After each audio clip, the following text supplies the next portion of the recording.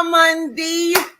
What it do? It's your girl Winged. I am here with my co-hostesses and family. What's up, y'all? Danny Lux, you know what's up? I'm always in the building.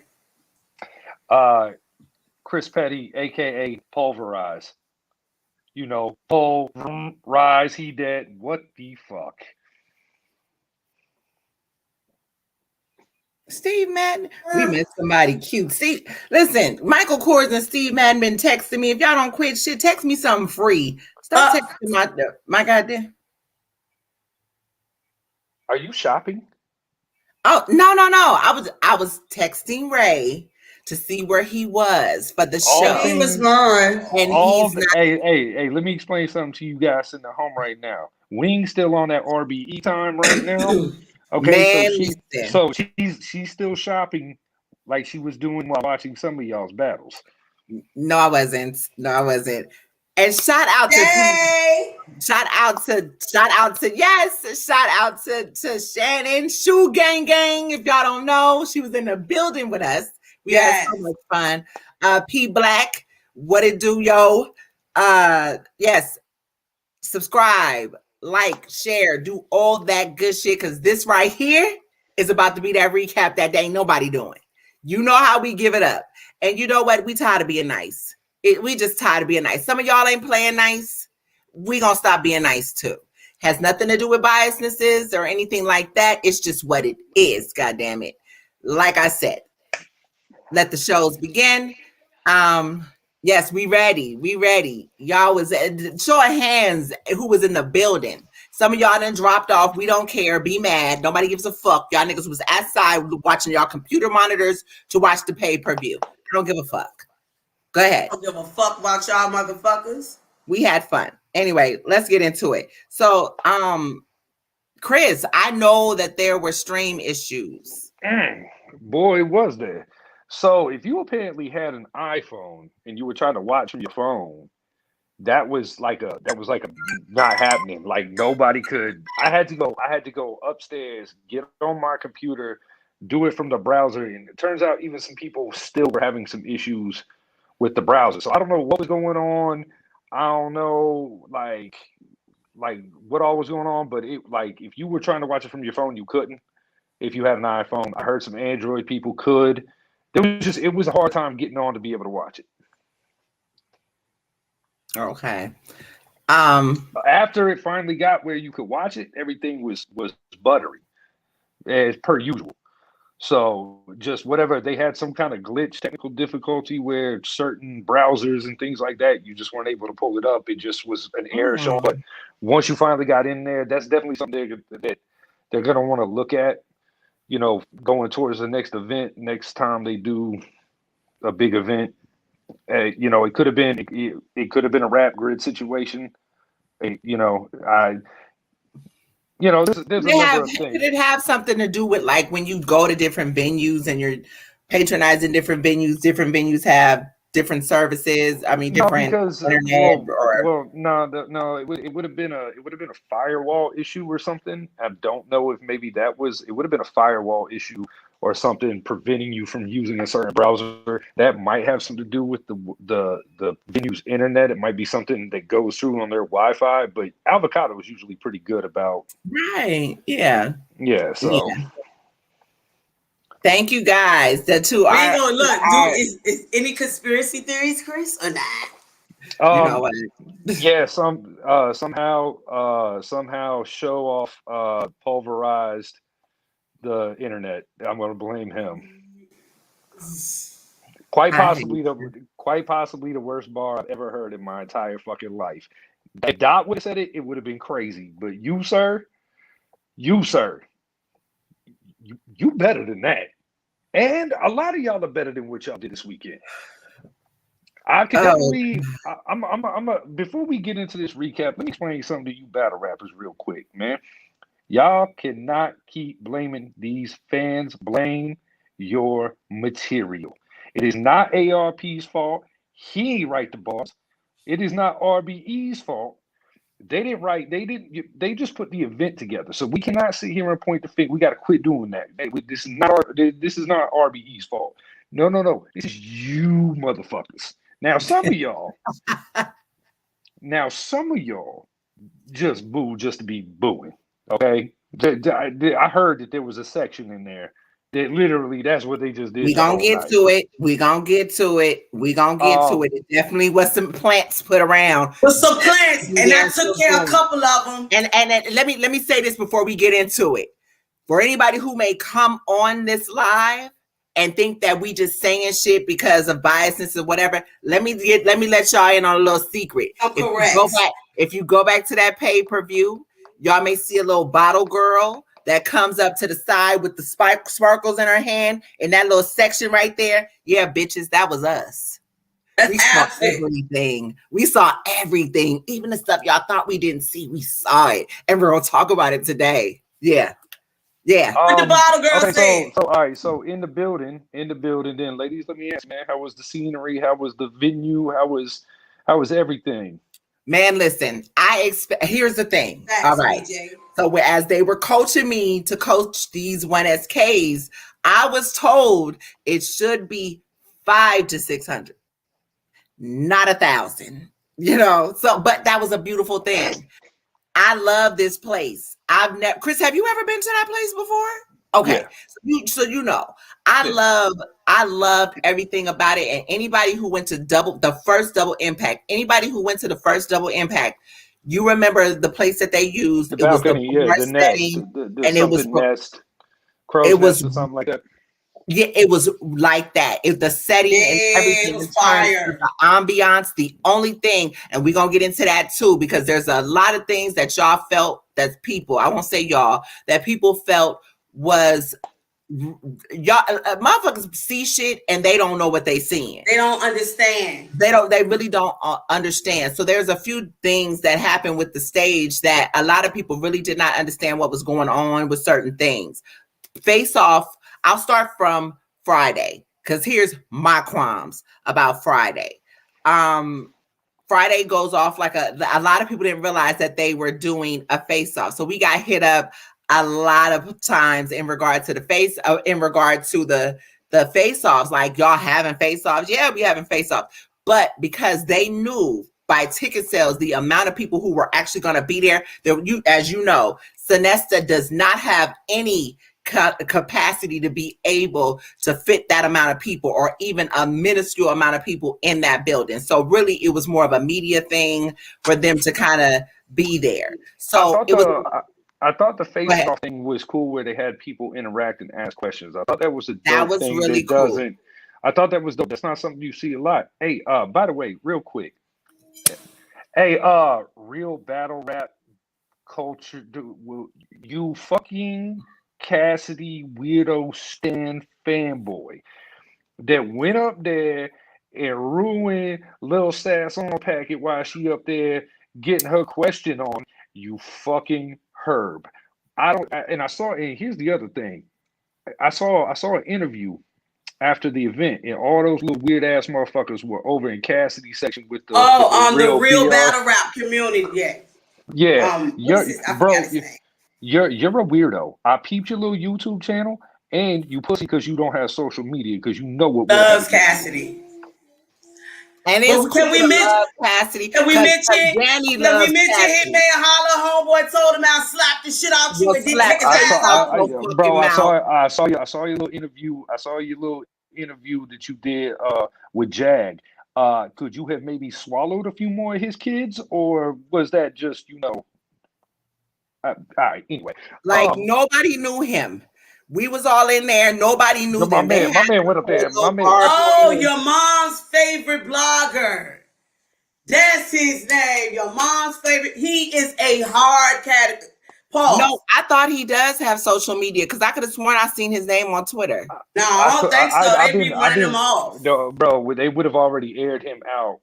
Yeah, they be running him off. Well, maybe it's YouTube. Maybe I've seen his name before, but that was very, at the end of the day, you always had these stands that feel like, oh, I'm gonna go above and beyond. That wasn't the time or the place for that. That was not the time or the place for that. That's not the time for that, bro. Let me explain something. It really wasn't the time or the place, and this is how you can tell. A lot of you niggas need to stop on these video games and step outside and smell the fucking roses a lot of times. And I'm sorry that this is a female that they gotta tell y'all this shit, but y'all don't really live in real life. This is a battle rap event. It's a culture of people. The cloud chasing is at an all-time high with this battle, and it was ridiculous, and it caused so much bullshit. Like, niggas paid too much money. We didn't pay for anything, but at the end of the day, I'm talking about fans, because I paid to go to battle rap events. I'm not paying to go to a battle rap event or even being at a press conference / face off for you niggas to getting it in there. Well, okay, y'all gotta understand that the people that sometimes these entourages will be the reason for your demise, opposed to the battlers. Watch your fucking mouths at times. That's all I'm gonna say. So your entourages. So your entourage is like, I have a problem, and when we get to the Cassidy battle, I have more of a problem with Hitman's entourage. Blade, hold on, woman. Let me answer that. Blade, they pissed me off so bad, and that part is where I can't wait till you get into that. Answer my question. You asked me a question. That shit upset me so bad, but I had to understand. Niggas ain't been outside. The crowd was not different. Y'all don't understand what was going on. Different. You know how we get. If you have been to a battle rap event, you are excited. Lawrence ass was the one who told me, I don't want no booing. Bruh, this is battle rap. They gonna boo, goddamn it, if they ain't good. If they don't like what they seeing, them motherfuckers gonna boo. But I said, don't get mad at me. That was Lawrence who said that. But yeah, it was this one motherfucker. He was a little brolic when listen, my nigga, know who you talking to. I get crazy in the face too. So I was trying to be polite. Yeah, that Oakland comes out and win, and y'all can't tell it. And the security guard, and the security guards, Chris, already, you know how hype I am. The security guards was like, what you need? The problem is, the security guard told me he had me. Oh, I was walking around like, you can get out, because you can get out. Right. Exactly. That's some whole shit to not have social media. How can you really even call yourself the real battle rap community when you can't interface with the battle rap community? But I feel like they do have social media, but a lot of people be having fake pages. So anyway, let's get on to it. Yeah, let's get to it so we can explain it. Y'all, listen, let me say this. Support my 1SKs, because goddamn it, they worked hard. Hard. Unfortunately, Big Dog. For Big Dog, right? And his name was Big Dog before Big Dog became a thing. Okay, just so y'all know, Big Dog J Breed. Before the stabby stab, he was already Big Dog. He was already Big Dog. Let me holler at y'all. I wanna Big Dog J Breed and Houston Swaggadocious Delvo. Them listen. But as I told my man Delvo, don't you ever give up because of these motherfucking battlers at the end. They put on, and I think when y'all watch it back on camera, you will like that battle. Well, I loved it in the building. Yes. Go ahead. I want to say this about the 1SKs, particularly in this situation. That's a lot of pressure to open up a show of that magnitude in front of that many people. He does have social media? He does have social media. Hold on. Look at you. Don't worry about it. Hold on. Chris said, don't worry about it. I got it. Okay. Hey, Chris, you should have seen me at the jacket on with the real battle rap community. I was like, damn, I like Cassidy. Am I not part of the community? What the fuck? Yeah. You so stupid. All right, so cool. I appreciate that. Thank you, because me and him gonna have a conversation for all y'all. I'm gonna keep that up. I'm gonna keep that up for all of y'all to see. I'm gonna keep that up for all. That's the tall dude, Delvin. Let's go, Delvin. That's Delvo. That's Delvo. So here's the deal. With the 1SKs, that's a lot of pressure. It's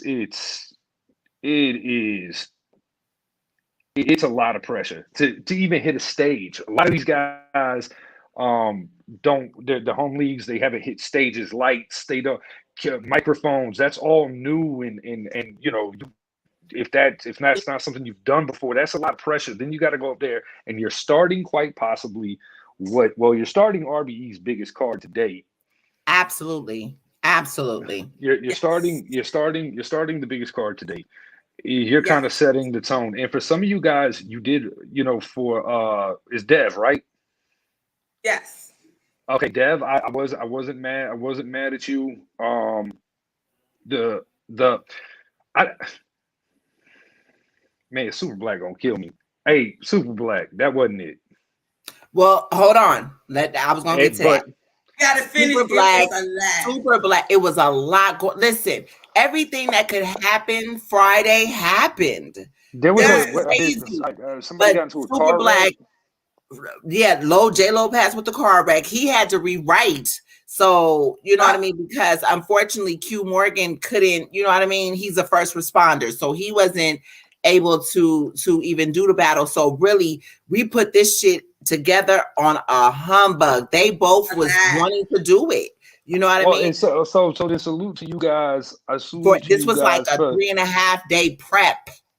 yeah, and that's unfortunate when it comes to an opportunity like this. I hope that Lawrence and you kind of give these guys another opportunity then to They kind are. of They are. We are definitely bringing them back, and we about to do some. Listen, although it wasn't what we wanted, or I won't say that it wasn't what we wanted. I feel like again, some things are meant for the cam, but I feel like because of the, you know what I mean, the fact that they didn't have enough time to really curtail it to this particular type of setting or anything, but they were really wanting to just really do this and put on. I feel and like this is no disrespect. Completely different. And this is no disrespect, guys. That crowd was not there to see y'all. That crowd, a crowd like that is there for a lot of bullshit. So a lot of bullshit. People thought it was supposed to. It was a lot of different reasons. A lot of different reasons. We not, you know, and they understood that. But this is why it's called one shot. What the hell? We can't hear you. The shit. The alcohol came in. I'm sorry. He said the crowd won't there, and I just went off about to go off.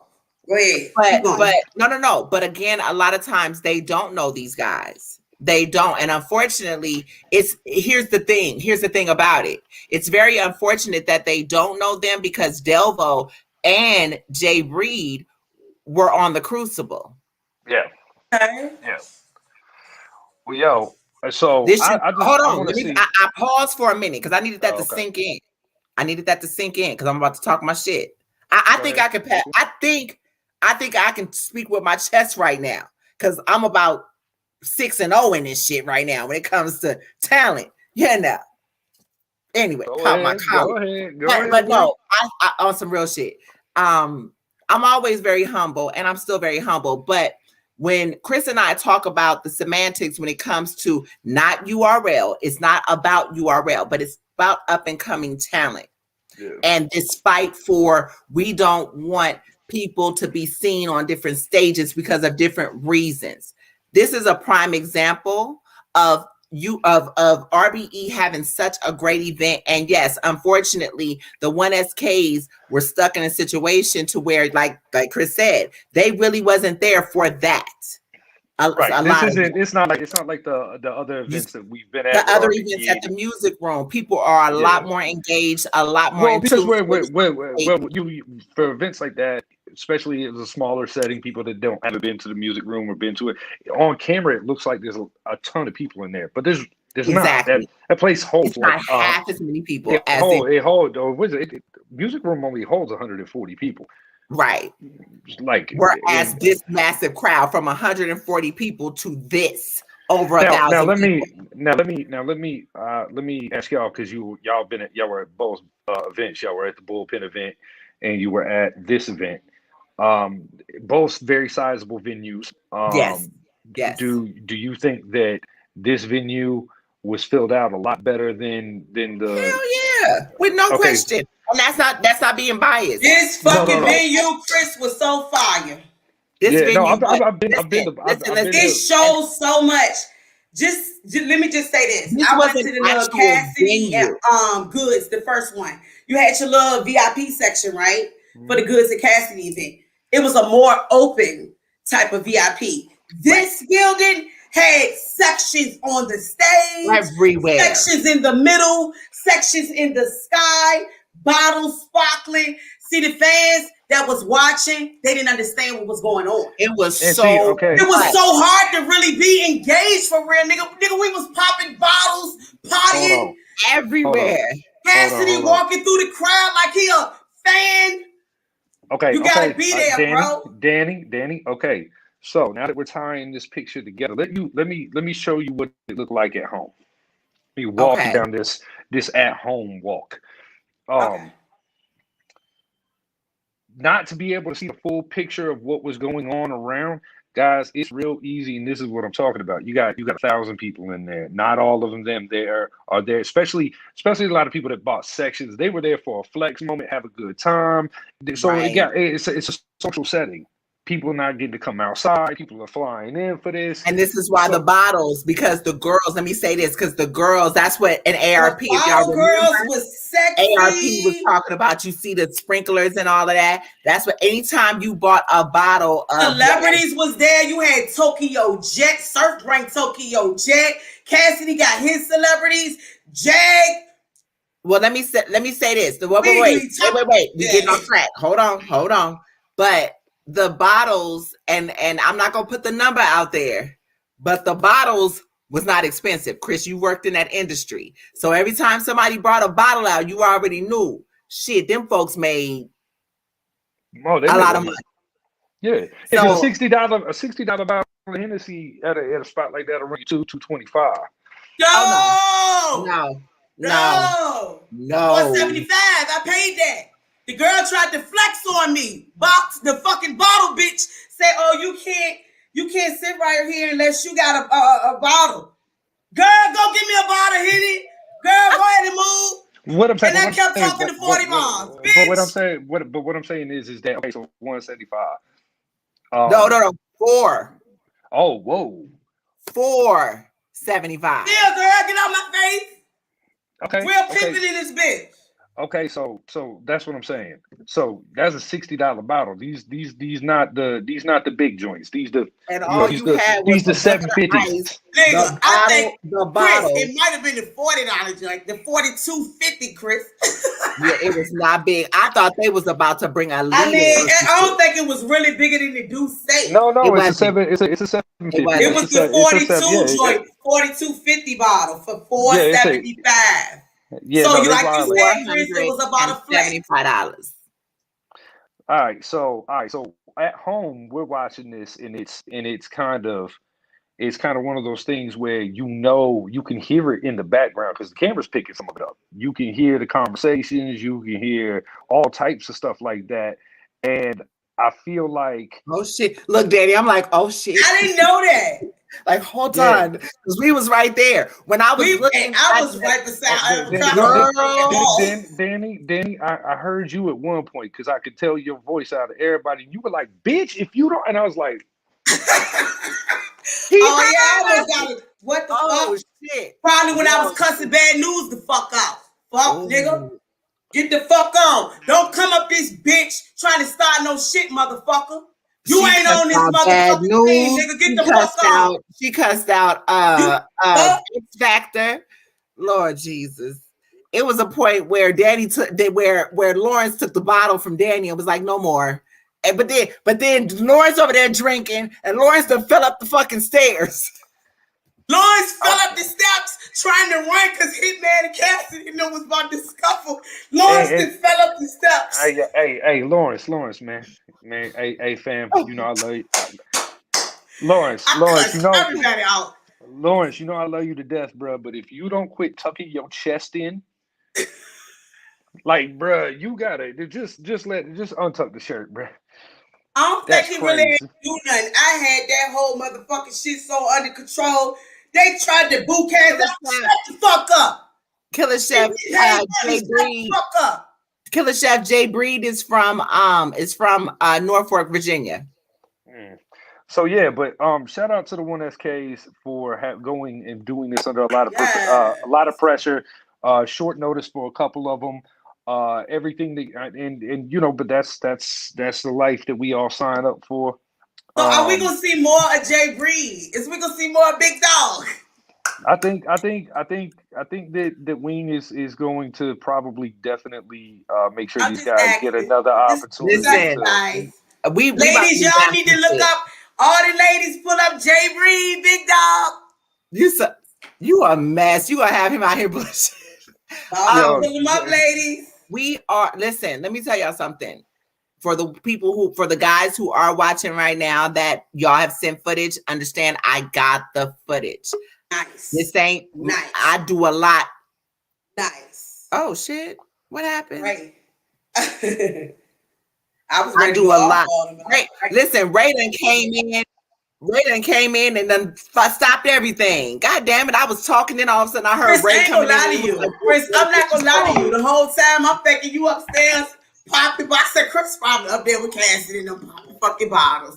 But no, then also I knew it was your anniversary. So I was at home dying from the night before with my wife's anniversary, with mine and my wife's anniversary, y'all. Chris had an anniversary, y'all. Yes. Why is you breathing like that, Ray? What the hell is wrong with you?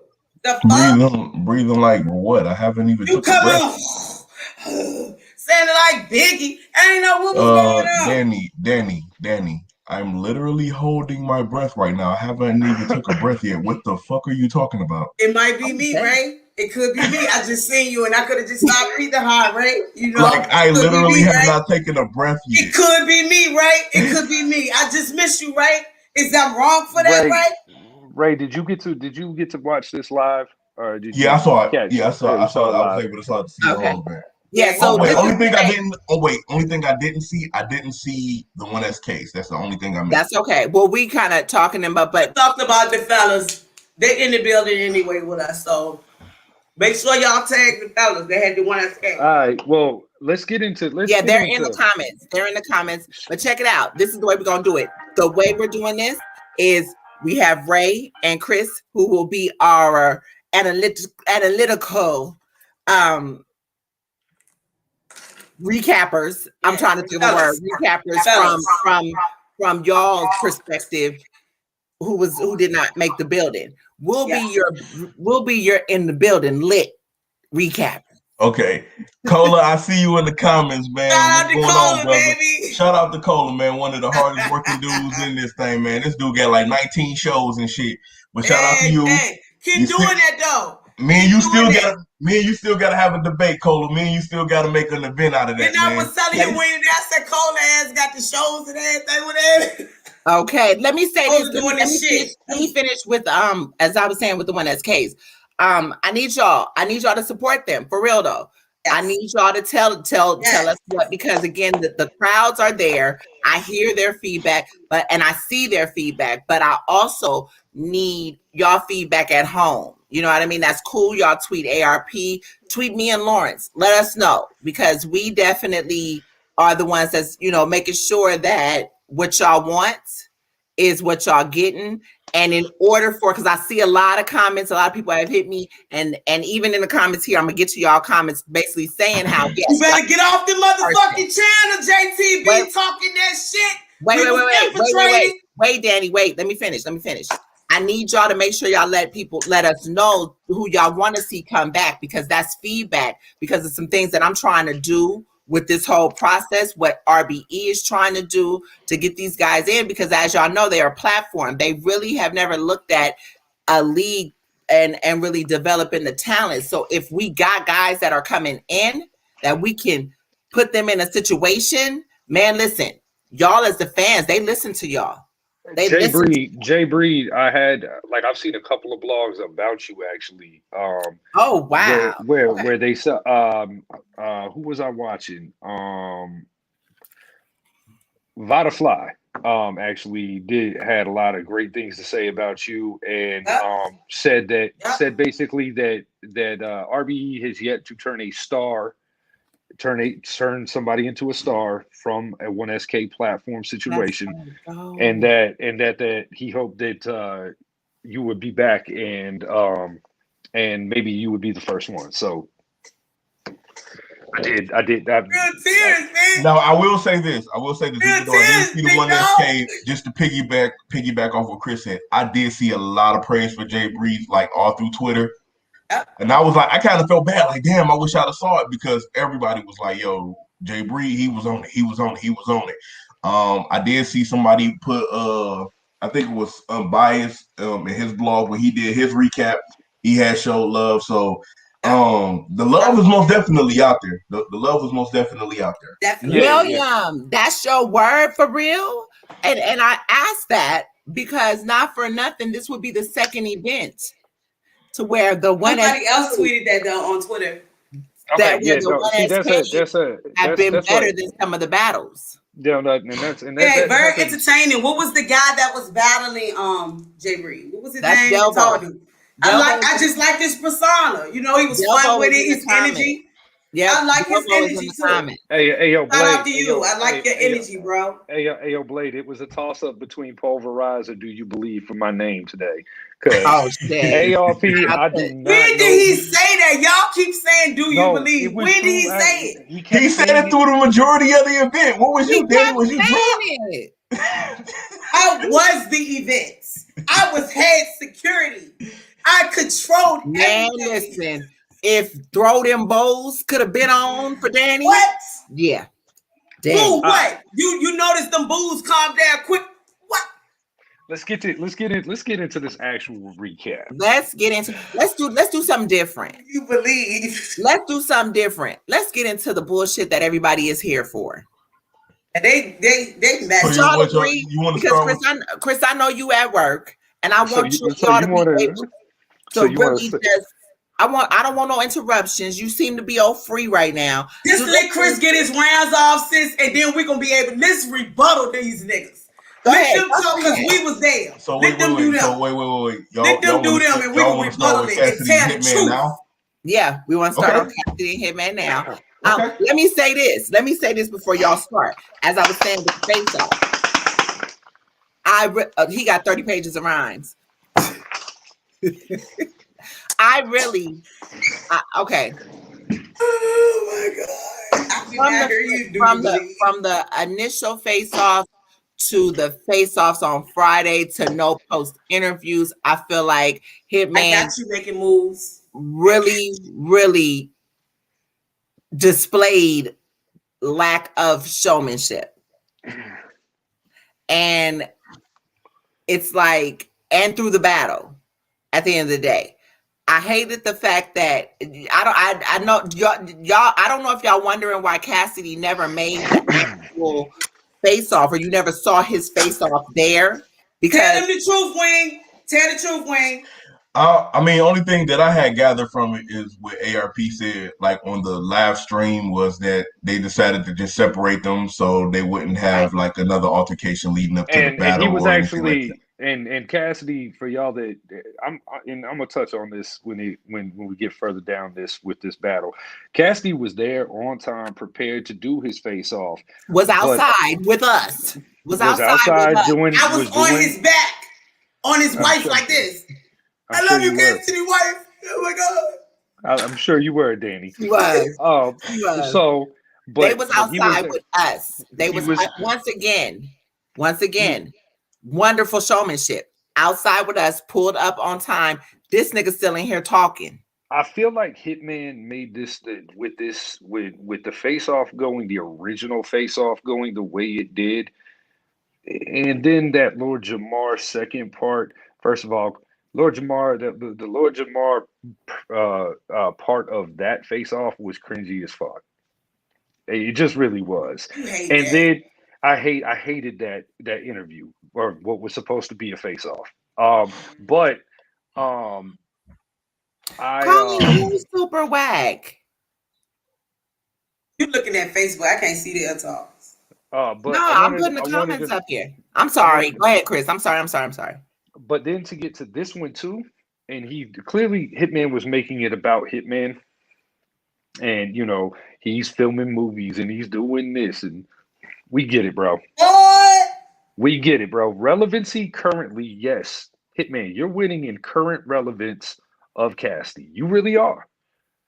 You are. If we're gonna go to right now, who would be more well known? You made the point that a college student would not know who Cassidy is, and to an extent, you're right on that.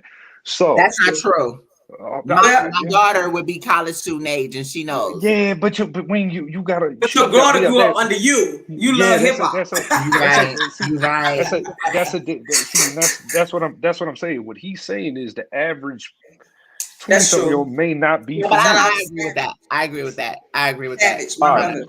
So you go and you make this. You seize this opportunity to make this about you and to kind of really explain your side of it, and you did it to the point where we couldn't get to hear Cassidy's side, which brings me to the actual battle, where I want y'all to notice something about Cassidy's material.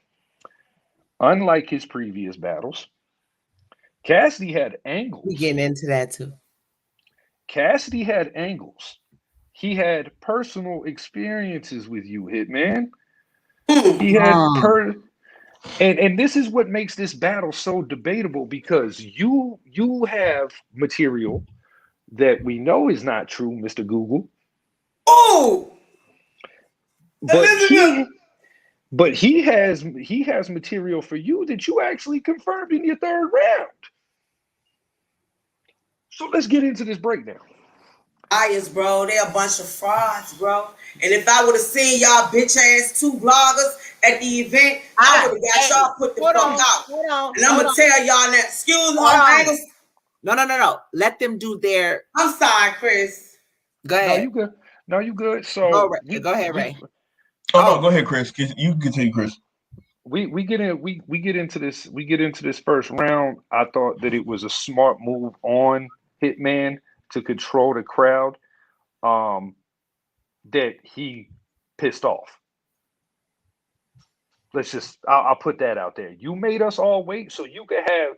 I guess he wasn't lying when he said on Pyru I had 60 bloods in the building, because there's about 90 of y'all trying to get on stage there. So you feel like it was him? Because people was on Twitter saying it was Cassidy being a diva. So you knew the truth. Yeah. Okay, so on my end, what I had got from that what's the sister name on Twitter? Red Drake, she was in the crowd. She was there live. And she went live streaming on Twitter. Now, what I got from her, because I know that y'all two was in the building, but she was also in the building too. She was in the crowd, she was in the front row. What I had got from her was that not only was they trying to get Hitman to come out and he was being divish, but Cassidy was also being divish. It was like, no, he was not. Wait, hold on. I'm telling y'all what I'm hearing. I'm just telling y'all what I'm hearing. I wasn't there, so I'm just going off of the footage that was put up and what was said. But it was told that they both was acting divish because they wanted their people out there. In the stream, you can pick up some of the conversation that ARP's having with security, some of the conversations he's having with Hitman, some of the conversations that you can't hear the conversation with him and Cass. I guess Cass's mic wasn't live yet, but you can hear Cass some was of still it. in the crowd coming up to the stage. Hitman was going to bring out fucking Nick Cannon. Wait. Danny, you got to let them do their part and then we'll do ours so that we're not all over the place. Because what y'all talking about right now, Ray, were you finished? Or oh yeah, I just wanted to say that part. Because what she's right, but what they're talking about and Red Dress, she's partially right. But Cassidy was not being a diva. And like Danny just said, he was in the crowd, but here's why. First off, that's the other shit. And somebody shout out to Let's Talk Battle Rap because they asked to rate the event. I actually personally rated it a 7. I think I was under you, Ray. I rated it a 7 overall. We'll explain that later. But for me, I rated it at a 7 because of the diva shit that happened. First off, I don't want to. We at 7:30, about 7-ish, a little before 7:30. We were at the Cassidy Hitman battle. Okay. I'm not gonna lie. When you really look at this, that stream started at like 1:30. This is a long ass event. It's a long ass event. It was a lot of people. Now I will say, here's the thing. Cassidy had a lot of people with him, but Cassidy, we ain't gonna go there yet. Hold on, Danny. Cassidy had a lot of people with him, but he had a lot of people with him that was not trying to get on the stage. Okay. Hitman had so many people with him. I don't know why they did it this way, but I think it may have been the venue's instruction to only allow the battlers to come one way. And this is why we saw and heard everything, because they had to pass us. It was about Avocado and us. They were about us. Over there. So this is what she may have meant by them being diva-ish. If it's already tension, it was stupid to have, you got all these niggas that Hitman. They explained, because the guy came out on stage and was like, so wait, Cassie's not coming over here, Hitman's coming over here. And so because Hitman didn't even walk around, he came in the back of the building. Right. No, that's what I'm saying. Like, they were trying to figure out. He came up on the stage. He left out, down, out. They were trying to figure out who was going to come across first so they could get everybody but where they were supposed to be. Saying. That's what I'm saying. No. That's what I'm saying. Before anything, that's why they kept saying only people that's supposed to be. Remember that y'all heard that the green bands. Niggas was bum rushing they was everybody. Ran up there as soon as they knew Cassidy and Hitman was come up there. Niggas ran up on the stage. You had niggas with red Cardinal hats that's coming from out the crowd in single file line, trying to come up with Cardinal jerseys on, trying to come up on the stage. They in the middle. It was like they was planning in groups. And all of a sudden you just seen them assemble. They're a whole baseball team. You see them assemble and they come. Danny, what they look like? They look like the whole Negro League coming up at the old ball game. Nigga, when they walked up in those authentic jerseys with all their name on the back, y'all niggas ain't about that. And that's why. Throwback jerseys. Their shit was authentically made, handmade. I'm gonna give y'all a visual. If you ever been to a black church and they got a huge choir, and you know how the black church, they come up on the stage and everybody the altos got to be over here, the tenors got to be over there, you know what I mean? And then you got to wait for them niggas to leave after the fifth selection. That's what we were dealing with, sir. Y'all may proceed. Now, and then after all that, the nigga said, Hitman said, I'm not coming out until all my people are on stage. All my people on stage. We picked up parts of that too. So which was a reason, which was his third round. We didn't know Nick was there, and which it should not have been people up there. Check it out. Hold up. But check it out. Nick was already on stage. You just didn't know it. Yeah, he's been on stage. Scully was up there. He was up there first. Really? Other dudes. Then you see this one dude. I don't know if y'all saw the dude with I think he had dreads or braids. He was a bigger dude. I know he was iced out. That's all I remember. His in the dark, his chain was blinding me. And he was like, "Oh, it was so much fucking money in that building." No. Yeah, bitches had money. They kept saying, no. They can only let 7 more people up there. So dude was like, "You matter." That's what he's saying to the people. You matter. No, make sure such and such. Y'all come on. That's how that happened. By the time he finally got them, that's when ARP said, "Fuck it, everybody off the stage. We're gonna do this off." All right, yeah. So this is all right. So this is like I said, this took the energy away from the people watching at home, because now we're trying to figure out if we're gonna get to watch this like starting soon. They're cutting back to Lush 1. You know, Lush 1's trying to figure out how to entertain.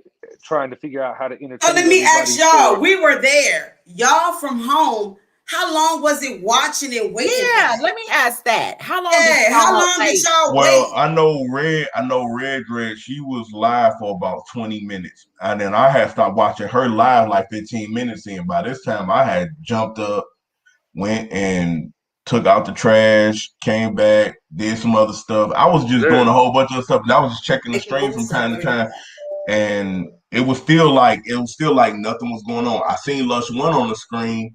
And then when I walked away, I looked at the laptop again. I seen ARP. I was like, "Oh, they about to get ready to start." So I sat down They still was trying to figure it out, and then it went back to Lush One. So I it did not feel like that for us. It felt like it just was like, get off the stage. That's because y'all are in the thick of this shit. We're at home watching this shit, and I apologize to y'all for that. So yeah, there was a major delay there. So now we finally get on the stage. It's go time. The battle that everybody's there for, what we came here tonight to see, and I'm just. We gonna get into this first round. Okay.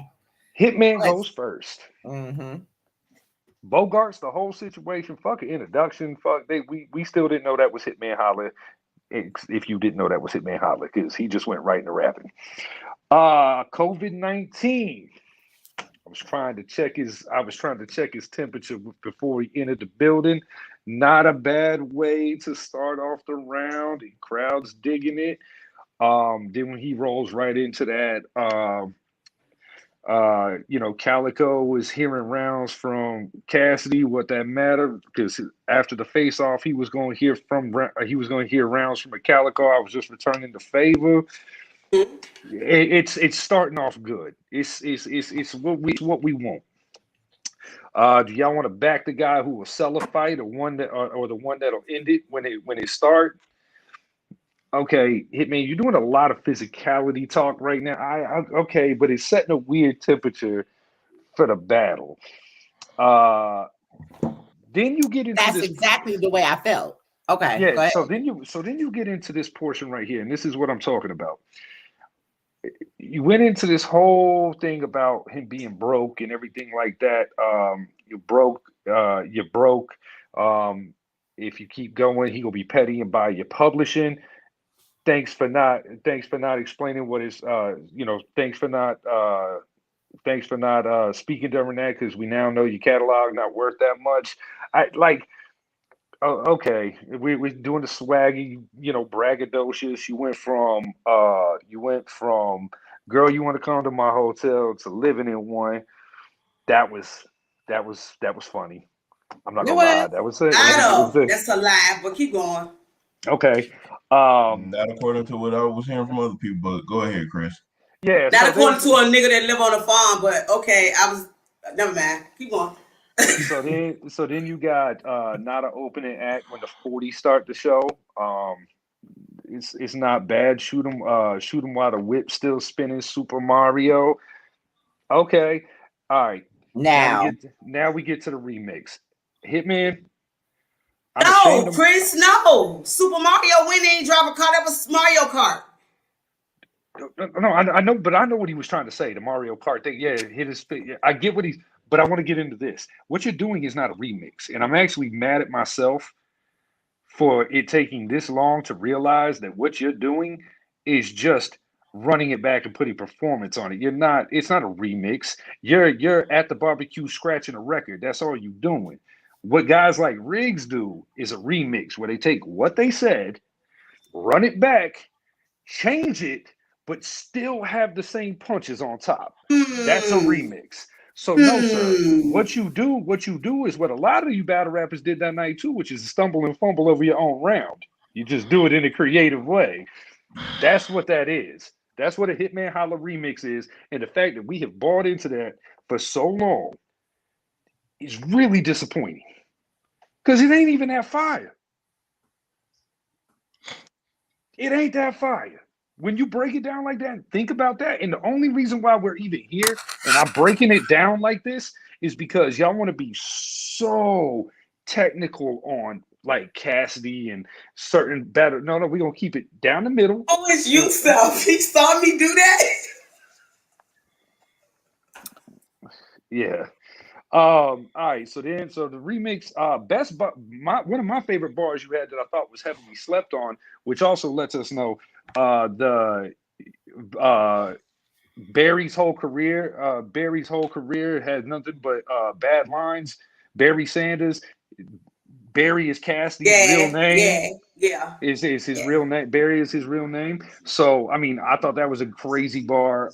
Delivery fees crazier than DoorDash. That don't even make no damn sense to me. Like I get it, delivery. And the Brotherhood was retweeting it. Boy, fuck up, boy. That's just not that. That's Actually, I give him. To be honest, to me, I gave him points for that bar. Coming for somebody that have bought Grubhub, DoorDash, and have gotten takeout before, the delivery fees is way is way different. Danny, I'm not even about to get into that with you. So just. But no, Ray, you kind of gotta explain that because some people did not like it. So what? Okay, explain when where you came from with it. Okay, so the thing is when he said that, basically he was saying that if you've ever had delivery, if you haven't ever gotten any kind of takeout delivery or whatever, you already know what you're paying. You know what you're paying when you ever get deliveries, if you're getting delivered through Pizza Hut, anything like that. Now, if you're going through DoorDash or if you're going through Grubhub or anything like that, you already know the delivery fees will go up. You're paying way more than you would at any other restaurant. So that's basically what he was saying. He was saying basically this. He was like, what this is costing is way more than what you originally get for anything else. This is costing you more. And that's sick, right, Ray? That's sick. I didn't say it was sick. I said I gave him points for it. You're not listening to what I'm saying. Thicker than DoorDash. He didn't say thicker, but anyway, go. Thicker than DoorDash, right? Okay. He didn't say faster like Okay, Danny. Danny. Go ahead, Chris. Okay. I'm wrong. You got a problem with me today, right? All right. So DoorDash. Well, go ahead. I just don't care for bars like that. I think there's simple transition bars that just we're better than that. Okay. When he starts talking about goods arsenal, how is he going to weather the storm? I'm only judging by your last forecast. That was fire. That was fire. I thought that was a good bar. And this is where we start getting into some real weird shit on. But then, wait, because that bar you're only judging off your last four, which would have been what the Arsenal, Goods, Diz. What is it? Diz, Goods, Arsenal. He was technically the fourth, so he would have been having the fourth. However, and here's where the technicality runs for me, because you're only judging off of his, but my nigga, you just had a whole, what some may say are debatable with bill collector, but I had you losing the bill. Yeah. Okay. So this is where. Well, okay. No, man. Go ahead, Chris. I'm just saying. No. I was about to say something in respect to bill collector, and for years people finally. I'm not saying you, but for years people recently people finally started giving bill collector his props. Bill collector always been nice. Right. And the fact that people always been downplaying him for the majority of his career, but then all of a sudden, as of 2 years ago, everybody said, "Oh, this dude is so damn." He been that damn way. Y'all just wasn't paying no attention to him. That's right. But go ahead. But the reason I say that, hold on, because you are absolutely correct. You are absolutely correct. But the reason that I say that is for that reason. But Hitman is y'all king, and that nigga been a Dr. Seuss rapper for me. I've been saying that since back in Angry Fan days. He told them he could shoot them when it's out and put them back in the gun and shoot them again. Girl. I'm gonna tie this back into what to the point Ray just made too. Okay. I'm gonna tie all this back into exactly what Ray just pointed out. All right, so this is where we get into the weirder parts of the material. Where we have the you were in that movie with the next day aircast, my homies. The irony, the homies will pull up and the next day in aircast. Is this what we're doing? Is this what we're doing? This is where it starts to really kind of turn in the first round for Hitman, where the bars start getting you like, all right, not the best. The way they see him get cooked tonight, that'll be the last casserole bars. Bars. Danny said that in the building. Danny was like, "We using casserole bars now." They don't even eat casserole, bro. Nigga, we don't eat casserole. I've never ate casserole or quiche, bro. Boy, get the fuck on, boy. Okay, so you and your brother. This is why I'm saying. This is why I'm saying this. Like this is what I'm saying. This is why I'm saying this. Like these bars, we heard a bunch of mediocre shit throughout the night. This right here, I'll carry you out like some grocery bags. What? Okay. All right. So what? You sound like when you was battling John, bro. I'm done. Take him back. Hit him with the right. Take him back to the early 2000s. Now you Dreamcast. When Dreamcast came out. Dreamcast.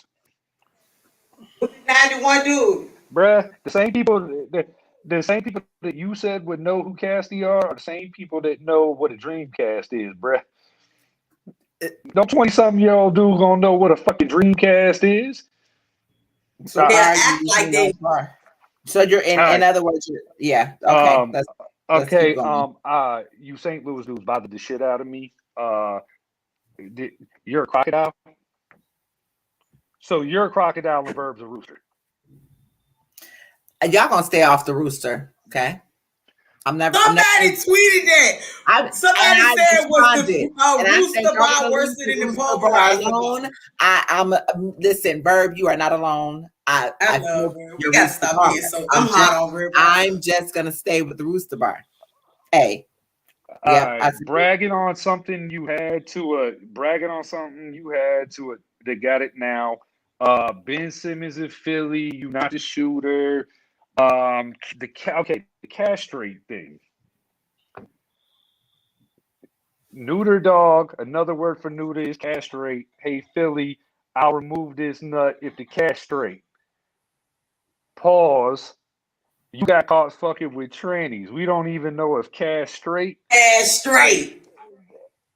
I get it, but it was still really a weird. It was fire for the crowd. The crowd ate it up.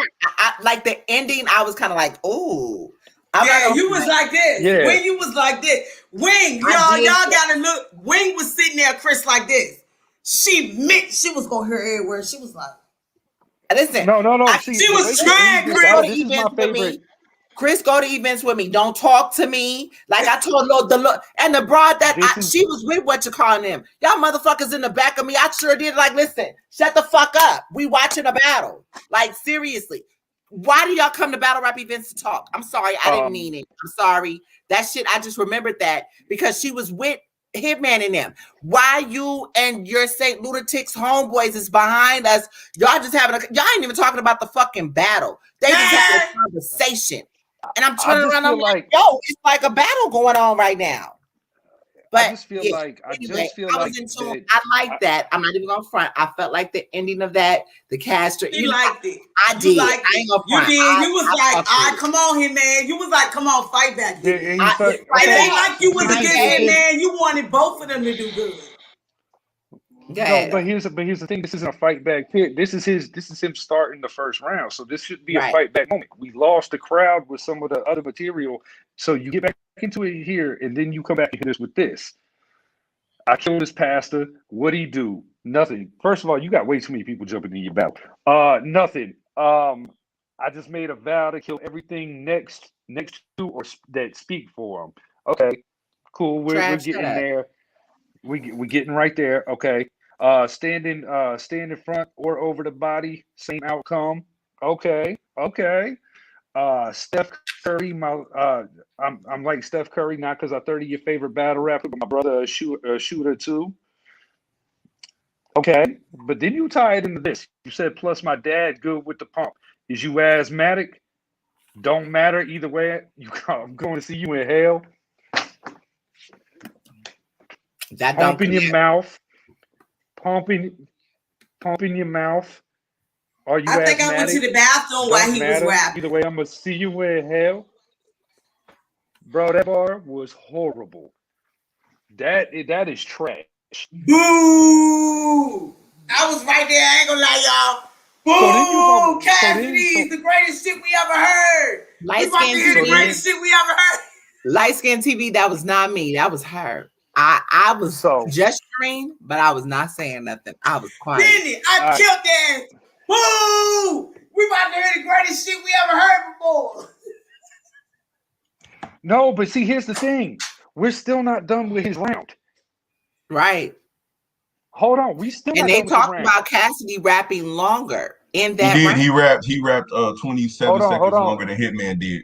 Hitman tapped out at like 12 minutes. Cassidy tapped out like at 12:35 or something like that. And Cassidy actually had less material, more breaks. Cassidy had less material, more breaks. But thank you for saying that. In battle rap winning debate, this is the Hitman that I like. See, when Hitman start rapping like this is what I like, because you're not the most punch heavy guy, but you can rap. So when you get into that in battle rap, you couldn't win a debate. The second half, they on me wouldn't fit in the safe. I'm on my next crib trying to decide whether it should be in the States. Just the way he starts rapid fire and rapping like that, like that's what we like about you. Because you can rap. The way he ends this, I'll give you that. That's true. And you know, if Cass get mad, then I pick up the weights. Next question get asked: is he awake? Like, bro, it's just the simplicity, it's that energy we like. Let's stay there. Right. Yeah. Stay there. Stay there. So okay, cool. So then you end your round. Crowds mixed feelings about it. Now Cassidy shows you how to control a room. They're clearly happy he's there. He's enjoying himself. Wait, you got anything to say for that first round? And yes, Light Skins TV, that's crazy. He said he counted 63 on the stage. He was on the stage. He was right there, and eventually he had to move. Ray, how you feel about it? 63. Cassidy said it was. Well, 50. Okay. To me, it wasn't, especially what we know Hitman for, that wasn't his greatest first round. And usually Hitman starts the battle off with the best first round that you will hear. Right. I tweeted this coming from a comic book nerd. Hitman, you should have known better. The Incredible Hulk is not a part of the Justice League. Oh, yeah. I don't know why he even said that line. And this is coming from a comic book nerd. That pissed me off. That pissed me off way more than any of the other bars that he said in the first that pissed me off. I was like, bro, if y'all are going to use any comic book lines for people to relate to what y'all are saying, make sure y'all have either the companies right or elite. Like, I'm like, the Justice League is DC. The Incredible Hulk is Marvel. He's a part of the Avengers. That shit pissed your ass off. None of that. I was like, none of those. I was trying to. But the guys that came up for that, they don't play about that shit. Listen, me and Raiden had conversations. No, but what I'm saying, I already know. So, Piper Boy tore off about the Mario thing. Piper Boy went off about the Mario thing. There's certain things you just cannot misreference. But you can't. You most definitely can't misreference. You most definitely can't misreference anything that people may know. Like this, my thing is this: they made movies and films about this, so this is nothing to easily just hurry up and do research on. I mean, you said Google me, you should have Googled that, but that was just my whole problem. That's why I said me and Ray might argue. But Ray will tell the truth, baby. That was my whole point about his first. Now, I will say this. I'm going to give Chris a little bit of pushback. I do agree that the Dreamcast bar was a bit dated, but I kind of like the Dreamcast bar. I kind of liked it. But I also got the point that you were making. Bro, if you saying people in their 20s don't know who Cassidy is, them saying people, a lot of people don't know what the hell a Dreamcast was. So I get your point with that or whatever. And I didn't think about that until you said it. And I said, okay, well, that makes sense. But I did like the Dreamcast bar a little bit. But he had, for that to have been a Hitman first round, he had a lot more dry spots in that first round than I would have had liked for him. And I think it's because he did a lot of rewriting. Because a lot of the stuff he talked about was based on what happened in happened in the face-off. And I think had he kept that original, I don't know what he had as his original material. But I'm gonna tell you this: with Cassidy rewrote, because Cassidy rewrote too. Cassidy rewrite hit a lot better than what Hitman's did, especially in the first. That's where I was. So you talk about when he went back and rewrote the Face Off, right? Yeah, but the events. Yeah, okay, but off of that, I gave this just me. I gave Cassidy the first round. But go ahead. Okay, hold on. Before I don't want to interrupt. So we're gonna get it. Wait. Shout out to the mailman. Oh my God! Shout out to the my God, bro! Listen, let me say this real quick. Mailman has been fucking with this breakdown crew forever. Y'all go follow him on all social media for real. Mailman, put your social media up there too. This man, the flyer or the thumbnail on the show for the show, those were his pictures. Those are all his pictures. Anything that y'all seen of my tweets, so humble. Those are all his pictures. That man took some of the best pictures in the building of the battles. And not only that, he's a fan of battle rap, not battle rappers, bro. It's a difference. You can feel his energy, y'all. Like he knew who all of us were. Everybody. Like he recognized everybody, whether you're big or small, bro. And that's a lot. That's a lot. He's gonna send me because we left, and we'll get to that later. But yeah, we left. He didn't give me my poster. He made sure that everybody's media, everybody, basically in the culture that provides to this culture signed the poster that he was given to ARP and them. But he forgot to give me mine. If you guys are wanting, because this was one of those type of events, you know how when you go to a concert or whatever and you get the different memorabilia at a concert, this is what that felt like. So if y'all are, and this was one of the history making, if you are a fan of RBE and you want one of these posters, definitely make sure you let me know and I will put you in touch with Mailman if you're not familiar with him. But I should have a poster in a few days so y'all can see it and I'll put it up. I mean, his heart, bro, his energy. He is so. I mean, he can see you talking to a battle rapper or just anybody. I mean, he's just like, can I get a picture? His energy. It's amazing, bro. Definitely called everybody by name, but yeah, I'm sorry, y'all. But yeah, I had to love on him because you know what? Give him. Oh man, to him. Give him his that's a lot, bro. That mean a lot for people to be like us, and I feel like all of us, we really care about this shit, so that mean a lot. Yeah, we do because definitely. Like I said, I sat through this fucking event. I sat through this whole event. Was you cussing? And drinking? Like what the? Ray, hold on. I ain't do no cussing or nothing. You didn't get mad at it, Ray? No, I didn't get mad at it because this is what we expected for an event full of a crowd. I mean, URL did this. Like, I'll be right back. We get these events. Like, okay, we was getting the caffeine events. It was maybe a limited of 10 people. So it was easier to get the battles on, get the battles off, get the battles on, get the battles off. You got a crowd full of 1,000 people. You trying to get them to quiet down there. People got entourage and stuff like that. I had already knew, even though when ARP said he wanted the event to start at 1. The garbage man. I had all. Garbage man just came. It's Wayne. Wayne, you on hot mic. Wayne, your mic is hot. Your mic is hot as hell. I don't know what to do, but anyway. But look, so can I tell y'all? I've been to a lot of events. I went to the Cassidy vs. Goods. I went to the Cassidy Arsenal. This one was a little bit different. The Cassidy that I saw in the building, at those other 2 events, Cassidy didn't walk around and talk to the fans. Cassidy was very interactive this event. He was outside in the as far as he had his own section with his friends watching Ill Will and A-Ward cheering. He watched Big K and Clone, he cheering. He watched Jag, they went off. This event was a little bit different. I think that for Cassidy, I think he's starting to kind of enjoy that, and I'm gonna get into that as I kind of explain his bars because I think I've figured out one of his. Keep going, Chris. Problems. Keep going, Chris, because I love it. Keep so Cassidy starts off the round. He's comfortable on stage, and this is like the first time he really looks comfortable on the stage. He's enjoying being there. He's interactive. He's talking to the crowd. This is the first time he's looked comfortable. He comes out the gate. I can put 100 bullets in the pistol. That whole run with you thing, yeah, that was cool. But you rap where I thought I was like, okay, you rap about guns in your bars all the time. I get time behind bars because that's what a gun gets you.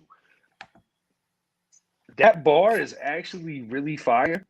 The problem is that he emphasized the setup and not the punch. And that's one of his biggest problems when he raps. And he tries to cram too many words into a setup. And they become longer setups. They become 6-bar setups. Yes. And then it takes longer to get to the punch. Because if he really studied kind of the quicker rapid punch system, and I know that this is just the way he raps, but I think some of this shit would have landed a lot better because when you play it back and hit pause and you start thinking about stuff, you're like, wow. Talked about him not having the gun when he got robbed. Like all of these things, like he had real personal. Where was all this? Like you had all this energy from me, but when you was really in a real life situation, like where was that? Where was that? And portraying him as a fan. Wrong place at the wrong time. All right, hold on. Now Cassidy dated. I beer cans, no Corona. They did beer cans, no Corona. But it tied into the next part of this where he's like, you know, before they tried to stop Corona, I was wearing a mask, giving dudes 6 feet with the caskets dropped. Thought that was fire. He had moments. It's funny that, real quick, Chris, I want to say this. It's funny, the minute he said that,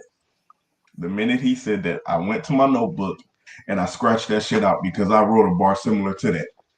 Really? The minute, I swear to God, as my daughter is breathing, I had wrote that bar 2 months ago. And the second he said that, I went to my notebook and scratched it right out. Like, well, ain't no point for me to use that. Cassidy said that shit, bro.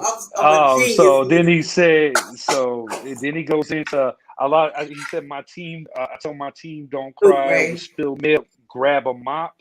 He's got really creative gun bars they're not just generic gun bars. He just uses dated references for his guns because he was big on. What do you think he needs to do?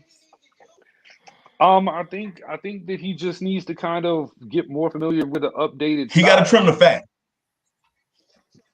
Yeah, I mean that's the quickest answer I can say.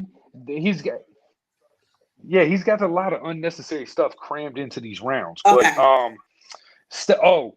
the safe way I stashed the guaps. He still used like guap, mop. We're still like older references towards street stuff. But the safe way I stashed the guap, running out of space like an astronaut. It's not great, but it's better than what we've been getting from him. Yeah. Yeah. Hold on. Stay in your lane before a gas cop get pulled like a traffic stop. You want to shoot it out of box, get hit with the combination like a master lock. I'm trimming a lot of what he had in between to get through this breakdown of this. So even me trimming it sounds better than kind of how he was serving it to us. Pause is necessary, but he's got a lot of stuff he's got to trim out of there. He's so focused on multi-syllabic tie-ins on little smaller setups that it's just not. Hitman, I thought this was some grown man shit. Hitman, let a man with hits holler at you. I love that bar. But you start with that, and then I'm not sure where this goes and ties in. He said, start first, end last. Reed had it in the car, but you had it in your bag. Like, we'll come back to that one. Like, I'm not. Why everybody went crazy for that? Reed had it in the car, you had it in your bag. I'm not really sure why everybody went crazy for that. It was kind of just the setup. And maybe it was just the fact that the bag thing, he starts dancing around. He starts dancing around on stage and he's like, air this bitch out. Like he was really entertaining and captivating with the audience. not just up there rapping. So I think people got more of a personal battle rap is like a personal experience with the audience. You know, you're wanting to get these people on your side. Let's see. You had to run and go get it. Maybe you gave the bag to your imaginary friend. You had to run to go get it. It could have ended bad. You're not top tier because you left out of there and cried. Play on words. It's not bad, but you know, don't need your 2 cents. I need your ears and eyes, bro. That when he said that, he crazy. shook the building. That is, he shook the building. He shook the building when he said that. That was a good one, I have to say. The building with that one. Texting John, like you still pulling up. You was terrified. You known for punching on. Where was I? Like it's just like it doesn't really have the biggest impactful punch at the end. Like he could do so much more with that, and he's doing too much in between this. You see what I'm saying? Mm-hmm. This one got kind of interesting, and it's in some of y'all just I don't think a lot of people caught it. Life a bitch, but you pussy. Like what between a pair of thighs? Swear to God, you had the gat. You was gonna go to war with Cass. Pussy, you were scared. You were scared to pap smear. You should have had. If you really had the gat on you, you should have water bag. Like he's. Hey Chris, can you answer this? Can you Ray answer this for me? Can you Ray answer this one for me? I like this question. I like this. I don't want to answer it, but I like this. No. I want to hear what one of y'all got to say because I know y'all love. Hold on. No. Hold on.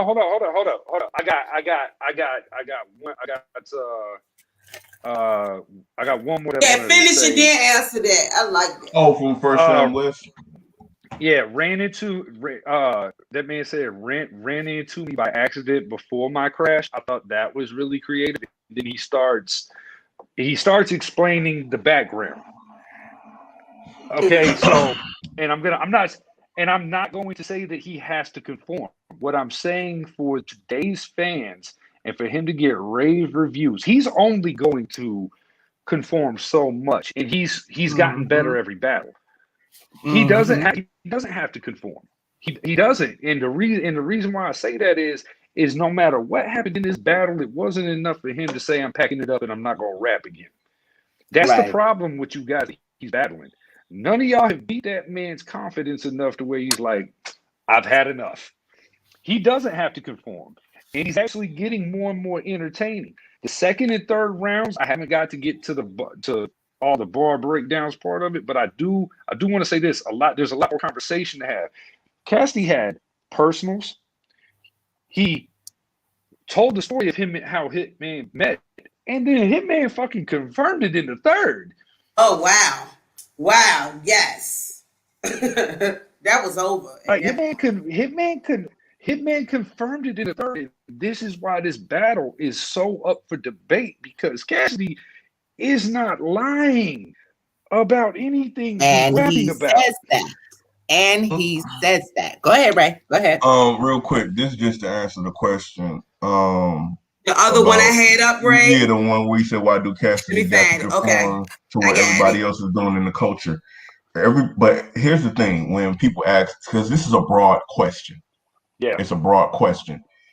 Everybody is not doing the same thing in the culture. The problem is that we're saying, bro, you have to trim some of the fat off. This is the same thing we've said about Kid Chaos.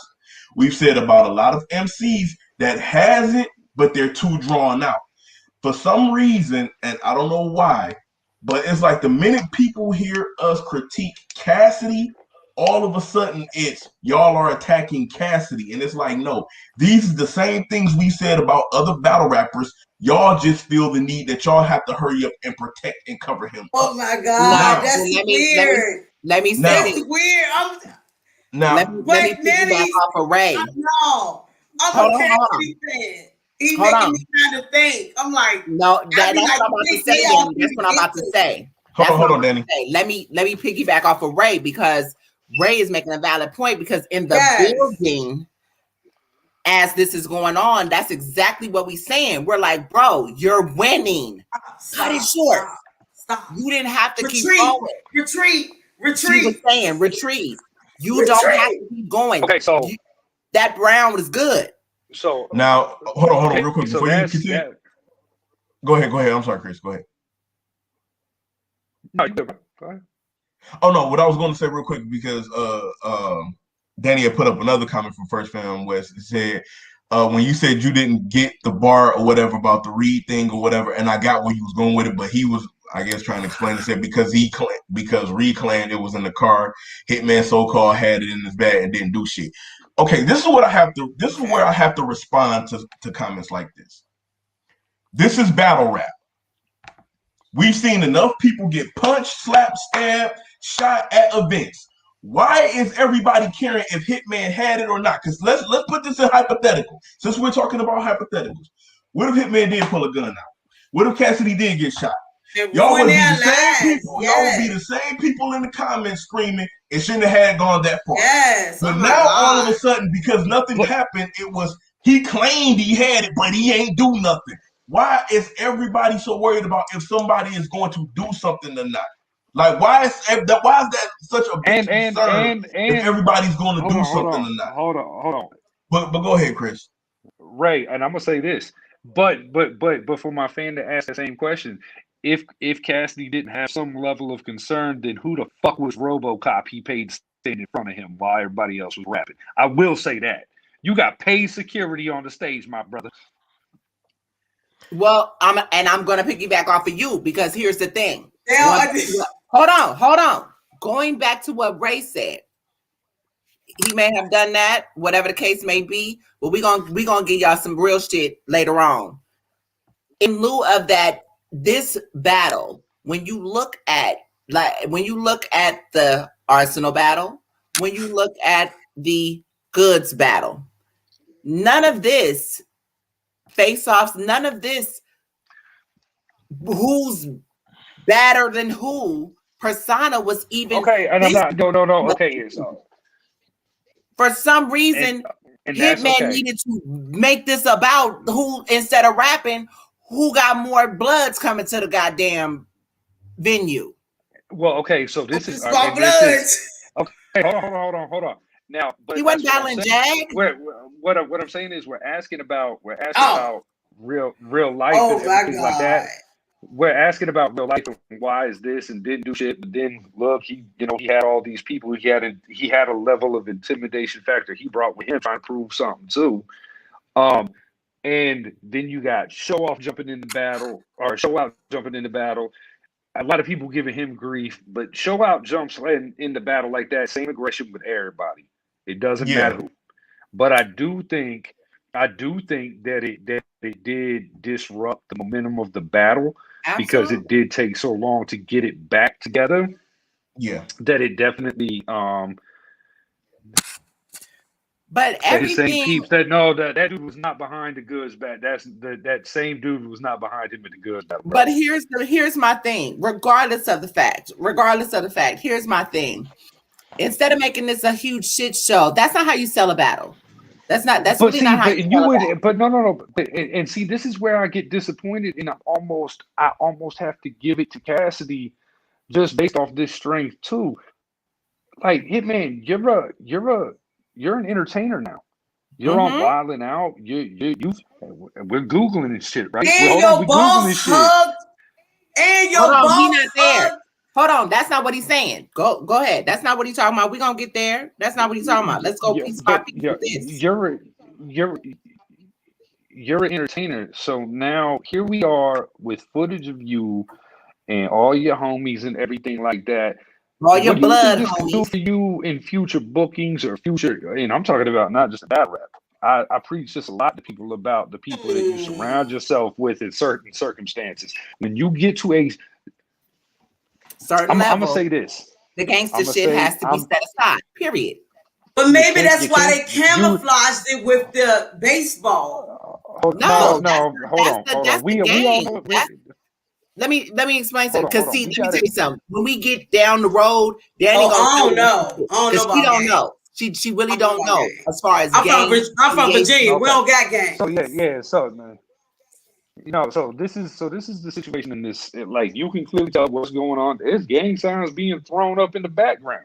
You got all types of stuff going on. But sometimes when your door of opportunity gets open, you can't bring everybody through with it. Like sometimes you gotta say, hey, look, man, I got my brother. I got him forever, but right now, y'all gotta chill because this is going like, bro, you've got movie roles and stuff like that you're working on. Do you and you mentioned it in your face off? Oh well, I do this and everybody think I'm a problem, and then you go and do exactly what you just said. But Chris, the funny thing about that though, Chris, a lot of the guys were really nice. You know, they weren't. A lot of his friends that he had with him was smiling at Cassidy face. So, I mean, you got to be there. Out of the 3 cats that was on that stage, only 10. Real quick, y'all. The ones who was backed by us never moved. Real quick, I'm gonna switch. Let me switch the comments to private because I'm reading. No. I'm reading the bullshit, and I want to say this without seeing these comments. Okay, for the people in the comments, where we at? For the people that's in the comments, man. Why do any of y'all personally know these people? Because I see a lot of we're here to talk about battle rap. All of this, he's an actor. He's not built like this. Unless you, and I've said this plenty of times, unless you actually know this man's life, you cannot speak on people's life based on what you're seeing on a screen. You don't know how this man is built in real life. I see. You don't know what he claims in real life. If you don't like a person, just say you don't like a person. But saying, oh, he's an actor because of this and he did that and this, we don't know these people. We're here to And not only that, you don't know what Hitman do for these men. These men might be willing to do something for. Stop speaking on stuff y'all don't know about. See, and that's my point. People, you look. He take care of a lot of people, just like Cassidy. My thing is we do too much of we want the gangster entertainment, but we only want it so much that it don't get nobody hurt. But then they at the ain't same want that time, gangster energy. Hey, bro. Well, hold on. FK Onway, whenever you feel the need to come up here and have a conversation with me, please do. Because I'm not defending the man. What I'm saying is, it's wrong to sit up here and say who this person is. We're talking about a battle. You're talking about a man none of us personally know. I'm going off of what I'm seeing on the stage that the gentlemen are performing. Well, let me say anytime, hold on. Anytime, because I've been peeping that this dude been popping up on different people's lives, saying a whole bunch of dumb shit. Anytime you feel the need to stop hiding behind just typing and want to have an actual debate conversation, you're more than welcome to come up here. Because again, I don't know the man. I'm not defending him, but what I'm saying is we're here to talk about a battle rapper. We're here to talk about battles, not about what nobody else. Not about all of this other kind of BS that y'all are coming up here with. Y'all are coming up here with something that has nothing to pertain with the battle. I don't care what kind of gangster Cassidy is or what Hitman is or what his court case was like or any of that stuff. I'm here to talk about the battle. But y'all worried about too much stuff, and then the minute that something actually happened, y'all be the same ones in the comments saying it should have never went that far. Okay, but Ray, that the reason they're doing this is because how the battle was sold. Unfortunately, I get where you coming from, but unfortunately, we can't like pussyfoot around it because this you're right. We can't pussyfoot around it, but the thing is, well, hold on. Nobody is in the comments. I'm not saying you wrong. Hold on. I'm not saying you wrong. Yeah, she ain't saying you wrong. I'm wondering what happened. I'm coming to what you talking about right now. I'm coming to what you're talking about. And FSK, I get where he's coming from, but I get where a lot of people are coming from. But that is why we want to talk about it all. That's why y'all are here for the analytics, and we're here for the in studio. I just think because hold on, Chris. Because here's what I don't know. Let me dead this whole conversation. I don't give a fuck who's better than who. Come on, we family. Let me explain to you. Like y'all said, this new era shit, and we just gonna leave it here. and get back to the analytics of it. At the end of the day, it's bad motherfuckers in every country, every city, every state.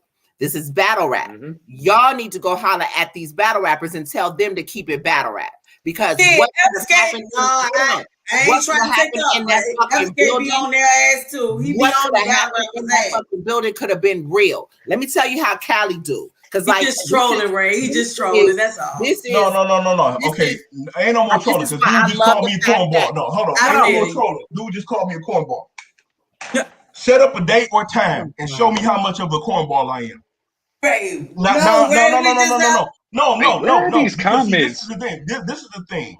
I don't mind having a debate with nobody, but when you go into all of this name calling, I don't know you, you don't know me. But the minute that I don't care where you from. I don't care where you from. The minute that you feel the need that you want to prove to me that I am a cornball, let me know. That's what he do. He's trying to make you mad. No, wait, stop. Let's not confuse me raising my voice as me being mad. See, a lot of people, that's the one thing people don't know about me. People think that I'm raising my voice, I'm mad. No, I'm not mad. Because when I'm mad, I don't have shit else to say. There's nothing else to talk about when I'm mad. When I'm mad, there's no compromise, there's nothing to talk about. My thing is this. If I'm a cornball, if I'm a dumbass, if I'm all of this other kind of stuff, come on up here. My thing is this. To make you mad, Ray. I don't care no more. I'm not trying to hear that. You trying to defend this clown ass dude that want to get in people comments. You trying to defend a clown that want to get in people's comments. I'm not defending. You trying to defend a person. You trying to defend no clowns, Ray. You trying to defend a clown who gets in everybody. You trying to defend a clown. It's gonna go somewhere other than we were going to You're trying to defend a clown. You're trying to defend a clown who wants to get in people's comments and troll all the damn time. And that's the problem. And this is people why get behind these computer screens. People get behind these computer screens, and all of a sudden they want to just troll. My thing is this: if you think I'm a cornball, come prove to me that I'm a cornball. If you think I'm a dumbass, come prove to me that you think I'm a dumbass. So let's go. That's all you got to do. Sometimes Sometimes at this point, you got to prove all of the talking that you're doing. So if you think I'm a cornball, if you think I'm a dumbass, if you think I'm all of these things, come prove it. Come prove it. That's all I'm saying. Come prove it. I don't care where you're from. You telling me you from Cali means what?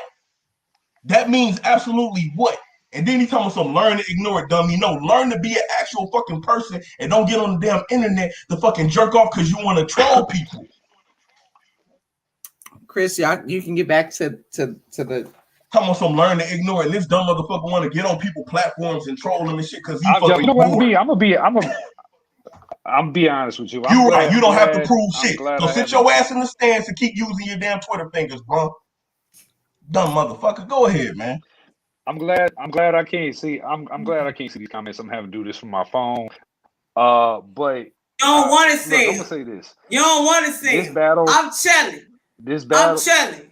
I'm telling you now, AF Skate, go ahead and leave, because I don't got to take nobody motherfucking side. Go ahead and leave, Al.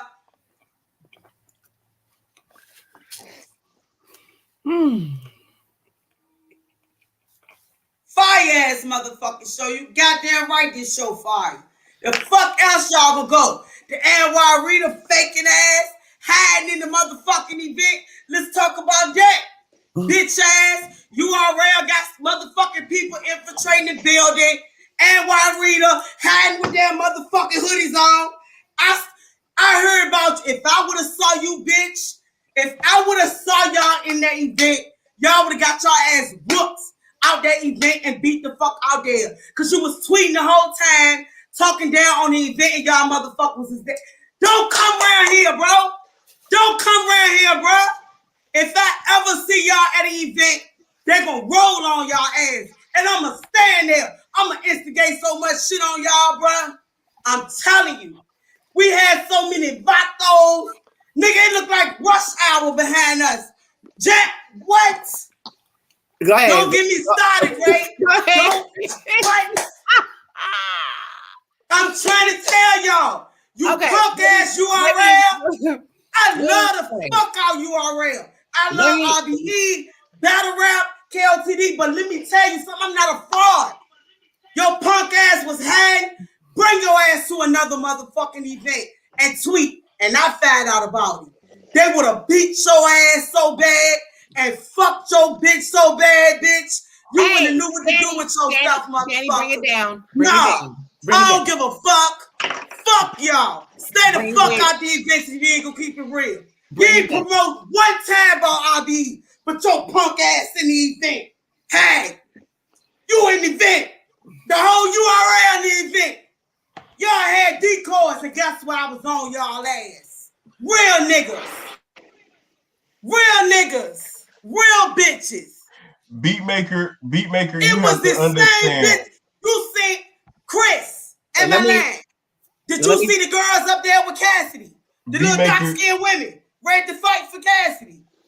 Let me tell you. Let me go back. Let me go back. Yeah, let me go back to what we was talking about. Hey, no. Ray started me up. I turned the motherfucking camera off. Reloaded. What's up? Hold on. What's good? Let's bring it back. Now everybody want to act like Danielle motherfucking crazy. Now I'm crazy, right? I'm crazy, right? Danny. Ray went the fuck off. Now I'm the motherfucking weirdo. Yeah, look at fucking what? You ain't work. What? Danny, we doing a show. We doing a show. Somebody go get their ass popped and battle rap. Keep trying to stop. Y'all fans ain't gonna be happy to somebody get their motherfucking snot box rocked in front of y'all ass. And unfortunately, I'm telling y'all, nigga, y'all gonna get somebody killed, bro. I'm telling you. And it ain't gonna be me. It ain't gonna be me. It ain't gonna be me. But I can help it happen. I can help it happen. I'll instigate the fuck out that shit on your ass. I'll instigate the fuck out your murder. Stop fucking with that. Hey, you good, right? Mine's in the car. I'm finna go get mine out the car. Don't get it out the car. You should have had it on you already. Look at y'all bitch ass in none of y'all motherfucking mouth. Y'all won't dare. We popping bottles in that bitch. Cassidy got this bitch lit. Y'all mad. Y'all mad. The whole URL of this bitch. Beatmaker. No. I'm just saying. Beatmaker. You're right. You're right. Everybody's entitled to their opinion. You're right. Beatmaker, you're right. Everybody's entitled to your opinion, and it's just opinion. That is true. But when you have people, Chris, I took a picture with Surf. Chris, I took a picture with Surf. Was rubbing all over. Come on, let's get back to what we was talking about because we got to listen. I had to calm it down because I know you did. But listen, this is okay. What Danny is talking about and what Ray is talking about. At the end of the day, I was trying to drink out the motherfucking top. Sick of y'all. At the end of the day, both are pretty much accurate in terms of why do we want to see this? Because that's really where we was going to go with that comment before all of this. Okay, I want to say this too, and I'm gonna get it back onto the topic. But right, right here, you see the energy. Hold on. You see the hold on. You see the energy. You see the energy Danny has, and even Ray, his voice just come off a lot deeper. It's not that he's mad. He got a lot of bass in his voice. However. One thing that is consistent with this panel is that we are the same people on here that we are in real life. That's a fact. But let me explain to y'all how Cali do. So I can't see the comment, and it's probably for best for everybody because I really do pop out, and like I try to not even do it at an event. Like I hit you up and be like, all right, where you at? But let's get back on the topic.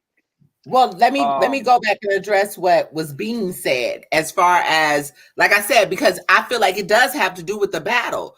I feel like at the end of the day, a lot of the bullshit that didn't need to happen, a lot of this is symmetry. So this is why the fans are feeling the way that they're feeling. They looking for something to happen. They did. Ace and what you call it? Not even understanding in the backstory. This man done spoke.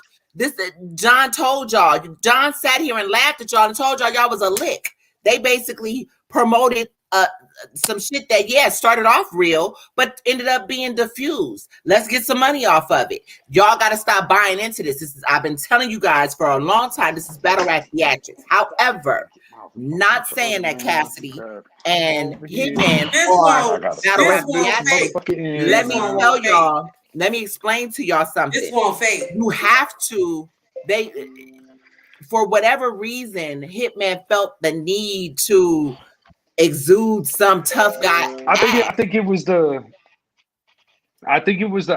just kind of the narrative that got painted. This is what everybody wanted to see. Everybody wanted to see. I think Goods and Arsenal got in his ear and was like, "Don't let that nigga sing you." Because this didn't happen with them. Like, you didn't have to do that. You didn't have to do that. It was not necessary. I think, again, like you said, show out does what show out does.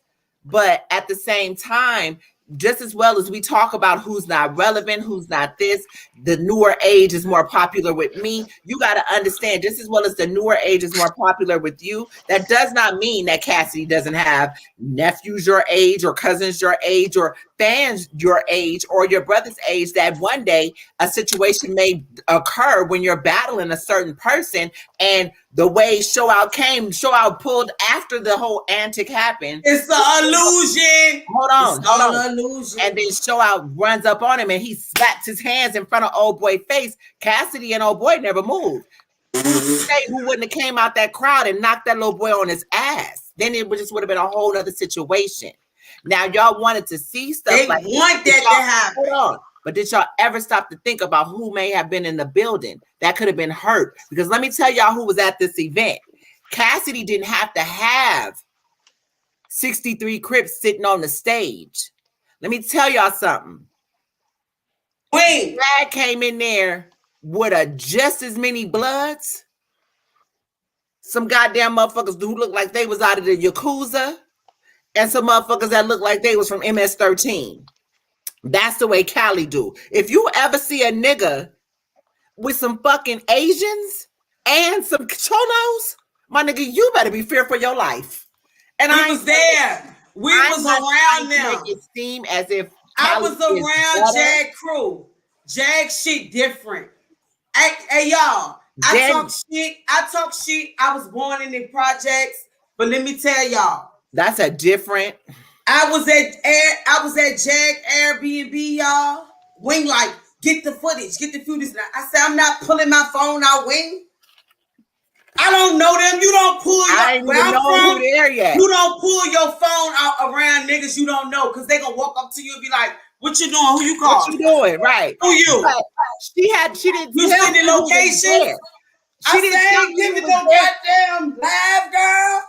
She said, do you know who in this building? Dad was around guys whose face were completely tattooed. I said, and these guys were, this was, y'all, I wasn't scared. I wasn't scared, but a bitch was scared. Cause I didn't know, I don't be around that. Mexicans, and he had Asian. Y'all ever seen Rush Hour and how the Asian mafia was?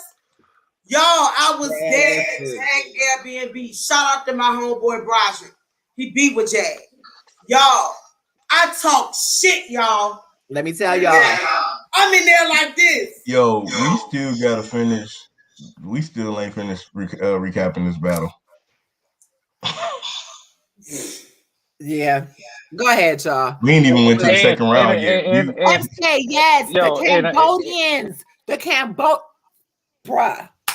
People don't understand. I'm just gonna leave it there. We can finish recapping. Y'all go ahead and finish recapping, but I'm just gonna leave it there. That for the tough guy bullshit, that people have to. I made a tweet and I said people really don't. Let's just say Surf was standing behind Hitman. Surf was in the back. People do not understand their surroundings. Let's just say that. I say all this to say today. Let's just say Surf was in the corner in the back with Tokyo Jack. To dead the bullshit about Cassie had more or who had more than what.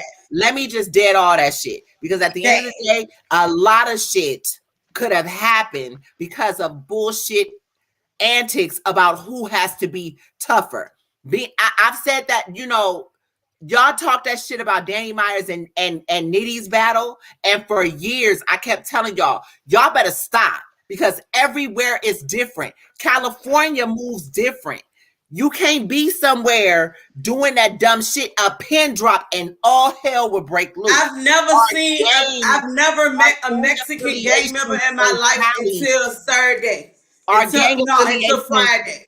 And that shit was a different feeling. Cali is different. And all these motherfuckers in battle rap, we keep trying to tell y'all, stop playing. Just stop playing. Oh my God. Just stop playing. I mean, left. And I'm saying that because, listen, we got kids. And I was working at this motherfucker. I wasn't just there. I was working at this bitch. I already got bad knees. Them niggas was right on top of us. Yeah, we was like this. We gotta go out the back. I'm holding on to my chair like I'm not gonna be able to get through right here because these niggas is about to start fighting, and if they do, their asses is coming down these stairs. So I'm gonna have y'all fans. Hold on, Wing. What y'all fans also don't understand is while that shit was going on with Show Out and Cassidy, the exit that Hitman had to leave, Jag family was blocked. It's blocked. Y'all was not there. It was the most intensifying fight or flight moment ever. I'm looking at Wing like, Wing, what we gonna do? We gonna have to go out the back, Wing. I don't know, Wing. Ronnie Wing, I don't know, Wing. We might have to leave out the back. Y'all didn't understand. Y'all talking about Hitman. That was Cassidy had it surrounded around the whole building. So long story short, I'm gonna let y'all get back to recap, but at the same time, let's stop with this. Let's stop with this, because this, for me, I've been to plenty events, but this for me could have been some real serious shit, and I did not like. Like Chris said, the face-off, that was cool how they did it with this, that, and the third, and the reason that it's so sad that they couldn't be in the building together because of fear of bullshit that could have happened from the last thing. That's how Savage a dude. Look, Wayne Savage was with us. I grabbed y'all and we got out. And we got on down. I've never like she said, it's not about fear, it's about understanding your fucking surroundings. Mm-hmm. And everybody in there looking for something to happen, and y'all really don't understand what could have happened. I beg y'all, stop buying into this bullshit and make these grown ass men that are supposed to be professionals accountable. Stop this bully shit and this big blood shit and this big gangbanging shit. Stop it. Just stop it. It was scary, bro. Stop it. I talk shit, but that shit was scary, bro. I ain't never been around no Mexican. That when she said that, because I know a Mexican dude, like she like this. Who is you? I knew it was real. That I'm laughing at her, and I didn't mean to laugh at her, but I'm laughing. And Lawrence sent me to get Jag. I'm laughing at her because I know that's nothing to me. Because that's how you do. Right. And when she said, oh, girl, these motherfuckers looking like MS-13. Girl, he got some Asians up in here. Girl, one of the Asians sat down next to us and he had lunch with us. That shit don't phase you because that's real life, but then you know. Them can't like this. What? Them the niggas that will hide you. And they're the least inconspicuous, but the most, because one of them he had neon hair. And he was doing, y'all seen the one, he was doing the filming. You thought he was the cameraman. He said, did we lead on the scuffle? No. It calmed down. It calmed down. No, they calmed down. I had to understand Hitman side. They ain't want to fight for, them niggas was having fun. Am I lying? Once Cassidy niggas stepped up, them niggas was like, oh no. It ain't like that. For the people that's why I guess that's was like, oh no, it ain't like that. We chilling. I guess that's why I'm kind of upset, because for the time that it took to get these men on the stage and off the stage and all these niggas that wanted to be on the stage, if something really would have transpired, we would have had a whole double impact situation where half of the damn side did nothing. Like that was Show out ended the battle sitting beside us, and I ain't even know it, y'all. So we said Show Out was sitting beside us there, and I said, he what? came and sat with us. He came. He was like, I'm about to sit with y'all. He said, I'm about to sit with y'all. But long story short, like I said, I don't. It was no fight, B-Maker. It was never a fight. It was never a fight. It was a scuffle. It wasn't even a scuffle. It just was entertainment.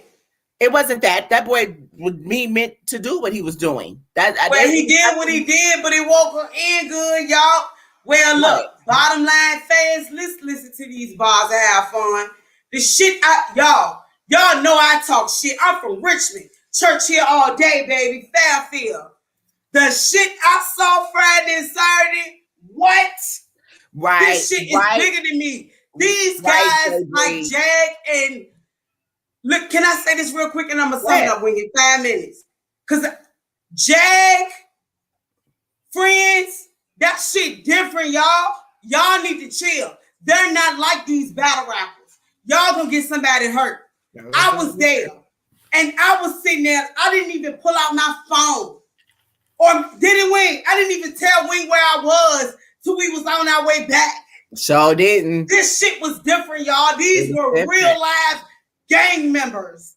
Covered up. Fully tattooed. Their girlfriends. Wives. Asian mafias. What? I ain't never been around that. Then you meet Cassidy and his friends. Now, Cassidy friends, let me say it real quick. Yep, y'all, that Cassidy different, y'all.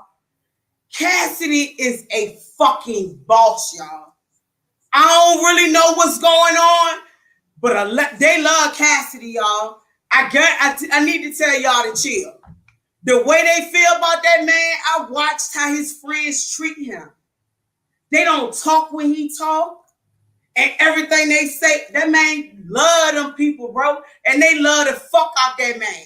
Like while he's talking, I was right there on the way. While he's talking, his wife is standing there and all them niggas is surrounding his wife like, you good sis. Holding her, making sure she okay. I'm talking to the wife. Y'all gotta understand what's going on. Cassidy and them pulled up in like 8 rows of luxury cars. Hitman and them got out of the Sprinter. Like, I'm not doing this. It's a different. Y'all need to relax, bro.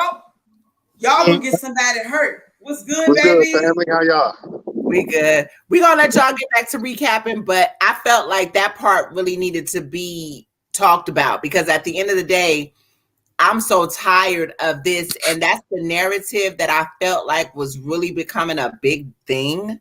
And until you're there in that situation, and yeah, shout out to Savage and Shannon. Y'all know Shannon and Shannon Shoe Gang. We was all together. Cassidy didn't have a lot of people on the stage. That was Hitman. Did not have a lot of people. B-Maker, you was not there, bro. That was Hitman. All Hitman. No. Cassidy was chilling. The people he was with the fans. Had on the he was with us the whole time. After the shit, Hitman ran and left. Cassidy outside taking pictures with fans. Check me out. I'm at work, right? So I just want to add a little bit 2 cents right quick, yo. I seen y'all was live. Baby? I'm going to add some 2 cents. First cent, yo, put some respect on Jag name. Put some respect on Chubby Jag name. That's my first cent right there. He was going to get 3-0. And then my second cent. Are y'all surprised that Cassidy did that much better? Oh, Hitman was that much mediocre. Which one is everybody surprised on? You know what I'm saying? Me personally, I don't know how to call. I've seen the battle like 4 or 5 times. To be honest, I say Hitman because he had a little bit more moments in his shit. And Cassidy had some dry spots that had me like, what the fuck? Cut your brother in half and half brother? I don't know what the fuck you talking about. The brother looked like he didn't want to be with y'all, with you. Yeah. We was there. His brother looked like he didn't want to be there, bro. From the moment he walked in the building, he was like, I got a third cent and then I got to head out. J Breeze 757. Put some respect on my man name. That's a fact. J Breeze 757. Put some respect on that man name, yo. That man, hey. Matter of fact, put some respect on the 1SK joint, yo, because everybody talking about the main battles. No, put the respect on the 1SK battle, man, for real. I want to say something real quick too, though, while you on here, because we all part of the breakdown crew. I know I get on Ray motherfucking nerves and I don't give a fuck, but one thing I can say about you, Ray, I was on your ass to see what you was gonna say because I know you had Hitman.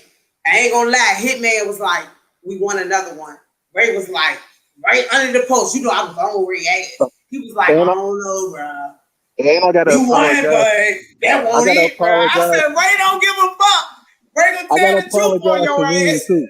I gotta apologize to Wing too before I head up out of here. Because when you said what you said about old Red, I kind of was looking like you was tripping, and now I'm tripping. Mm-hmm. We're gonna get to that because we you imagine being there watching him lose, and I was with Jag, and I told Jag he was gonna get 30. Can you imagine how I felt? He cussed him out. Jag cussed Danny out. Danny, what the fuck? I'm in there. Like I said, Red. And then let me tell you something. I'm wondering if this is a nervous thing with Red. I'm wondering if this is a nervous thing with Red. It's a difference. It's a difference when you standing in front of a real nigga. Okay. All right, yo. Salute, bro. All right, bro. Love you, baby. I'm wondering if it's the difference when you stand in front of a real nigga. I don't think it has anything to do with that because he wasn't. Well, we just talked about Hitman, but Hitman, I feel like when he realizes that he's losing, because even with Hitman, he had the voice, losing his voice then. You know what I mean? Yeah, with Hitman, when Hitman talked about his shoes, his clothes, his breath, he talked about everything. And somebody tweeted when Hitman got booed, they saw the confidence leave his ass. He couldn't believe it. He got booed. He couldn't believe it.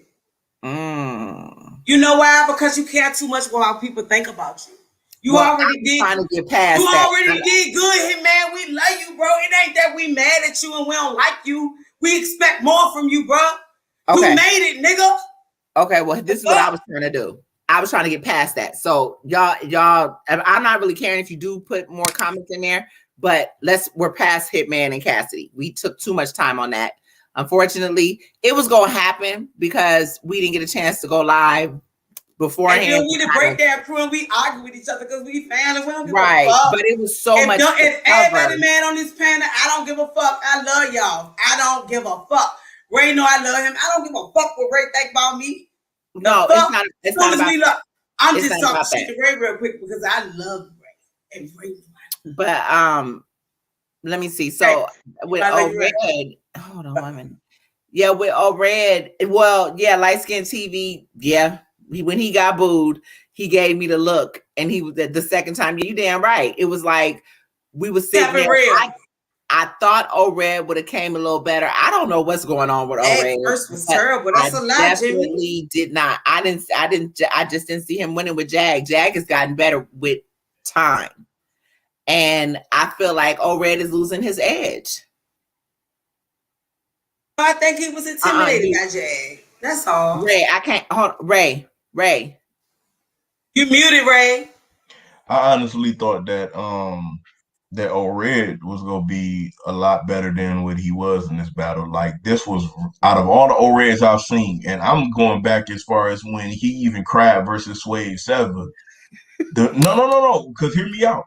The material he had, even though he cried in that battle, was better than the material he had for Jag. I don't know what that was Red had gave. But did you see Sway's tweet? Yeah, he tweeted that Red need to start projecting from his stomach and not from How do you feel about that? I've said it. People have said, but people have said that for a long time about Red that he rap from the throat. He don't rap from the gut. How do you project from your stomach? He'll have to go see from your diaphragm. He'll have to go see like a vocal coach. He'll have to go see like a vocal coach. Yep. He'll have to go see a vocal coach. Nah, Savage, you right. Savage, you need to pull up. You're right. I felt that. Listen, Jag is to me, and y'all tell me if y'all agree. Jag to me is becoming second, third round Jag. Like his momentum, he has more momentum in that second and third than he does with that first. It seems like so far. I had him 3-0. I had him 3-0. He has to level up. I feel like he really has to level up. And maybe it's because do you think he raps too fast? He didn't rap that fast in this battle. I felt like he rapped. Down a lot, right? And, Nas. I feel like he rapped too fast against what's his name, 40 Cal. But I think that was just a time thing. I think that was more of a time thing. I ain't gonna. This is just a petty in me, but in that battle, the Uber Eats shit that he was using against Oreo was funny as hell for me. He was like, "I'm out here beefing with the ops." He's like, "I'm out here beefing with the ops. You out here beefing with Grubhub." I'm sorry, that was funny. Why? And then the line where did you laugh? Did you bust out laughing? That and the part where he was like, "If you get pinged right now, do the battle have to stop right now?" Oh my God! Right? Who just said that? Making moves. Hell, you said you laughed right when he said that. Man, that was funny as hell. I'm sorry. When he said that, I thought it was funny as hell, man. When you bust out laughing too. You bust out laughing, you petty. She was loving Jag. Wing was up. Look, I ain't gonna lie, y'all. This is my second time actually like spending time with Wing. Wing Cali. She don't say too much. She don't big niggas up. She really love battle rap. I really never heard Wing big any one battle up. So, but I ain't gonna lie. The momentum was on some tough shit when Jag was on. She just I'm sorry, Cat. She said, look, I didn't even. But look, y'all, I'm talking to some Asian guys and all these guys, but I really didn't understand it. So Wing broke it down. And all I knew was I was scared to death. And I knew to act straight. So fuck you stupid. I'm working. Oh, look, I'm trying to do my part. So when Wing broke it down, it was like, y'all, did you know who you was around? I'm like, bitch, those was motherfucking real. Sweating, y'all. I mean, like, hey, money, where you from? Yeah, LA. Oh, yeah, man. I'm like this. I'm about to get shot, bro. Keep going, Ray. My bad. No, but all in all, I ended up. Shout out to Wing, y'all. Make sure y'all show love to Wing, bro. Wing is so loved in the country, y'all. Y'all gotta see it, man. All in all, I gave Jag the battle. I gave Jag the battle 2-1. I thought he won the second and third pretty clear. His first was a little hit and miss for me. His first was a little bit hit and miss for me, but all in all, I ended up giving him the battle 2-1 pretty clear. Yeah, I heard his first because a lot was going on. Yeah, we'll talk about that later. I ain't hear your first because a lot was going on. We'll talk about that later. What we doing? Look, okay, so I'm gonna say this. The only battle I was disappointed about, and I tweeted about this. The only battle I was disappointed with, and I ended up tweeting about this. Because I tweeted, I said, I think you might want to take back your. Listen to Beatmaker wild as a bitch. I said, I think you might want to take back your bet that you had put out there for money. Because I was disappointed. But Show Off versus Rosenberg Raw. Look, Show, friend of the show. He comes on here, he chops it up with us all the time. Nah, Ray. I'm about to tell the truth. Hold on, wait. Hold on. I'm about to tell the truth. Show has some shit, especially in the first round, but somewhere in the middle of his first, he lost a lot of steam. And Rosenberg Raw 30'd him. I'm sorry. Rosenberg. And I immediately tweeted after the battle, Show, I know you said you wanted this winner take all judge battle versus Danny with money on the line. But I think you might want to take that bet back. I said that. He ain't been on line at all. Yes, he has. Oh, he did. I've been on his ass. I'm so mad at his black ass, you black bitch. When I see your black ass, you ran after you got your ass whipped. But I'm going to fag your black ass. I was really But you got your ass was a zipped on that stage, nigga. You ran. But I love you, Show Off. You're my queen to be, a king to an affection, a queen. Affection, your highness can desire. She's your queen to All right, I'm sorry. But for real, I was disappointed in that. Like, I'm not even gonna hold you up. Like, because I picked, even though we didn't do a prediction, I wasn't on the show for y'all to do the prediction. I picked Show Off to win this battle. I think I typed y'all my predictions. I had Show Off 30. By the end of the event, me and fucking Rosenberg was like this, taking pics.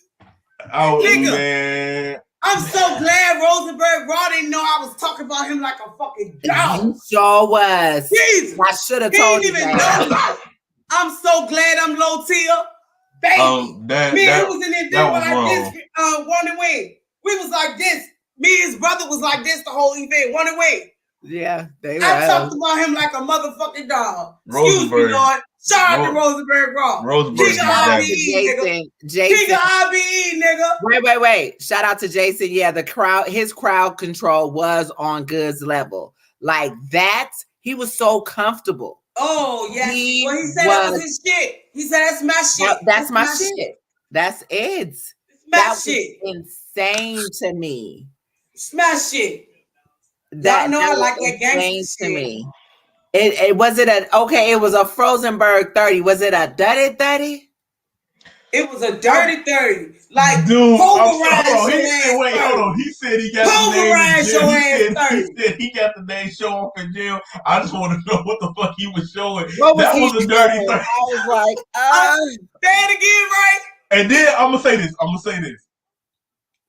Pulverize is now the #1 worst bar. It has officially retired Squidward's clarinet and I'm a Rooster.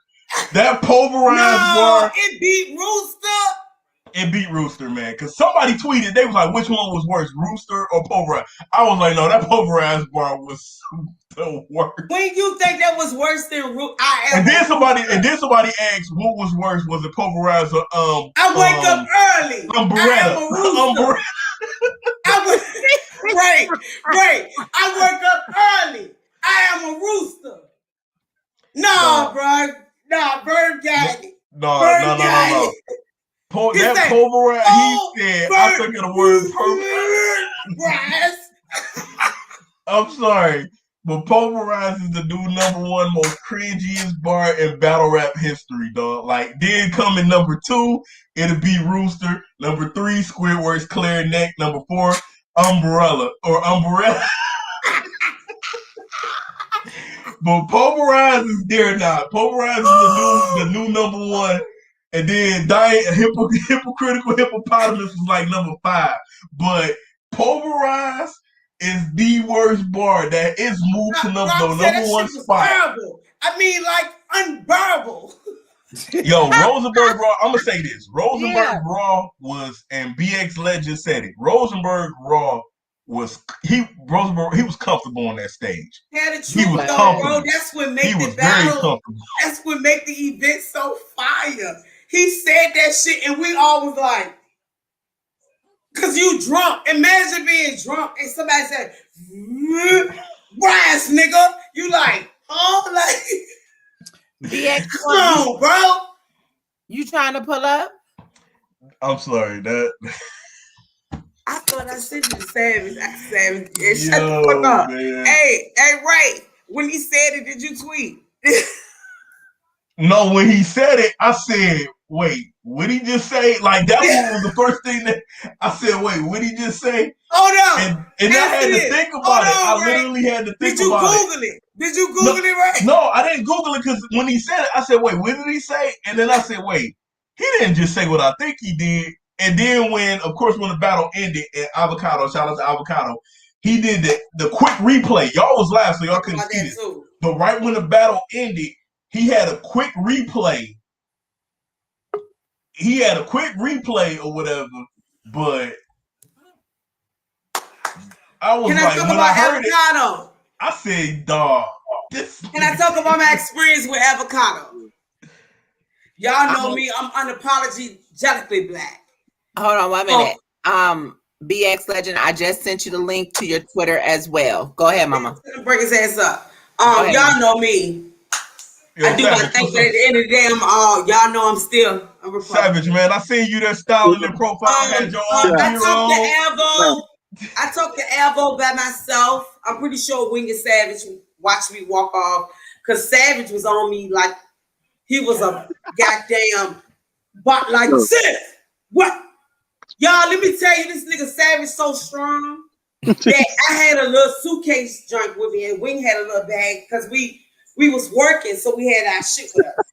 He didn't even roll my shit. My little luggage I had with me with like my equipment in it.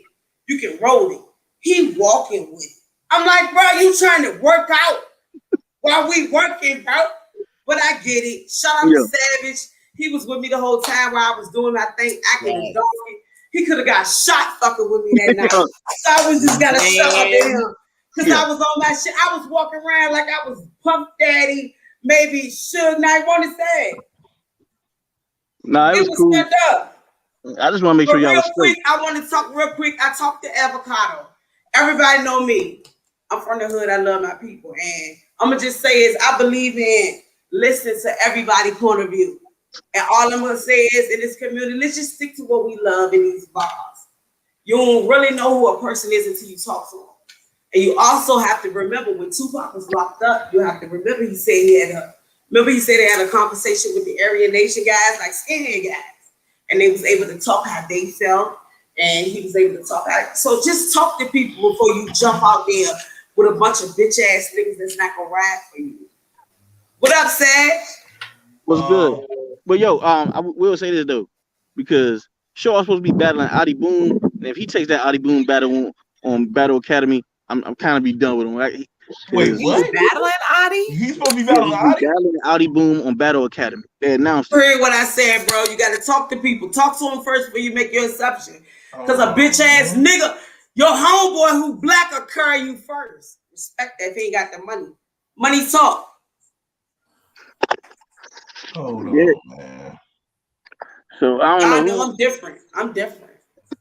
I don't know who was advising him, but he better not take that Adi battle. Because if he do, I don't know. Who about to battle Adi?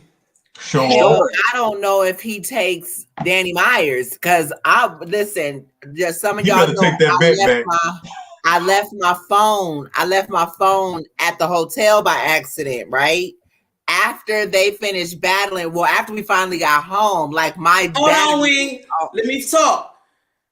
Y'all can feel fuck him. I respect y'all. I didn't say I fuck with him. I said I had a talk with him. I don't have to go into what I said. And if you know Danny, you know I say what I say. But I also am a real woman that I can agree to listen to what a person feel, bro. Don't play with me. You feel me? Dog. I say what I say. I'm confused about this. I ain't go to Avo. Oh, I'm so excited to meet you. I walked to Avo like motherfucking Luke Castro can't shine. Yeah. What's up? Didn't win. Am I live, bro? What's up, Avo? Don't get it fucked up, y'all. Just listen. Keep it going. My bad, y'all. Sometimes you gotta check the chat. Yeah, but we gotta stay on pace. Y'all gonna feel the way y'all feel about Avo. She did that because that's what she wanted to do. At the end of the day, it is what it is. But you do, listen, what's been another hour talking about that? But ultimately, I have not been asleep. So I want to get through this. And then we'll come back to all that. But okay, so as we were saying about O-Red and Jag. Or was we talking about O-Red and Jag? No, we was talking about show off. Show off. I'm sorry. Show off. See what I mean? Yeah, we got to stay on track. Okay, y'all. I'm sorry. Y'all do the same thing. But when I do it, when I go off track, I'm the bad guy.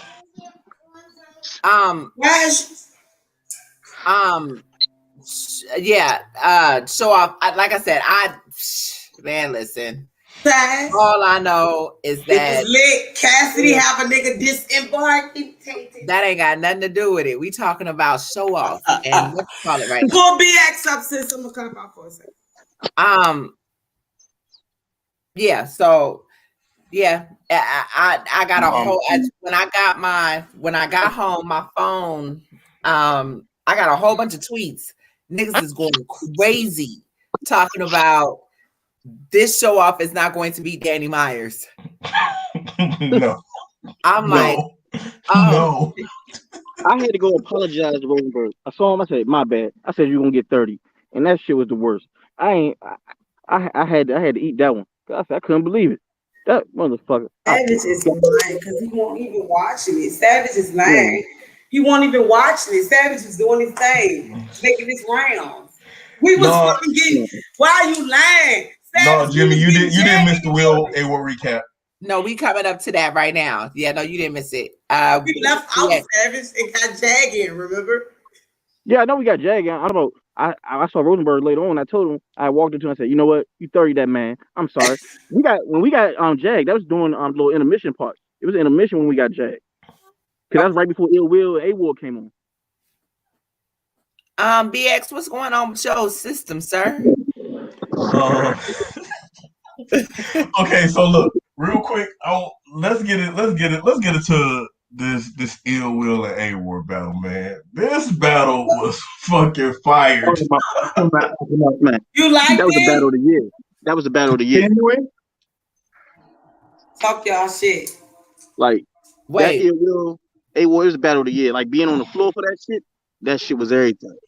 And yo, you just can't explain the feeling, like the energy down there. Like everybody was on it. Like I watched that battle hella times. The energy was crazy.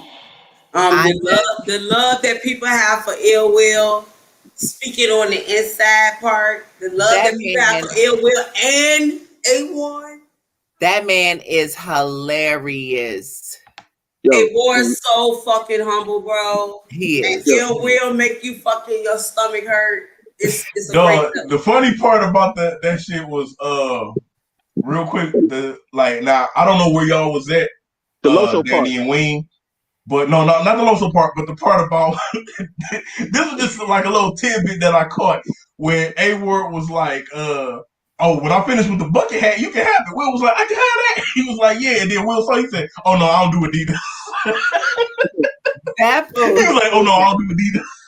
He is stupid. I'm telling you. But that little tidbit right there was funny when everyone was putting on the bucket hat, man. That was funny. That's what. But I've seen comments. I've seen comments where people have said that A-War 30'd Ill Will. No, that second round was clear for Will. That second round was close. That man, that to me, that second round was close, but I gave it to Ill Will. I did. What was the coke bar? What's the coke bar? My coke so white bar. Everybody loved it. That was the third round.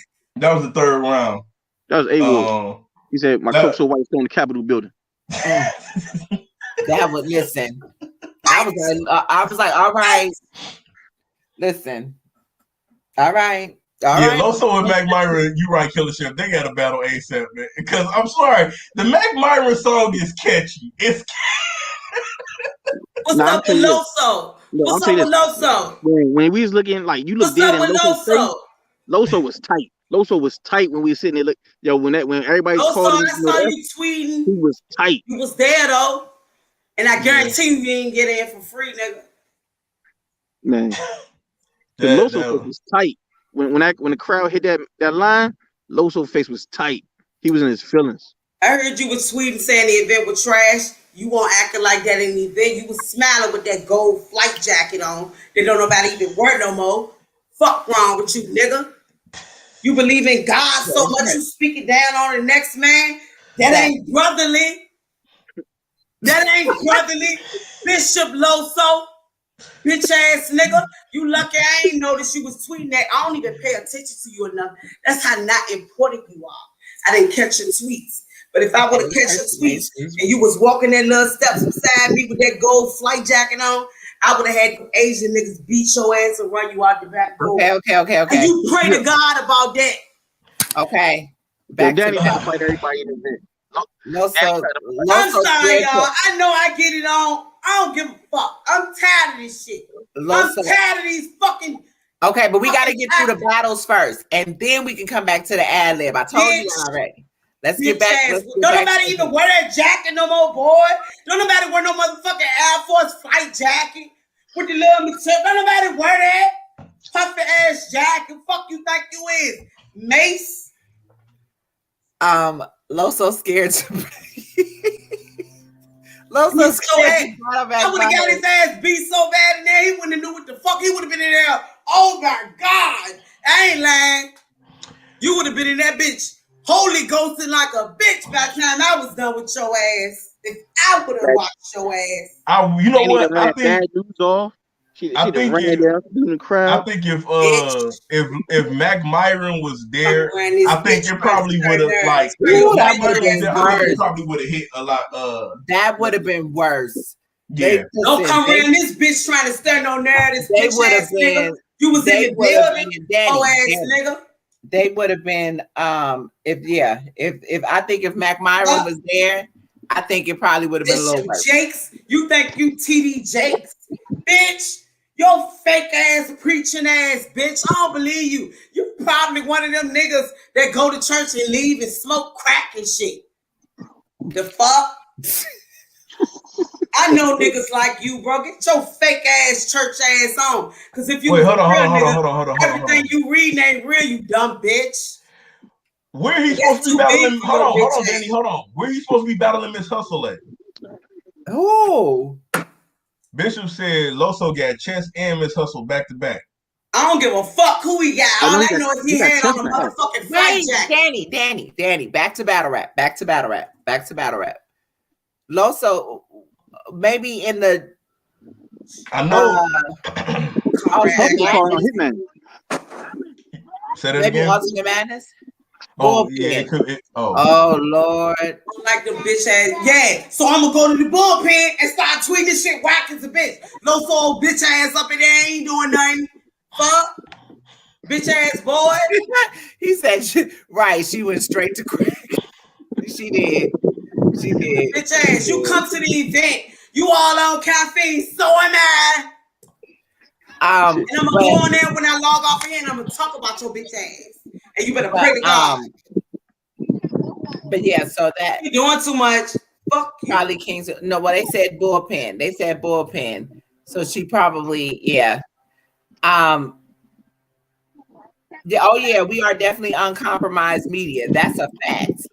That's they just announced a new Queen of the Ring event today too. Yeah, I saw that. I didn't see that. I missed it. Hold on, wait. Yo, Ring, you hear me? It's like a Sweet 16. All right. No. It's not. Okay, wait. BX Legend. This is what we doing the one recap. We'll get to Queen of the Ring. Everything else don't matter right now. This is recap for MAXOUT. That's it. Okay. Oh no, I was just go ahead, BX Legend. You got a problem, Peter? We can hear you. Okay. So you said so. We still on the MAXOUT, right? Yeah, we are on. I mean, you can go back to whatever you wanted to talk about. No. Hold on. You left that Orred and Jack, right? No, we did that one, but if you want to go back to it, that's fine. Yeah, and Jack 2-1 clearly. Show off. Oh my God, man. Yo, I was actually yo, with the damn sound effects, man. Yo, I don't know what made him think of that bar, and he said it was so much conviction, and like it was just like it was weird. It was like out of all things to write down, he wrote that, right? And it's like, yo, what? And like I said, each round is like it got worse and worse and worse. And Raw was on stage, looked uncomfortable, not bothered, but nothing. And so it's like it was like an easy victory. Easy. I feel like it was very easy. I feel like everything and Show is my guy. Like that's bro. But it just in the building, we was sitting here with our mouths open, like, Show, what the fuck is going on right now? Fight back, nigga. Yeah, when they booed him, I felt embarrassed for him. I said, God damn, they booing him. Like, what is going on right now? We could not understand that. We sit here looking like Rosenberg is winning. Danny looks over at me. She said, girl, Rosenberg is winning. I'm looking at her like, bitch. Like, we are sitting here like, we can't believe what the hell is going on. I felt like Rosenberg would get a round. I'm not saying that he wouldn't have gotten a round. but I just expected for Show Off to be a better Show Off. I expected to be at least a fight up there. I didn't think it was going to be like a straight walk through each round. You know, that. It was good. Yeah. It was out of all the battles that night, that was the one battle that was like clearly landslide. Let me show y'all.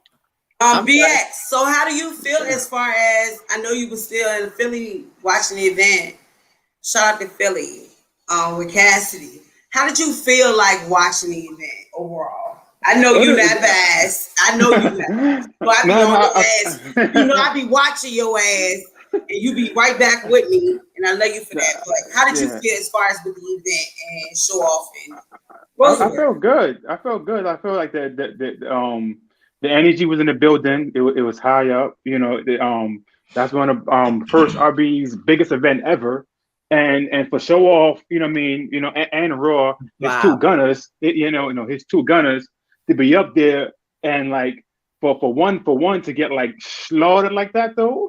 In front of thousands of people in attendance and online, so I think Show Off got to go back to the drawing board because I think if Show Off would have done good, if he did good, it would have been Show Off versus Jag, you know, for the next event. Now that he did bad, he got to go. Man, I tell you this, out of that battle, I ain't see Show Off after the event. I forgot about that. He was talking shit to Jag. Wow. Did he leave the building? Because I didn't see him the rest of the event. He left. He got and that's what. No, don't laugh yet. That's what makes me so mad at him because why would you leave, bro? I seen him outside doing a few interviews trying to explain his win, but like, bro, it's over, yo. I was so mad. What did I say? I was like, "Where's Show Off?" We looking around and he was gone. We didn't give a fuck if you won or not. We still wanted to see you, bro. Yeah, tell you, I even see him online all day today, except for like yesterday. Just saying nothing. He gave a shout out to Rosenberg Raw and He's said what it is. Can y'all see that? This is Danny and his shenanigans. Danny Myers. Oh yeah. I see that. He tweeted me. That's him tweeting me. Oh wow! Cause y'all started it. The breakdown crew. The non-biased breakdown crew, y'all motherfuckers started that shit. These niggas retweeted that shit. Y'all started that shit. I mean, it went off like wildfire. Shut up, Bishop. Yeah. Don't nobody want to hear your bullshit, Bishop. Bishop going for motherfucking Hitman. It's so crazy too, because remember before, Shut up, Bishop. Show was calling out Danny for like 2 months. You know what I'm saying? So now I think that battle is dead now. That Show Off and Danny battle. Yeah, I think so. Why you playing? Bishop said when he said that bar ARP, he turned around like the energy, BX, yo, bro, the energy, bro. You already know how you go to events. Yo, this energy was so battle rap, but it also felt like you was in the club, but like you was at the neighborhood club. But see, you feel one thing I'm gonna say though about the event, especially like when you go down on the floor, like they had like Hitman had brought so many people down there. So I was like, he was trying to pack that joint out because some of that shit got a little weird when they were like booing for no reason. And I was like, I ain't like that part though, because like like that takes away from the battle when you just booing just to boo. Yeah, he infiltrated. That man set certain people up in it to actually boo people, bro. And we caught it. And that's why we Show Off ain't gotta do no damn 1SK. Y'all horrible. What he say? Show Off may have to do a 1SK. Nah, it ain't that bad. He's got to pull up. Hold on. Speaking of 1SK, tell ARP to get back at this dude Tracks, man. You need to get back on the platform. Tracks? Oh yeah, Tracks. Yeah. Remember, because he's the one who battled Easy the Black Captain, and then he did a Crucible. But Bree did good on his 1SK. Has he been on? Has he done a 1SK before? Yeah, he battled Easy. A 1SK? Easy's No. never been. It wasn't did one one SK. SK. It was, yeah. It was. Yeah, it was versus Easy did one SK. Tracks versus Tracks. When did Easy do a 1SK? It's like a few years ago. He did that. Yeah, he did that. Yeah, that's like a few years ago. Yeah. Easy did a 1SK. It was a few of them battles that's on Easy, Ultimate. the other dude, Remedy from We Go Hard. He did. Yeah, I remember Remedy. I don't remember Easy. Yeah. I had no clue. Yeah, I didn't know that. Damn. I like it.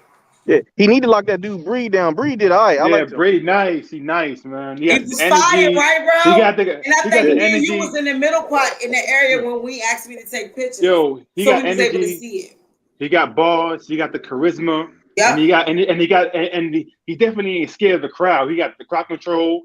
And he let me tell you his bars hit. Real quick, I can confirm what BX Legend just said. I just pulled it up. Easy, the Block Captain of Tracks, did a 1SK 3 years ago. Wow. It's sitting at 11,000 views. I'm looking at it right now. What? Told you. Yeah. Okay. That's fire. That's fire, bro. I know that. Yeah, I knew that. Wow. That was fire. That was well before me. So, BX, you being from Philly. You being from Philly. I'm from New York. You're not. You from New York? Yeah. His name is BX. I be mixing you up with somebody else. My bad. I be ready to go to fuck off on you. You ain't even here. Damn, bro. No, man. You got it. You tried it. Yeah. Tracks, yeah. You know me, bro. You know, bro, right? Yeah. Damn. It is BX. That's the problem. When Show Off said the pulverized line, I would have put out the building or told him to take a seat. I want to ask you this, Ray. How do you feel about Jay Black being from Philly and right after the battle he's posting a picture of Hitman on a champion magazine? Me personally, a lot of people did call Jay Black out for that because they said, Cassidy should have been on the cover or whatever. To me, I think the cover things is pretty dope what Jay Black's been doing. I can't really tell you how I feel about it because it's not my platform or whatever. So I'm just saying, he might have an alternative cover coming soon or whatever. But to me, I feel like just off an opinion that Cassidy should have been. You don't jump out the window. You don't jump out the window. I just think Cassidy should have been on the cover. Not even off the strength of the battle. Yeah, that's 2-on-2. They did that. Yeah, they did that when 2-on-2 gave both teams up. So I mean, he even did it with John and Ace. I mean, they both was on the cover.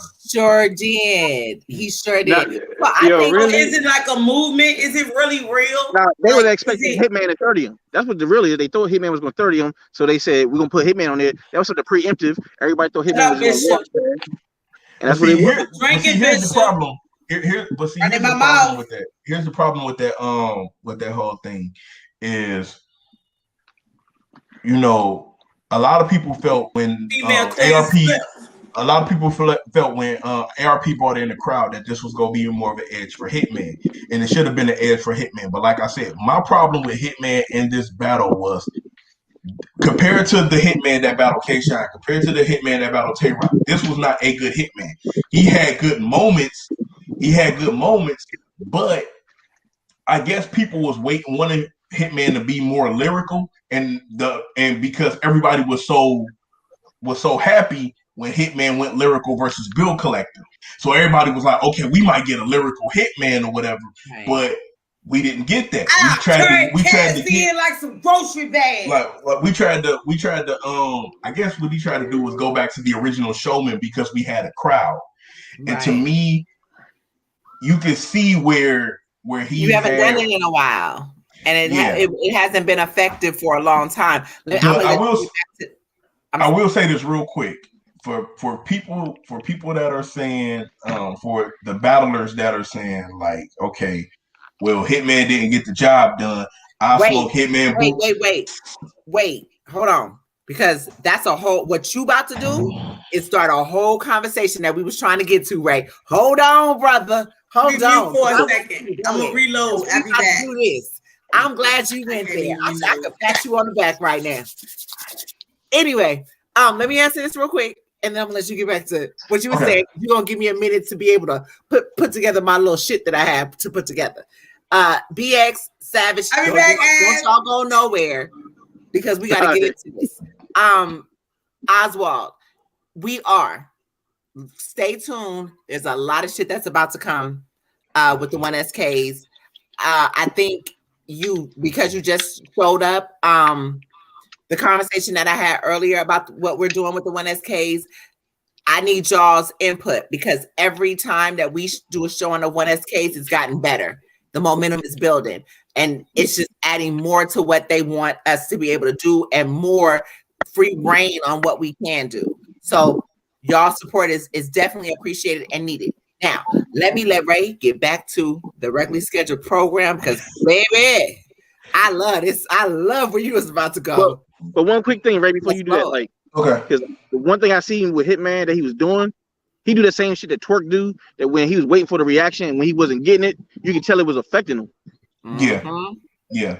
And my thing is, you got to learn how to punch through that. If you're not getting the reaction you want, just go to the next bar and keep going.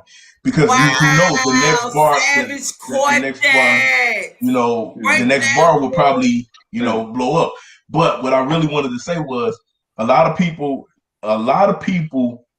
was counting on Hitman to get Cassidy out of here. The problem that didn't happen. No, we won't, Ray. No, we were not. He said let me finish my point, please. What I was saying was it was battle rappers. I didn't say y'all. It was battle rappers that was counting on Hitman to get Cassidy out of here, and he could not pull that off. Now, the thing is that now because Hitman didn't pull it off and that this battle can be debated and that this battle can be argued is the simple fact that now you got people thinking that they can beat Hitman. And I'm about to tell some of you battlers now, don't do that.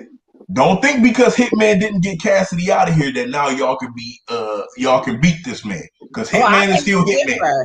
I beg to differ. I feel like hell no. We ain't saying that now. I feel like they can beat him. I don't know. But the thing is, when has Hitman really had 3 rounds? He's still Hitman. Say it again. When has Hitman had like 3 great rounds? He usually has 1 or 2 real good rounds. Just like when he battled K-Shot, that'll get him through the battle. But he doesn't really 30 nobody with just like great material. He has 1 real powerful round. Bro. He still got his face. Well, to answer that question honestly, the last time Hitman had 3 good rounds where he like clearly beat somebody 3-0 in his material was a long time ago, but it was Arson. Yeah, that was a long time. That was a long time ago, but it was Arson. Wait. Didn't he 30 Tay-Rock though? He 30 Tay-Rock, but see, this goes to Savage point. They bringing that battle back up. He had 2 people are bringing that back up on. He had 2 good rounds. He had 2 good rounds versus Tay-Rock, but he had enough in the third to still 30 him. But what Savage is saying is, when did he have clean like 3 good rounds of just work? Yeah, you're right about that. He doesn't have like a clear body, like a body. I always said he was trash. It's wins. I always said he was trash. I'm just going along with y'all. Clear, definite body on his resume. But I'm gonna say this about Hitman. Like, people don't know this. Like the thing with Hitman, also, Hitman been real talk to his whole career. That's why he was doing all that extra shit. Is his pride. Real talk about what? You make a good point. Since the verb, that's a good point. Everybody real talks Hitman. Everybody real talks him about how he grew up soft and everything. And he really wasn't like that. So he feel like he got a nut up sometimes. So you look at Cassidy smaller, everything. Like he trying to tower over and make him seem like he did big dude because everybody's son Hitman. Like the biggest moments from Hitman is when Surf speak to the inmate and Verb, hey Big Gerald. Those moments came against Hitman. Dang. Wait, let's not forget, because Hitman still sour. Good one, bro. Let's not forget about this one. But the line when Calico said in that one rounder where he said Snoop sent Hitman this money, he went on the ground and took pictures with it. Snoop sent my money, I went up to Humboldt County and bought a package with it. So how did you feel when he said that? To be honest, I can't tell you how I feel. I know Hitman's facial expression said everything because it was like, damn it, right? Like, damn, maybe I shouldn't have took money on the ground, took pictures on the ground with that money. So Hitman did what he needed to do though. I will say that. I'm very hard on Hitman. I still think you trash, but I respect you as a man. You did what you came to do. Take care of your family. No, you didn't. No, I didn't give my winner. No, you didn't, because either way it goes, and see, a lot of people, here's the thing. When I say he did what he supposed to do, ain't no fight go down. Right, but no. Hitman, if people ain't watch, Hitman was like, y'all chill. No. We can't give him a pass. We can't give him a pass for that. And right, he did take a different pass. Kudos to him, but that's not what he was supposed to do. I'm saying that's what I'm talking about. No. Hitman Holla had one. I'm really hard on this. His main goal was to, like he said, I'm going to get Cassidy out of here to the point where nobody wants to see him and nobody wants to book him. That didn't happen. His main goal. Yeah, that didn't happen. He might have won the battle, but he didn't win the war. Though, he did not win the war, right? And now, and I like Danny said, I respected him, and y'all saw what I tweeted that I respected him for that opinion, or for making that like he put a lot of pressure on himself. I feel like. But he didn't have to even take that route. It could have been so easy for him. And the fact that he put that much pressure on himself and ended it well, that's a lot, bro. Because it could have went way different. It could have went so much easier. No. I think he shouldn't have put the pressure on himself to say, I got to get him out of here. I think that's where if he wouldn't have never said that in the face-off, if he wouldn't have never said that in the trailer, like, yo, it's on me to get him out of here. It's like, bro, because the thing is that what people are not understanding is the same thing they said about Reed. People, when Reed first came back, Reed didn't get it. But then as the battles was progressing and Reed was getting booked more, he started to get it.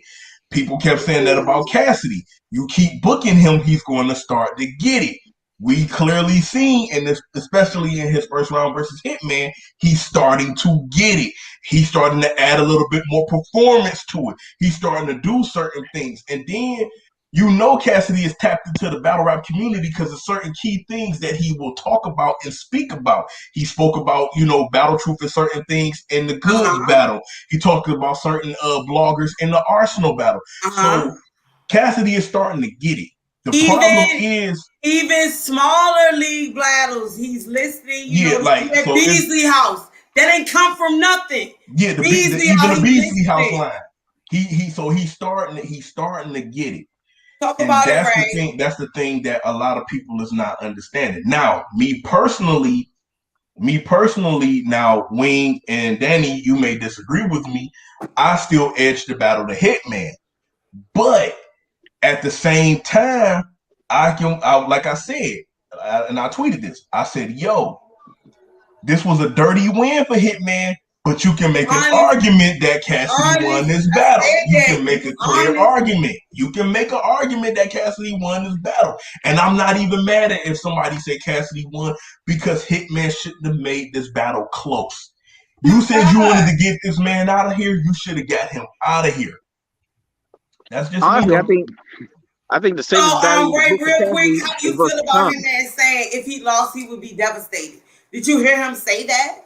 Yeah, I heard him say that, and it's granted. If you don't get the job done, especially in this particular battle, I think it would be devastating to you. Do you think he's devastated? Do you feel that way?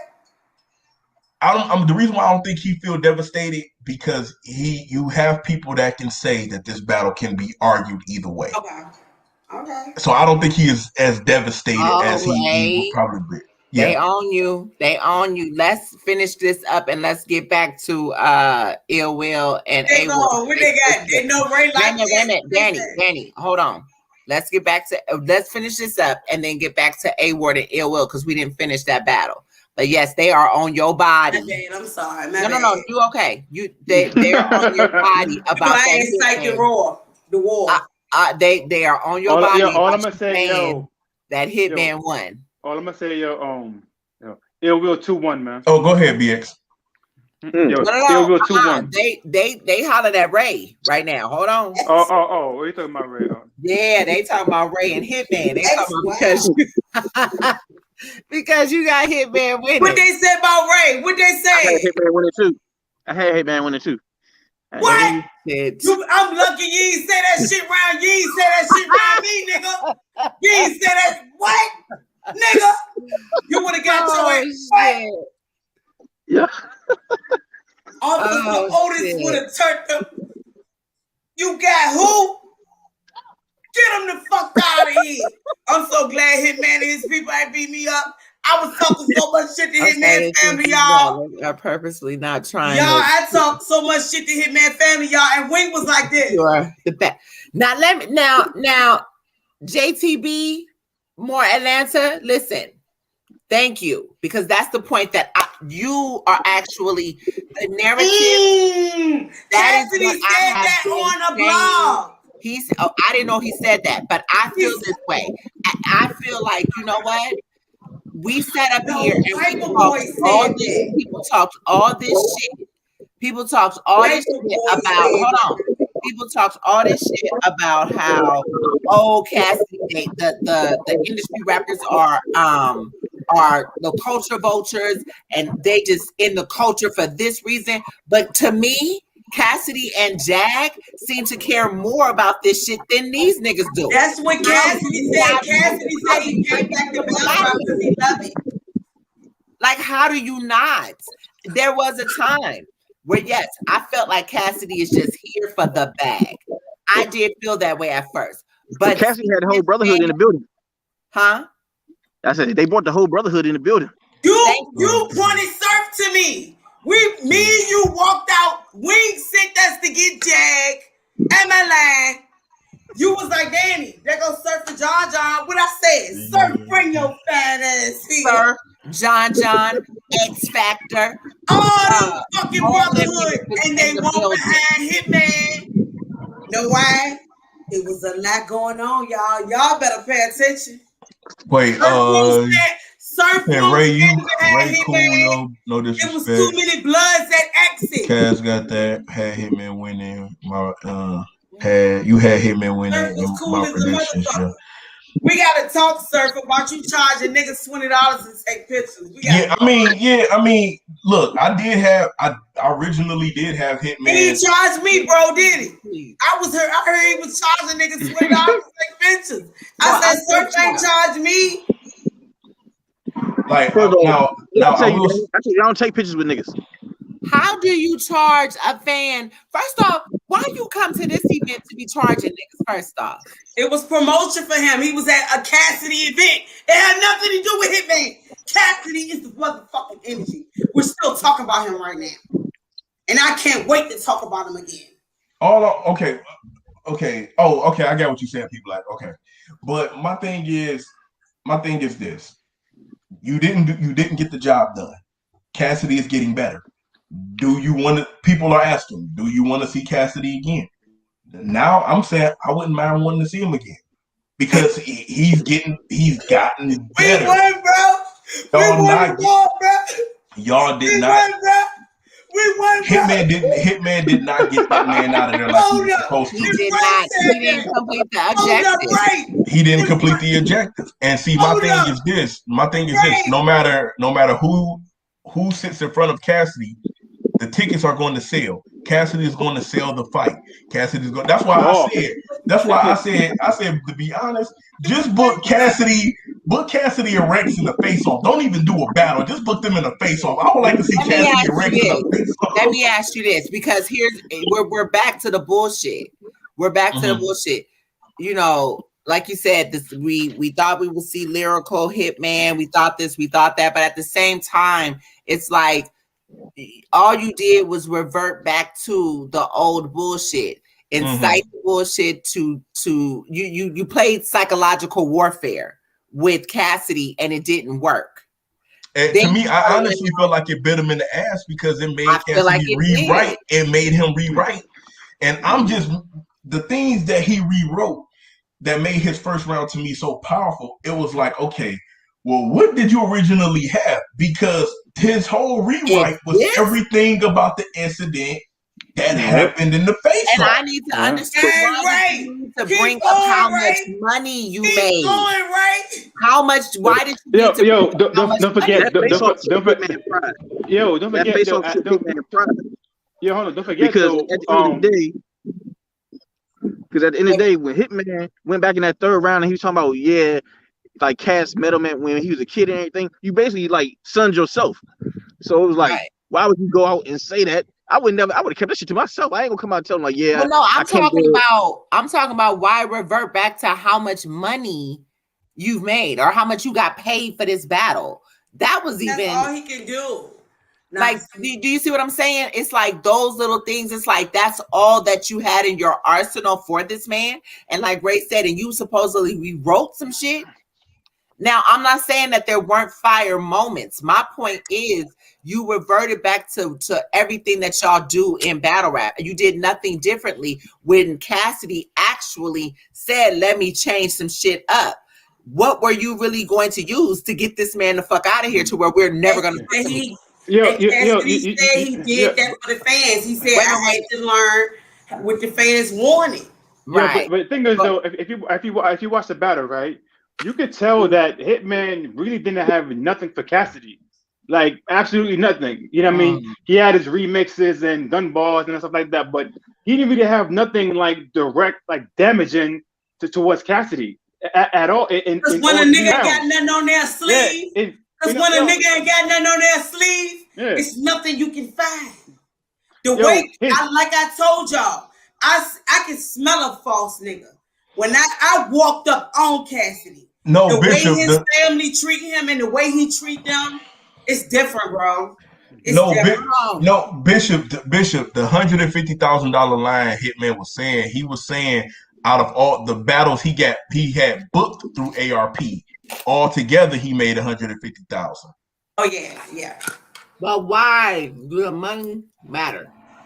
I think so to me, the only reason why I think that the money matters is because Hitman was trying to establish you was that dude that was getting it, but I'm getting it now. But see, this is where it kind of backfires. Now, again, Cassidy has never divulged how much money he has ever gotten from URL or ARP, but I'm pretty sure he's making a pretty decent penny. They're cashing him out for him to get on this stage. Listen to the interviews with the Cassidy first day on that interview last night. He said, man, the motherfucking pay-per-view is doing numbers. He said it motherfucking, he said how much he was making off the battle. He said, yeah, man, I'm feeling good. The pay-per-view doing numbers. You broke ass niggas. The fuck? That's why when the bitch walked up, it costs this much. Bitch, nigga, my car, girl, bad girl, you a bottle girl. Get the fuck around me, bitch. Keep talking, right? So I think at the end of the day, like I said, I'm not mad if anybody got Cassidy winning this battle because you shouldn't have made the battle that close. I'm sorry for you, especially for you to be a premier MC. For you to be a premier MC, you came back out of a long hiatus and you stopped a Tay-Rock who was running through everybody. That was impressive. You took another hiatus, came back and stopped K-Shine. Going back, Ray, and looking up that battle. The K-Shine battle was before. The K-Shine battle was before the Rock battle. And looking at that battle, trying to say they don't think he beat Tay-Rock now. But fans do that all the time. People always go back and revert back to battles and stuff like that. Like, oh wow, y'all don't understand that Hitman not killing Cassidy. He My lost. problem is with these battle rappers. I mean, and that's true. And I love these two niggas. But I'm gonna call you niggas out. Let me call these two niggas out real quick. And I got love for these niggas. Placed them in the center front row of the stage. He literally bought them. Cast 2-1. Right there, won't he, Savage? Tell it, Savage. Tell it. I ain't gonna talk. Do it, Savage. If we pick your winners, Cassidy. Okay, so here's my problem with Geechee Gotti and all of this. Hold on, wait. Take that off for a minute. Because I saved this particular tweet that Geechee Gotti said. And this shows how hypocritical that battle rappers are. He said, y'all gotta be honest with yourselves. It's okay to be fans of niggas and not like they material on certain battles. This is the same Geechee Gotti that when he said he been smoking all of the legends, and somebody tweeted underneath him, bro, you have not been smoking the legends like that. You've been having debatables with them. He got mad and said that these dudes were standing and they don't understand where you coming from because they're not from the streets. Come on, Gotti. Come on, Gotti. Come on, man. I don't think a lot of the people, I don't think you're wrong. What I experienced Saturday night, if you weren't from the motherfucking hood Saturday night, you would not understand how that building was. Am I lying? But no, I'll tell you this though. It was more than bars, y'all. It was more than bars. These niggas' reputation, battle rap put these niggas' reputations on the line. Well, see, here's the thing, though, Danny. Hitman, he walked people into the crowd with us. One of the dudes on stage with Hitman walked people in the crowd and put them in the crowd at certain places. I seen him do that because I was standing right there. But okay, but this is people in the crowd. But this is okay. You know what? I can't debate that because I wasn't there live and y'all were there. But the point that I'm making about the whole thing that that Geechee said. People often, and I'm going wide spectrum because I'm even going industry. Yeah. People hide that. Oh, if you're not from the hood, you're not gonna understand me. Stuff with doing subpar performances or giving subpar albums. When Geechee Gotti first came to URL, he was smoking shit. Let's keep it funky. He came to URL, Geechee was smoking shit. The problem was, and I had pre-warned everybody, I said, if he keeps battling the way he's battling, he's going to start to tear off. When we first seen it was when people said the John battle was debatable. No, but thing is, though, but keep in mind, though, he took that John battle right after the Surf battle, which I think he shouldn't have done. I agree. And then after that, he did lose that Surf battle. And then after that, that's when people had started saying from here on out, like, bro, you taking too many battles back to back. You need to sit down. Think about it. People don't like Vegan Bird. Nobody likes Vegan Bird, but people can debate that Vegan Bird beat Geechee Gotti. Now hold on, Ray. Look, didn't me and you do a blog, Savage? I ain't gonna lie. Remember when World Hip Hop Style, whatever it is, went back and posted Bird lying against Hustle? Yeah. When I went back and listened, I was like, you gotta really listen to Bird. I ain't gonna lie. But Bird beat Geechee. Low key, Bishop, low key, I don't feel like he's trying to get a Hitman battle. I feel what he's trying to do is you do understand that you do understand that they are the other hood. Mm-hmm. I feel like he's trying to change that narrative from what the other hood is saying. Mm-hmm. Because nobody is advocating at all. And I'm not saying that it should be that way, but the brotherhood gonna stick with the brotherhood. Yep. So I feel you saw Sir tried to get a battle this time when he lost to Chiller.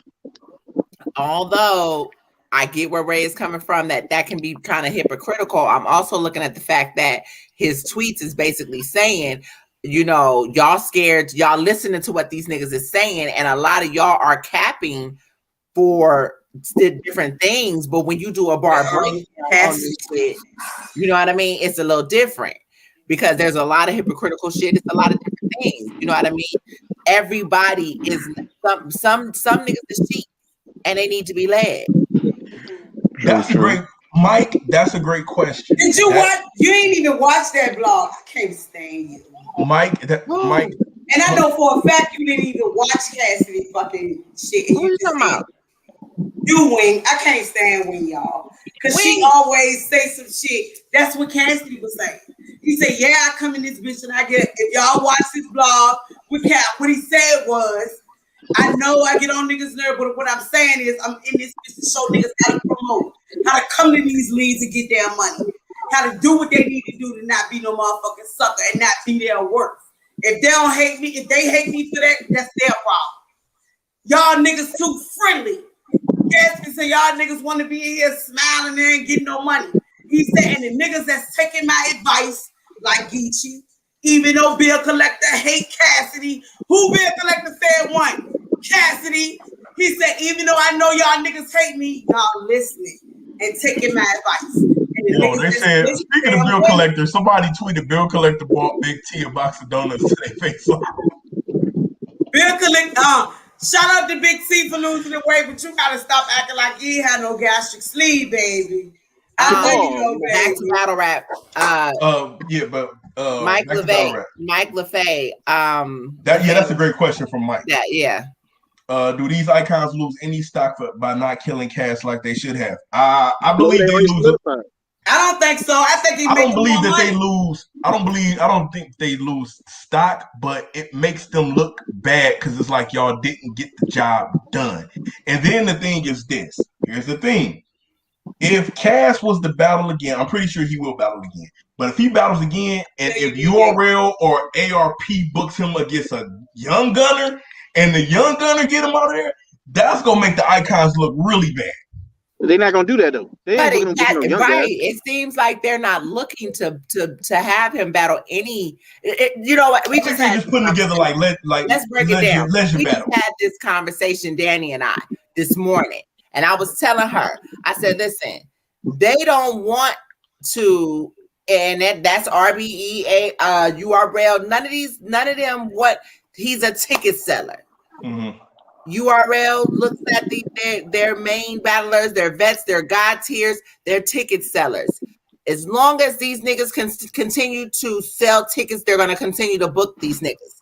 You're not going to book them against one of these new era niggas or one of these top tier dudes, because if you do, they're gone. So let me ask you a question. That's a good question that Mike said about Cassidy, but what about the rest of these niggas? Because I've been asking y'all that too. Do these niggas not got a shelf life that they need to get the fuck on because they ain't no better than Cassidy? I do agree. I believe some of them do have a shelf life, but I think where it's interesting as far as their shelf life go is, think about it. Like, they're doing that prior to this battle, this can arguably be saying this is the worst Hitman that we've seen. Prior to this battle. No. I'm saying prior, people were saying Hitman was good, but then after this battle, now you can argue this is the worst Hitman we've seen. Is Hitman hitting his peak hitting his ceiling right now, and can he go any further? We don't know. So Wing has a point with the whole shelf life thing, because like everybody has been asking to see the old Verb for so many years, and we haven't gotten them because he has even said, I don't want to use gun bars in my lines anymore because of what's going on in St. Louis. So to me, what you're getting now is nothing but multi-syllables and all of this other different kind of stuff that Verb is using. Verb is still rapping, but Verb is no longer. You feel like Verb is better than Hitman? You gotta use gun bars. Do you feel like Verb is better than Hitman, or Hitman better than Verb, Ray? Right now, Hitman, to me, Hitman is edging Verb now, because Verb hasn't been good. Verb hasn't been in the past. Let's be honest. In the past few battles, Danny, Verb has not been Verb. Verb has not been Verb. Verb has been rapping good, but Verb has not been Verb. And if we have to measure everything, because Hitman only comes outside like the Undertaker every couple of years. So if we're measuring Hitman's last 3 battles, so his last 3 battles will be Cassidy. His last 3 battles. I even log out. You want to bring all them on and log me out? That shit hurt me so bad. You just said that. But listen, Danny. If we're measuring Hitman's last 3 battles and Verb last 3 battles, that's where it gets tricky, because Hitman last 3 will be Cassidy, K-Shine, and Tay-Rock. Verb's last 3 would be Miss Hustle, Tay-Rock, and who was? And Mook. No, Calico. But not Calico. Yeah. Now, but Verb had a good performance versus Cal, but a lot of people said Cal still won. Verb didn't have a good performance versus Miss Hustle or Tay-Rock. Hitman's only bad performance came from this Cassidy battle, so it kind of like evens out a little bit, but you can get a slight edge to Hitman. Cassidy is different from Tay-Rock and Hustle. Okay, so listen, since I'm gonna say this. We got to make sure we take turns. I'm sorry. No, babe. No. I start shit. I'm the instigator. That's you good. Go ahead, Chris. Chris looking like a cool ass pulverizing motherfucker. Hey yo, actually, I'm gonna be honest. I think Hitman's performance versus Bill Collector wasn't that great. It was okay. It wasn't great. It just like I feel like, you know, when we talk about this a lot, guys, about these god tier level guys, these originators. Eventually, I mean, they all get more important stuff going on, and it's starting to show. Verb talks about stuff he's got going on outside of battle rap, right? Yeah, he doing movies and shit now. All right, so Hitman is doing the same thing. Wild 'N Out's back. Yes, do you believe? No, they all doing different things now, especially some of these the older guys, and it's like, all right, cool. Maybe this just isn't as important. Also, you get on my nerves with facts. RBE track record with certain URL battlers is that they don't get the same performance at RBE as that they do at that they give URL, and that's just a reality. Say that with King of the Dot too. But are you saying from a positive perspective, they give a better performance on RBE than they do on URL, or? No, I think that RBE continues to kind of get little bro. Like, they give them a good performance because they do great business over there, but it's not the top performance. It's not the one that means the most to them. But and that's an interesting point. But it's like this, right? It's about motivation at the same time. It's like some of these guys, they've been around so long, they don't have a hunger anymore. It's like when you're doing so many other things besides battle rap, this is not their main income. It's like when they first came up, I got a problem with that. But you know what? Hold on. Because if you do it like Hitman said, I do 7 things, my nigga. Well, that 7 things should be paying your bills, and you shouldn't be trying to come to battle rap for a check. I'm gonna say, but it's like an easy lick. It's like a robbery. It's like a robbery. This is where both of y'all make a good point. And I'm gonna also say this. This is true. Like when Surf do is like basketball. Y'all know how I do. This is like cage fighting. When you have those greats, the minute, and I've seen this time and time again, the minute that those great fighters open up their own gym, start becoming a coach, you start seeing that their performance in the cage when they're fighting starts to tear down. Why? Because now they're businessmen and now they're coaching the next generation. And sometimes that can affect you if you're doing so many things and draining your energy. Yeah, so like you said, if you're doing 7 other things, then yes, you need to go ahead and focus on those other things. That's true, right? But at the same time, battle rap. Like with Verb has said, Verb, you got Verb doing music, you got Verb doing music videos, you got Verb doing movies, you got Verb. I think he mentioned that he about to be on a TV show soon. So Chris, you think it's a lick for them? You think it's a real quick flip, Nick? I don't give a fuck. No, I don't think it's that they don't give a fuck. I think that the money's really good, and they come out there and give enough for us to continue to buy tickets, and then it gives us something to talk about to their next semi-good performance. So do we expect too much? Do we expect too much from these men? I saw the comment that said you can't compare Bill Collector and Hitman to any of the Cassidy battles. I'm not comparing the two battles. I'm comparing Hitman's last performance at RBE was not that great. Anyway, that's what I was comparing. Hitman comes out. I just don't think he cares that much, man. He's pointed it out in the face-offs. He's like, you know, I got this, that. You know, if Nick Cannon doesn't get Wild 'N Out back, maybe we get a different situation. But his bag hasn't stopped. His other sources of income haven't stopped. And this, I think that this is more of a Hitman has said time and time again he loves battle rap. But for him, he's going to be the one that doesn't want to get out of it completely because he really genuinely loves this shit. So it's like that side bitch you just can't break up with. It does. He does. He loves it. He does. But he just it still don't matter. You know, you can only. He don't feel like it love him. So why the fuck am I going to give it all? Real quick, I want to say this. Mike, it may sound, okay, I get why you would ask that question because it may sound like that we are giving a pass because of bad and average performances because they have a lot going on. But sometimes when you do have a lot going on, something suffers. Whatever you're doing in life, if you have a lot going on in life in general, something will suffer.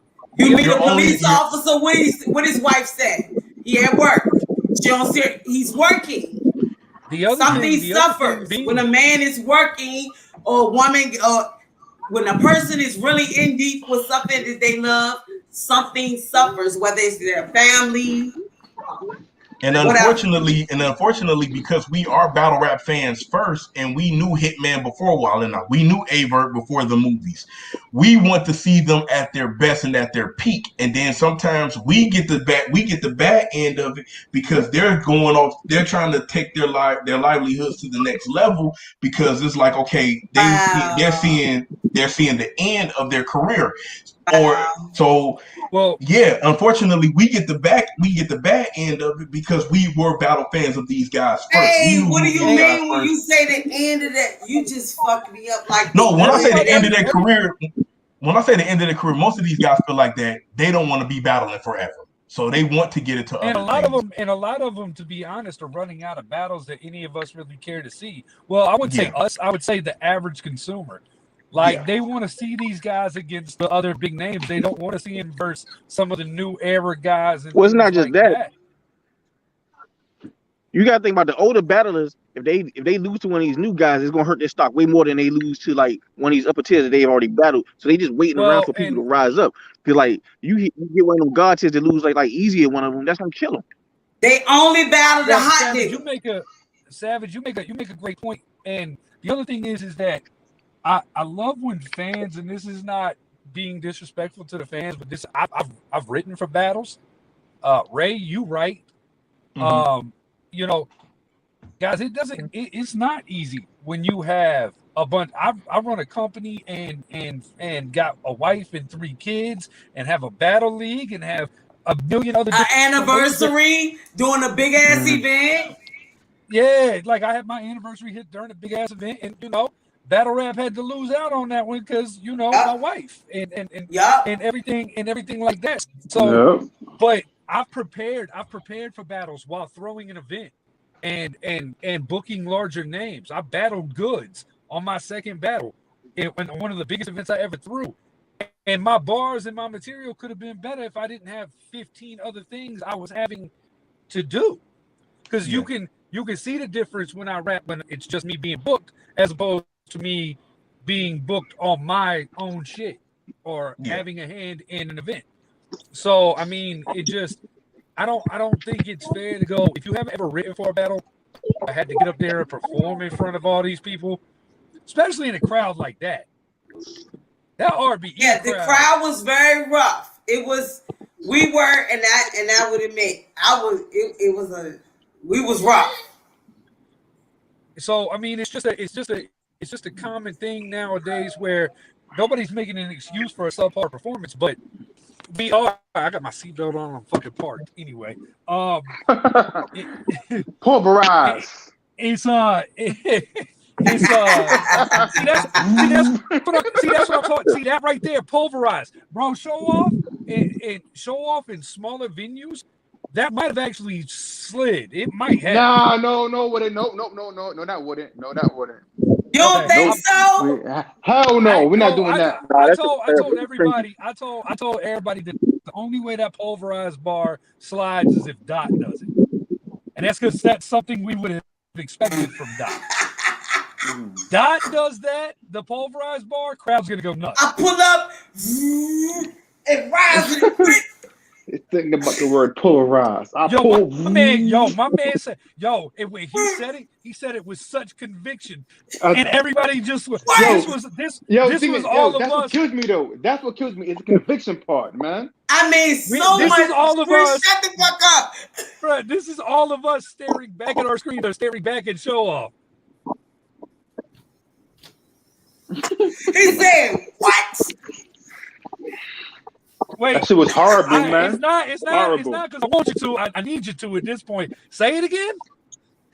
Because my man made a car sound. My man said the pole vroom. What? Why do look at Oswald? Why do everybody keep saying Dot would have got that bar? It's on Twitter. Everybody can say if the dude would Dot. Dot is a reach God, and that's the type of shit we expect from Dot. That's the thing. Actually, we watch. That's the thing we actually watch a Dot for. is that there's certain people. I love y'all, bro. There are certain people that we watch for certain things. Cassidy, you don't necessarily watch Cassidy because his bars are going to be in the now, or it's not going to have the best delivery. You're literally there because what led up to the battle. But the other thing is about like these guys that come back. This one of the ones, Wayne.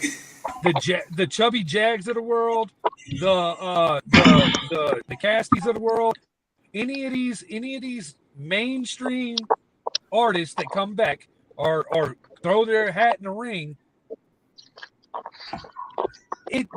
they still get that unexpected factor when a bar is fired. They've got kind of the battle rap cheat code. It's like if Drake goes up there and battles Mook, right? And it wasn't good. You're still going to find something that was semi-great to react to Drake for. Yeah, it's fucking great. So, and the other thing is that you battle rappers, you top tier, you god tiers that keep getting guys like Cassidy's and the Jags and shit like that. Y'all are not doing enough to kill their confidence enough to make them say, "All right, I'm done." So Chris, I don't know if I know you was at work, Chris. I know you was at work, Chris. Do you be on Twitter? Yeah. Did you see Twerk post? I would have killed that. He won't get around for me. Then Rock said he won't get around for me. They're ready to battle Cassidy. Okay, here's what. Can I be literal for a second? Can I be literal for a second? Hey yo, Twerk. Hey, yo, I believe Twerk can win. I believe Twerk can win, but the whole he ain't gonna get around Twerk. You will give him a round. Cassidy's getting the third. Cassidy's getting the third. Because Twerk, them thirds be shaky, baby. Jersey. Yeah. What about the face-off? Well, Twerk don't really hype himself up in the face-offs anyway. So even if like Cassidy sat in front of Twerk, like the hypest I've ever seen Twerk for a face-off was the very first caffeine event. And that was the Genesis card versus Geechee, and they was arguing over who was the new face of URL. But that was the only time I've ever seen Twerk hype. Cassidy and Tay-Rock, yeah. That would be a great face-off. We need Cassidy beat Rock. Cassidy beat Rock at this point. Rock is a shell of himself. Not only that, Rock, you was on Cassidy's song. You weren't even on Surf song. Okay, but here's the other thing. The other thing is that if any of y'all have had any interaction with Cassidy, don't battle him. Because that second and third angle. That's an angle. He actually angled. Was it the greatest angle? No, but it doesn't have to be when it's true. You don't have to over angle. You just have to structure it right. I mean, can we just really ain't got to run? Can we just be honest here and just basically say, because I've seen this on Twitter as well about Nick Cannon popping out. First off, what Nick Cannon should have done if he was coming for you was stood there and did you know what I mean, in front of Cassidy instead of going over there dapping. You got to understand. You're the employee of Nick Cannon. In a COVID era, Nick Cannon didn't get that boy 6 inches. He was all in Cassidy's personal space, giving him all. Hey man, what's good? Cassidy was in his ear like this. You done came out here for this bitch ass nigga. I'm gonna talk to your ass about it. Hey yo, you still doing that new season, right? We good, right? All right, cool. Right. That's why Mariah Carey left with bitch ass. You still hanging with bitch ass niggas. Now, I will say this. From what I heard, because the mics were still hot. Nick Cannon was originally supposed to have a couple of bars, but they couldn't get a mic to him in time for him to get those bars off. Oh my God! I heard Hitman say it on the hot mic. I heard Hitman say that he was like he had some lines, but they couldn't get a mic to him in time. Okay, now this would have changed everything if Nick Cannon would have spit bars. Right. That would have changed the whole narrative completely. Yes. But shout out. But look, this just. Even if Nick was whack, he would have got it. Fuck that. Look, me being petty. Look, this is me being petty. I got to be petty for a minute. But I gotta shout out Hitman and the 63 Bloods that kept Nick Cannon quiet. Cause that literally was a shocker when Nick Cannon ran out there and took that mask off. Yo, and we didn't even know it. We were on the stage the whole event. We all are battle rap fans. People don't keep shit secret here. Oh my God. And the fact that was kept secret all the way through the third round was crazy. But nah, people saw Nick Cannon in the building. Because when I was in the crowd, people were saying they saw him, and I was like, because people were like, yo, that's like Nick, yeah, that's why I told you. Like, when I came, tell me, bro, I would have went off, bro. I would have infiltrated the whole shit, bro. Oh yeah, infiltrate the whole shit, bro. Real quick. Danny, why is everything with you gotta be so aggressive? Like I don't know. She from VA. You know what? So look, to answer your question without answering it, you know where I'm from? Lady Flames. Yeah, man. Lady Flames. That's it. Hey, real quick, the confirm with Savage said Loso and Must Hustle is happening May 29th in Atlanta on my birthday. Yes, it is. Yes, it is. I'll be there. And Miss Hustle tweeted. Miss Hustle tweeted she's not playing no games with Loso because of what he did to Vixen. So Blade makes a great point though. Show out jumping in, Nick Cannon. If Nick Cannon actually got bars off, how many? And then whoever that was behind him that was asked, "What'd you do?" Or why with the pastor bar? Like why? Like how many people you need in your battle, big dog? Thank you. Thank you. But I'm actually calm, ain't y'all? I'm actually calm in person. And then you maximize that with having. Oh, Savage, you scratch your head. You have a million man blood march getting onto the stage. Okay, Jesus, man. You have a million man blood march as an entourage. Ain't gonna lie, fine as a motherfucker too. That's a fact. Cassidy would have looked like Thanos that night because you brought. It was a meat. It was a meat show. It was a big barbecue. All of the stuff that you brought, that you tried to throw at Cassidy. All the stuff that you tried to throw at Cassidy. I ain't gonna lie. I don't fuck with him, man, but he brought a whole meat rack, baby. What? Especially shout out to him and my ass. Shout out to you, him and your dark skinned friend with the little twist. Okay. I saw you, baby. Can we get back to the programming? Would have all the stuff that he tried to throw at Cassidy. It just kind of St. Louis Cardinals. It just kind of. I mean, the whole Negro baseball team. I mean, that wasn't cheap neither, man. Them custom basket. That was a lot of money. Y'all niggas weren't ready to fight, and let's take us back to the John shit. You come out there with a suit, niggas ain't ready to fight. Y'all came out there with authentic throwback St. Louis Cardinal jerseys, holla, show off, ass nigga, Lulu, TT, big nigga from the block, Big Bang, Shorty Low, Andre, Anthony, Anton, Lil Quee, Shay, Bra, Boniqua, his mama, Big Jerm. Everybody was in that bitch. Stupid. Shout out to him, man. Hey yo, that's crazy. All in all though, like I had to get back to work, so I don't know where y'all are at in the show. I think we're done with that. We needed to really get back to Ill Will and A-War because we did not. You fucked the whole shit up, but it was lit. I want to say this: if you can pick a winner in that Ill Will A-War battle, it's only because you are a fan of that guy. You are showing who you're a fan of because I've watched that battle 5 times. Ain't no fucking way in hell you pick a winner on that battle. It's hard to pick a winner in that battle. 2-1, man. Ill Will 2-1. Nah, that battle's big. Yo, for me, it's hard. It's really hard. It said 2-1 Ill Will. What you said, second and third. Yo, when Will said that dream, when he said Jesus the Reach Master, I was like, oh my God. I said, this man is wicked. Like, Will was in this battle. The battle is amazing, and it's like, when it comes to a battle like that, at this point, there's no point in even discussing winner or loser because it is just watch it several times, debate about it. the fans and the culture one. That's one of them ones. That's Blade Brown said that. Hey, Chris. Blade Brown said you and Mike should have been the co-main event. Oh, yeah, no. Mike's scared. Mike want to battle Chris in the ride, so he think he can have the West on his side. But you don't know, nigga. We on the West side too, motherfucker. I would have shown up with 100 Republicans.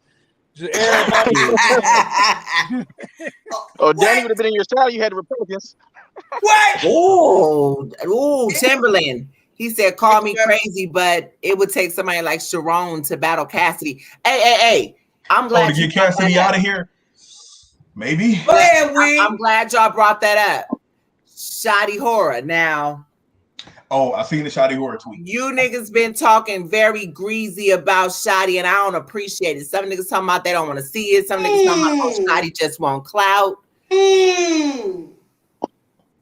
I'm not. I don't think that Shoddy.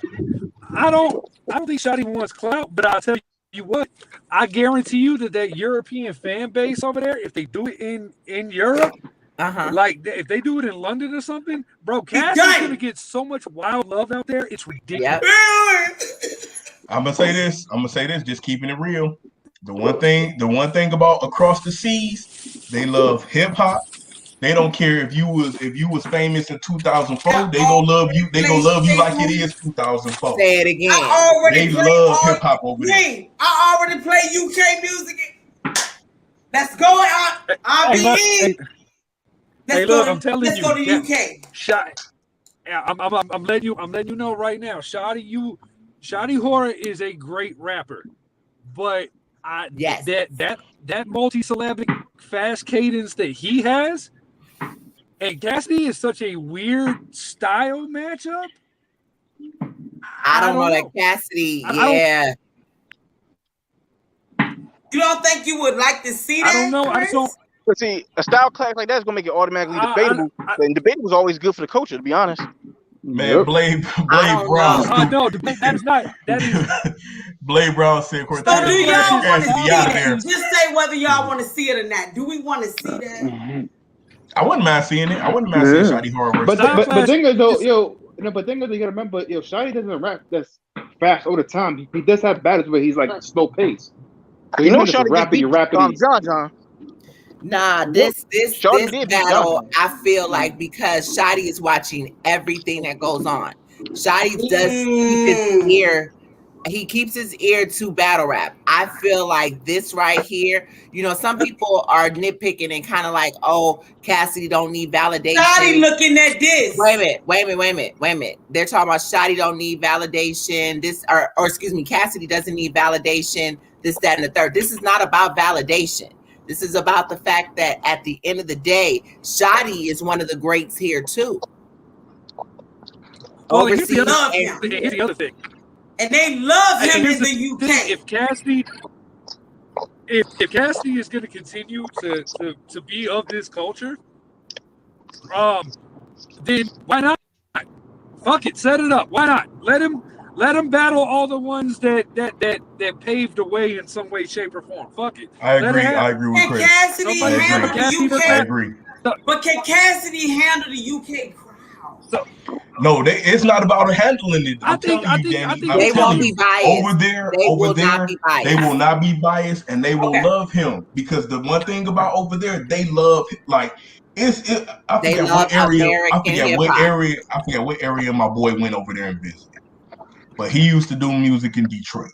When I say it's a specific area that know everything about Detroit hip hop, I'm talking about Blade Icewood, rest in peace. They know everything. The UKians are hip hop. Sometimes if you watch documentaries from out there, put it like this. Danny, put it like this. Why do you think most old school rappers only tour over there? Because they still selling out stadiums and buildings over there. Does nobody watch Mass Show? Like at all? Method Man said that he makes so much money over there in Europe. That's why he tours over there. Why you think Cannabis is still rapping? Cannabis make money over there. Cannabis still rapping? Yeah, Cannabis had like 13. Yo, 50 had a show with 50,000 people over there last year. Like they love hip hop. They love it. So Cassidy would definitely flourish over there. He would definitely flourish over there. To be honest, that's where some of these older early 2000 rappers, 90s rappers go to continue getting paid. Why you don't hear some of them having money problems? You mean to tell me that a tag team went over there? They hit Europe with some whoop, there it is. They not been go crazy. But hold on. Because this is the reason why when Hitman made the comment about, I'm still relevant with college kids, my nigga, this is a recording artist. This is why I don't know why that conversation happened, because for me, I feel like they're relevant in two different lanes. Cassidy is going to, he was a battle rapper, whatever the case may be, but he's not a battle rapper that had made it out of battle rap. He is a battle rap / industry recording celebrity, recording artist. This man makes European money. Here we go. He makes European money. Y'all ready for this? Yo, you ready for this? Here's where I'm just gonna drop 30 on this whole debate right here. Ayo, Hitman. That same company that you work for, he's performed on their award shows. It's just different, my guy. That's why I was mad that conversation even came up, because I understand it sounded good, it looked cute in battle rap, but y'all know battle rap fans are some of the most indigenous motherfuckers when it comes to that's not where I'm going. They're weird. That's not where I'm going. When it comes to paperwork and pulling shit up, they gonna go pull some shit up for you. So even with this battle going forward, it was, Hitman is talking about assets and all of this other stuff. It's like, bro, when they pulled up who the net worth of y'all, you were wrong. So you shouldn't have brought that into play. $4 million more than you. And it was kind of messed up. I'd like to point out. Go ahead. I'd like to point something out too about the foreclosures and car repos and everything like that. When you become a celebrity and you have a bunch of wild assets floating out there like that, you don't want that shit after a while. Jim Jones said, "Hey man, it was cheaper for me to let it get foreclosed on than pay it off." Bingo! They don't keep that shit. Take that shit. File bankrupt, get something new. You don't keep that shit. Fuck y'all talking about. At the end of the day, that's the bankruptcy was the American way. Jay-Z said we cop whips and we crash them to get another one. Shit, you damn right. So bankruptcy is the American way. Shit, why you think Trump will be man? That's like, see, that's what I'm saying. Like, that's what I'm saying. Like, there's a method to the madness. A lot of celebrities have had foreclosed homes, repoed cars. Presidents, they going to jail for tax business owners. They going to jail for tax Hold on. Hell, new rappers still do it. Didn't Quavo just let Saweetie's fucking Lambo truck whatever get repoed? My man said, "Fuck it, I ain't making the payment." You left bad. You can be on my credit. I got money. Repo it. I don't give a fuck. I'm just gonna go buy another one, and you honestly think they ain't gonna give you? Honestly think you don't need credit when you got money. You honestly think that they gonna go do a credit report on him when he go to try to buy another one, and they're not gonna take that? You don't need no credit report. You don't need no credit report when you're a nigga with money. Well, you have to have good credit. Well, you have to have a credit report. You're not gonna have good credit if something is repoed from you. Okay, you keep people around you with good credit. Oh, well, yeah, that too. Hold on. What's wrong with people? You don't put nothing in your motherfucking name. Business line credit works. Then I'm gonna get rid of them. Put it in your name. Most people get stuff through their businesses, so it's like they don't have it. You get in your business, you get in your bitch's name, you get in your mama name, your aunt name, your cousins, your closest cousin, your best friend. Everybody ain't shit in your motherfucking name. But more so, that like you're I said, not gonna keep. That you're not gonna keep. I don't really understand why. Like I said, I wish that conversation never came up because it was just like I understand where you was trying to go with live on a farm. Right. Cassidy have goats, chickens. He breed fucking canines. That regardless, what I'm saying is from Hitman's perspective, I wish he would have never. Hotel. That man don't live in no motherfucking hotel, boy. Right, but the whole narrative of Big Bang take Little Bang, I wish that just never would have been a angle or anything, because at the end of the day, it's just different. They make their money differently. Facts, Blade. Well, the other thing being in that situation, that could have really backfired, because even Cassidy could have slid some type of rebuttal in there or something where it's like, well, you can learn a thing. Don't be like me where you take losses like that. You can learn from me. You're still the young guy here. That's true. And now I'm living off the world because not for nothing, the chickens, the goats, like she just said, the chickens, the goats, and all of that shit. That's money. That's money. Breeding. That's breeding income. Lasting breeding. Exactly. So families. not for nothing. He's breeding families. Not for income. nothing. That's dogs. Yeah. Nigga, he got him company, CBD, his own strain of THC. Bruh. My man could have gone up there and asked you how many album sales you got here, holla. I mean, he just kept it personal experiences he had with you and everything like that. So I just think the realness behind a lot of what Cassidy was saying in his material is why I had him. If you leave it up for a debate, you give it to him. Y'all, you same people that was out here talking about Ace I mean 2-1 can't go out here and say Cass not 2-1 too, because he in the end, Chris dirty. Oh, would anybody like to rebut what Chris just said? But I'll say this though. See that I can't rebuttal it because I didn't have Ace I mean winning. So you always keep it fair.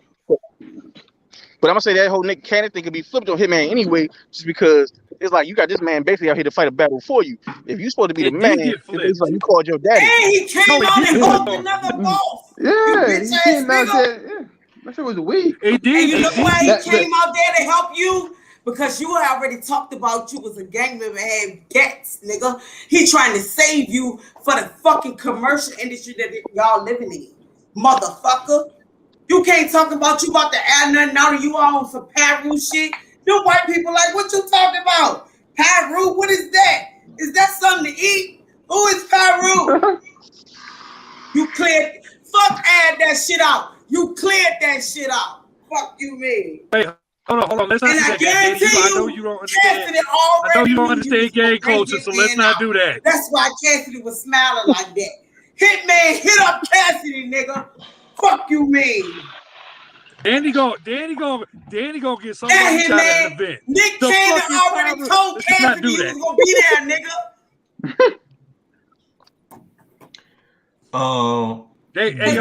I saw somebody on Twitter. I saw somebody on Twitter say that that Cassidy and Nick went out to dinner afterwards. So we gotta reconvene. We got to reconvene because you know what's name is this weekend, and we got to do a prediction for that. Okay, we're gonna do that. This is all mapped out. I know that.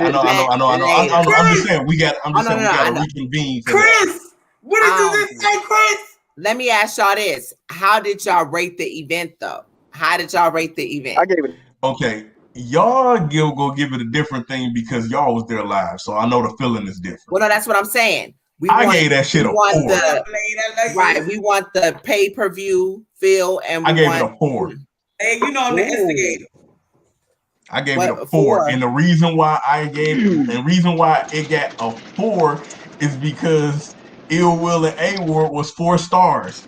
But other than that, I can't argue with Ray on that 4. I gave because. I don't know what happened with Show Off. like Rosenberg cleaned that boy up like it was nothing. I missed the one that's cased, and everybody gave praise to the one that's cased. I don't know what was going on with O-Red. He looked amateurish. And then we had 45 minutes of waiting for Hitman to get his people on stage. I gave it a 4. I gave it a 4. Put some respect on Rosenberg Raw. That boy. Look, I'm not taking nothing away from Raw. I had to give it to him. Wing, didn't I apologize to Rosenberg in his face? Hey, yeah. Like Rose shout out to his brother. I walked up to his brother and was like, Rosenberg. He was like, that's my brother. Like Rose did his thing, man. And again, I don't know what happened with O-Red, man. Like, you know what happened? When you got a lot of Mavatos and, like I told you, a Mexican gang from Rush Hour, shit get different. Y'all won't damn talk about he lost his voice. No, it ain't no. Not his voice. I'm talking about the material. The material he had was not good. Hey, yo, bruh, he couldn't execute. Hold on, real quick. He was scared, bruh. I was scared. Well, he got it out. It just wasn't good, Danny. He couldn't get it out. He couldn't get it out when a nigga with his whole face with two pillows. Get it out. He got it out. I think he was more so. No, he was more so mad at the fact that I think he underestimated Jag.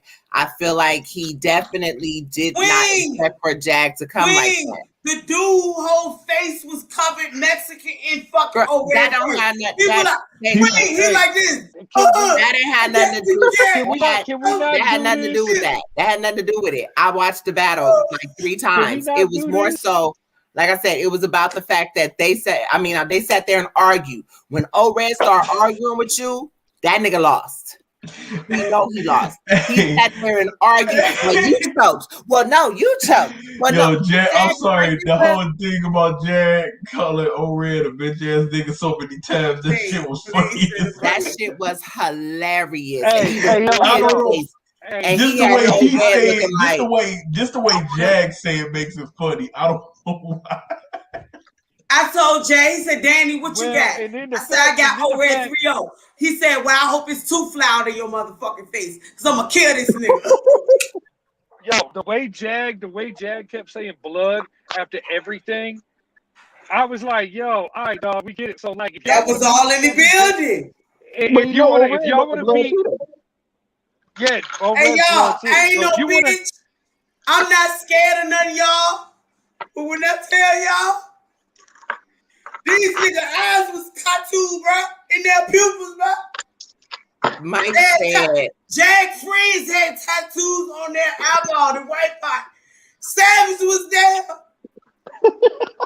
O-Red said, hey yo. Mike said LaFleur. Mike LaFleur said O-Red was playing hide and go seek with his voice. Talk about if you want to beat Jag, what's that mean? What you say, homeboy? What you say, man? O-Red. I'm ready to see you today. It's a me, homie. If O-Red wants to beat Chubby Jag, you should have challenged him to a spelling bee with nothing but C words. Thanks. Why you playing? He definitely should have did that. Take another angle. But I'm not gonna say that the crowd was trash. It was just a lot of moving parts, and it was the first time we had a big event with a big audience in a long time. People they wanted to watch battles. But I will say this. I think I don't want to say this out loud, but I think we're slowly starting to move from the generation of big crowds now. I mean, I get what ARP was trying to do. Wait, hold on. Let me finish. I get what ARP is trying to do, and I think we still may have big crowds. But the one thing that was pointed out to me by a lot of people in the comments was, I prefer big crowds. Wasn't nothing wrong with this event. I mean, I prefer smaller crowds. People like nothing was wrong with this event, but I prefer to actually hear the battlers get through their material versus pausing every time for a large reaction.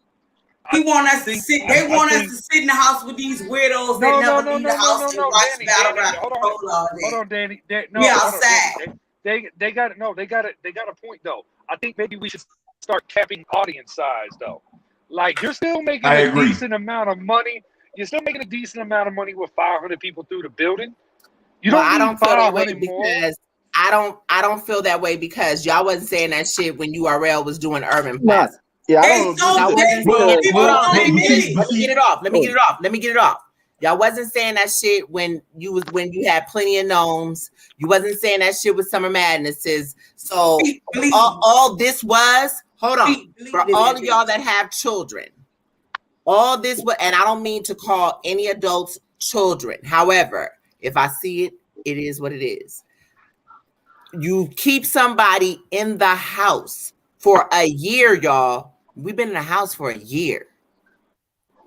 Your first battle rap event, you happy to be outside. Yeah, it was like and we all met each other through battle rap. Keep in mind, a lot of us met each other through battle rap, Wing. So when we connected the name with the face, it was family. No. I ain't talking about us because everybody didn't do that. I'm just talking about in general. Yeah. People are happy. The battle rap fans are happy to just be out talking to people. Like not if you don't matter if you know them or not. Just happy to talk to people about battle rapping. You got all these different conversations going on, and it was more of a social event than the way they would be at battle rap events. You know what I mean? This was the first. I will apologize on us for that part because hold on. I ain't gonna lie to y'all. As a fan, y'all, I will apologize for us fans on that part, y'all. Y'all had to be there. It was like you got to meet people that you always only met through Twitter, y'all, for the first time or for the second time because of John. Because we've been locked down. Now, y'all got to keep in mind. Hold on. Let me get this off because the thing is this, right? It's got to be big events because it's the energy. That Ill Will and A-War battle would be totally different if it was in a small room. You need that energy. That's what battle rap is built off of. What you got to understand, this, like Wayne said, this is everybody's first time out. So people were interacting. So it wasn't really about the battle so much as about the experience. But when you need battle rap culture, you need that energy. All the great battles would not be the same without that energy. When Rock battled Hollow and he hit the seatbelt bar, if he would have hit that same bar in a small room, it wouldn't hit. That's why, like when Rock battled Daylight, right? And he said, "I sit day by day." If he was in Webster Hall, that shit would have blew the top off. It would have been a debatable round. So that crowd adds some energy. But to Chris's point, where Chris was saying, like, instead of having larger crowds, minimize it to a certain number. I agree with that. I was just going off of what I was reading on Twitter, but to what you were saying, Wing, when you said, well, nobody complained about Urban Plaza and all of these other places. Well, this is before we got the COVID. And the COVID era, and the minute we got the COVID era, the first thing we listen more. The first thing we said, we was like, "Yo, now we can actually hear the bars more. Now they're getting through their material more. Now the event is lasting." I'm completely that person. I feel that way. I understand. I agree with you what you're saying, but being a person like me and Chris, we've gone to small events. I mean, minimal people, 25 people events, 10 people. To COVID era, and before that, big 1,000, 2,000 capacity. So we've actually been through it all. I agree. A lot of times I'm in places, but a lot of times I go to the event for the experience. I'm not going because I'm going to buy the pay-per-view or whatever. You watch regardless. As soon as you get back to the room, I'm going to watch it anyway. You feel me? Hey, Timberland TV. I don't go to clubs. I don't do none of that. Yeah, Wing don't be I'm going to say this. I'm going to say this. After parties. Hold on. I'm going to say this. Right, I don't even do the after parties. I go home. I'm there for the watch the battle experience because, like Savage said, certain shit, I'm there. Listen, let me tell y'all something. If Sharon and Chef Trez would have been in that building, Girl, I ain't think about that, girl. Was they there? I ain't see Ron and Chef Trez would have been in that building. It would have been the same. That battle would have been 2 hours. Hey, Chris, go ahead. Get your point off. What you was trying to say. What I'm trying to say is that we also the Webster Halls and stuff like that. Like we came from, that was a battle rap era. That was a battle rap fan base. A lot of these bigger events like this have some bullshit surrounding them, and you're getting a bunch of random ass people in the building. That's what I mean, so to speak. Like if you're gonna go out here and book of an event that you know has a battle like a Cassidy or somebody or something else, and it gets to that point where it gets heated, or it's got some bullshit surrounding it, like Ace and John, cap out the amount of people that part. in the door. I agree. I completely agree. There you go, Chris. Thank you for saying that. But let me say this with Chris's point. For those who felt as if this was not a battle rap crowd, it definitely was. This was not Atlanta. But you know, from all over. Y'all quit pointing the finger at Atlanta. Also, Atlanta lit. I like Atlanta. If you can't make it in Atlanta, you can't rap. Hey, this real was quick. Not Atlanta. This was an New York was worse. Battle New York was worse. Imagine being Aver back then. This was a battle rap culture. But like Chris said, people was there for different reasons. Yep. Hey, real quick, Timberland TV wanted to know. Real quick, Timberland TV wanted to know for the people that was there live, did the male to female ratio get better at the event? Oh no, it was nice. The women were beautiful. Surfboard. Wait. Okay, somebody lying. Hold on, somebody lying because y'all saying yes and Savage is saying no. Look, it wasn't nearly enough. It wasn't nearly enough of them. Now it was some nice ones, but that's it was a sausage because party. Savage ass. You know what? We ain't even gonna put you out there. Hey, I'm a lovable person, but it was a sausage party in that drink. But no, listen. It was a lot more females than I've ever seen at events, and I've been to big and small. It was a lot. I was very surprised with the women amount of females. Like, I don't know what they were with their men. I mean, I talked to so many girls. Their men was like a battle rap. They had their arms around their men. Well, okay, hold on. Because Timberland TV asked a question about was it more a male to female ratio, but Savage might be referring to the fact that because it was certain hands-off women that you couldn't deal with. We going by the head count of women, whether they was with men or not. There was more than what you do. It was more women that I've ever seen at a URL battle. Absolutely. And I mean prettier. You said that. I mean, there was hands-off women there. Hold on. I almost knocked my Savage. Don't play with me. Where you from? You from DC, nigga. Why does them bitches was in there? Am I lying, Savage? Them bitches was in there with chains. Yeah, they was in there with chains. Iced out. You had your booger. Yes, you know you gonna have your booger. Am I lying, Wayne? You got your booger. Hey, Ray, you got your booger that come around. You know, you had women was in there. Iced out chains, watches, rings with niggas. They was coming in iced out. It was like, let me tell you, it was like where surfing them was. It had to be about 8 chicks. When shout out to J girls. Hold on. Shout out to DMX because you know when they start playing the tribute to DMX, you have more women going. In them stands than you did men. Hey, real quick, girls, real quick. I got a question. How the fuck does Danny have the most dominant mic on this show? I'm talking always. Who? Danny's got the mic that like no matter who talking, you can hear her. Because me and Cassidy got the same birthday. I'm the energy. Let me. Okay, so You know we're what? gonna wind up You know because what? we've been on You this know show what? I think for for real, 4 hours. you always talk about my mic. Hold on, wait. You always talk about. I took the other mic off the laptop, Chris, and you was like, you got a day on it. I don't know why the fuck it's working today, but I took all the All I'm gonna say, connections off all the Elgo devices in my house 21. so I can beat your ass today, nigga. That's why my shit working. The Wi-Fi is on fire, Yo, Chris.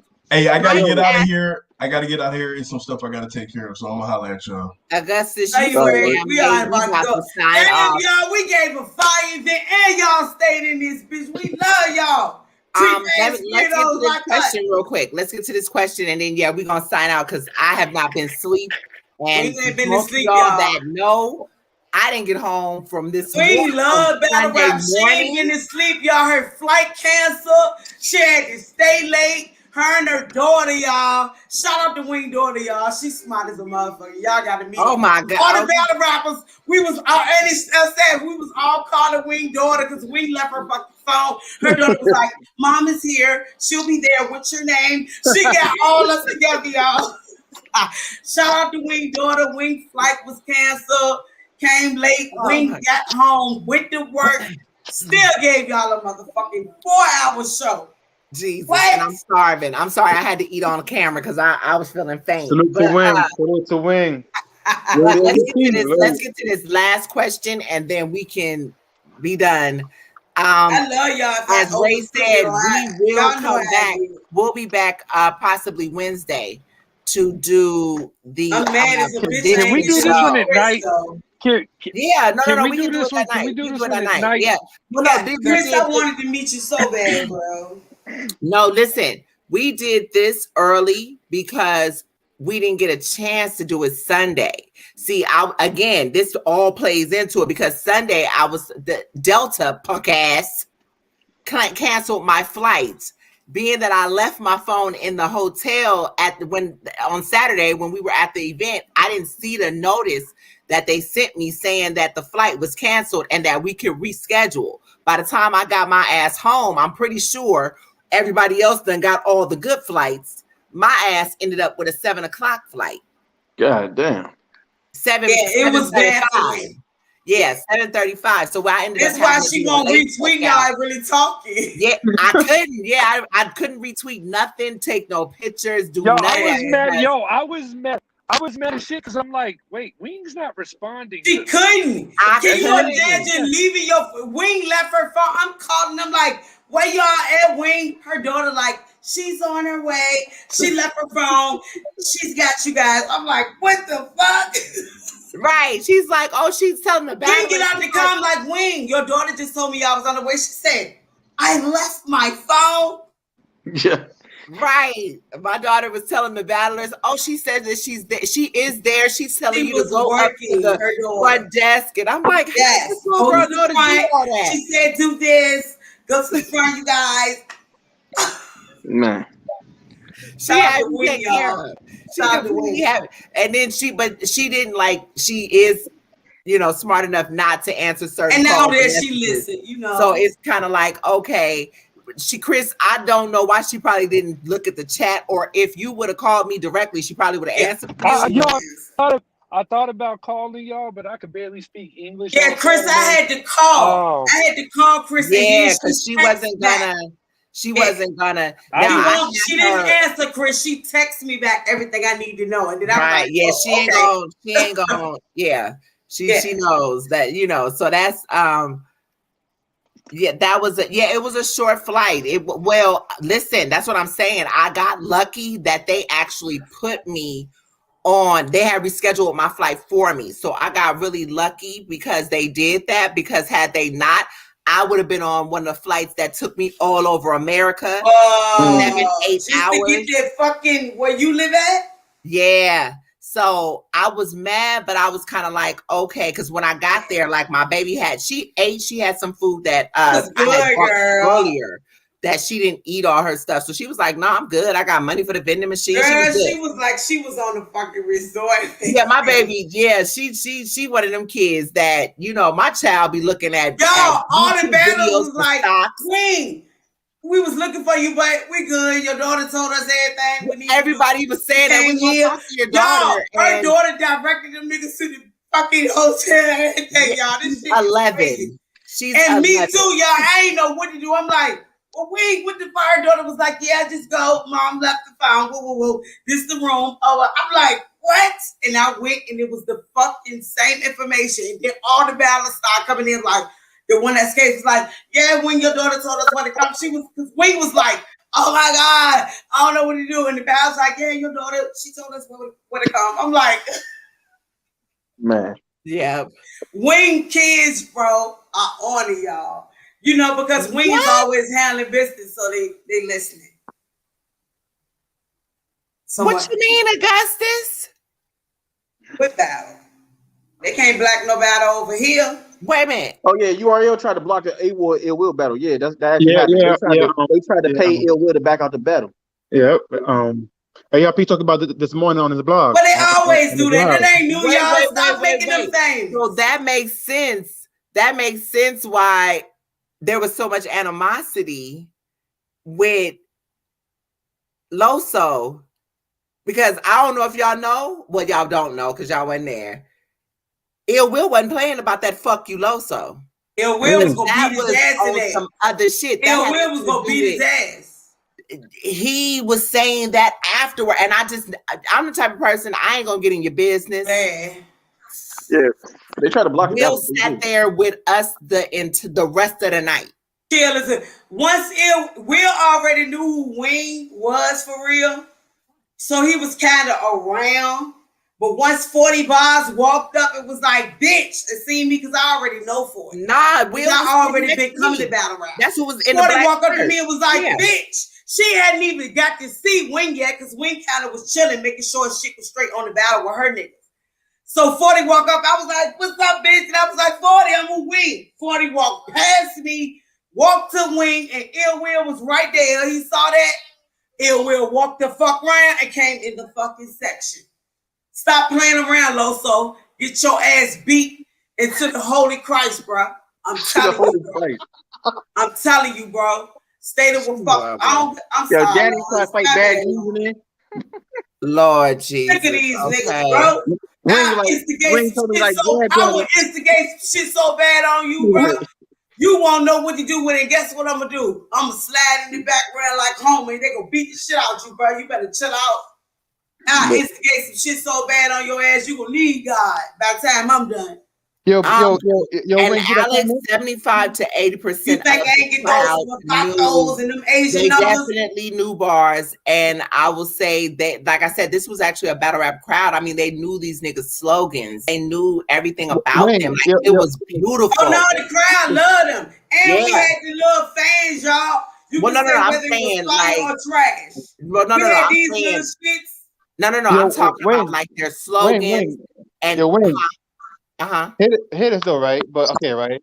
Everybody's saying, this is not a battle rap crowd, and what I mean, they're trying to protect Cassidy because people vote because they make it seem like we the folks in attendance are just reacting to anything, right? But look at past your past events from URL, right? Look at when Surf Battle Hollow, Earn and Ash, they went crazy for that damn line, and that's a battle rap crowd. You know what I'm saying? So like, I don't want to hear that. I don't want to hear that. You know what I mean? It's the same people that I was there when they battled Hitman. I was there when Cassidy battled Goods. That was not better than Hitman, bro. Hitman shit was different. It was a different feeling. It wasn't no real niggas in the building like it was the other night. Savage, you from DC. What did you feel around you? No, it was straight. Like you was sitting there like this, nigga. I'm at home, nigga. We was so comfortable around real niggas. When I go to URL events, I be like, oh my God, these niggas are weirdos. You be in the line like, oh my God, these computer ass niggas in the line. Hey, you went to that event, it was guaranteed. You was hoping a nigga got searched in that motherfucker. Fuck you talking about? Am I lying? URL event, computer nerds. Sorry, I hope y'all search everybody that walked in here. Okay. Like I seen how you searched my bag. Did you made sure that you did it? Where's the one? All y'all that was watching from home, listen, we get up don't in give there. a fuck what y'all was talking about. Y'all Real need niggas is in the bag. Yeah. Myron has been putting Loso in a bag for a while. I don't know why Will would feel the way. Like, you know what, Alice, I don't know why, but like I said, what Augustus just said, it makes sense to me because of Will's energy and what he was saying when he was sitting next to me, because he had been there. Will had been sitting there for a little minute, and you know, he was laughing at some of the stuff Danny was saying. And matter of fact, wait, he was sitting there. He sat there. He was sitting there through Cass. No, he was sitting there through Cass and Hitman. And that's when Loso and them was standing right there. Matter of fact, that's around the time that after the fight. It was after the fight. Or excuse me, scuffle. It was after the scuffle. It was the whole time. Yeah. Yeah, Jag had yes, he did. Jag had Danny around some gangsters. Yes, listen.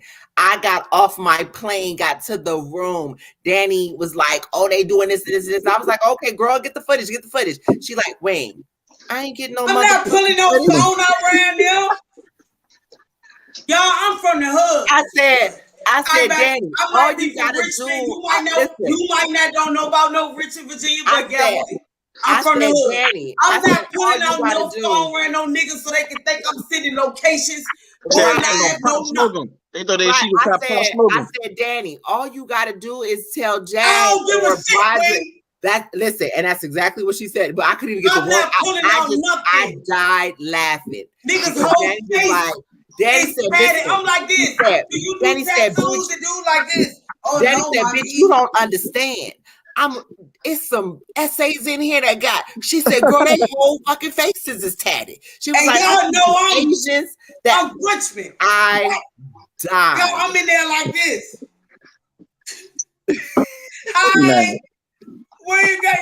Hi, where you guys from?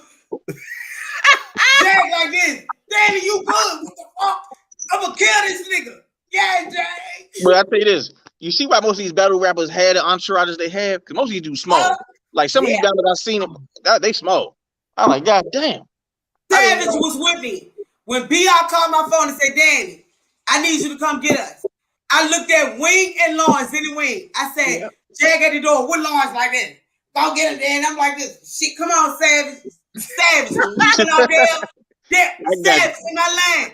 They're whole white niggas, Mexicans, black niggas, Asians.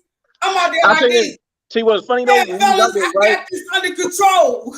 When we was out there, right? Because Danny was over there sitting talking to Jag. So I grabbed him and said, "Yo, come on," because Lauren said, "Come on in." So John out to the side, he's like, "Damn, who are these two niggas?" He's like, "These motherfuckers must be important," because like they just walk right past us. Because like me and Danny walk right past John and all of them to get in. Because like Surf, John, all of them were waiting. We walked past John and Surf. Savage had to tell me, "Danny, Surf right there."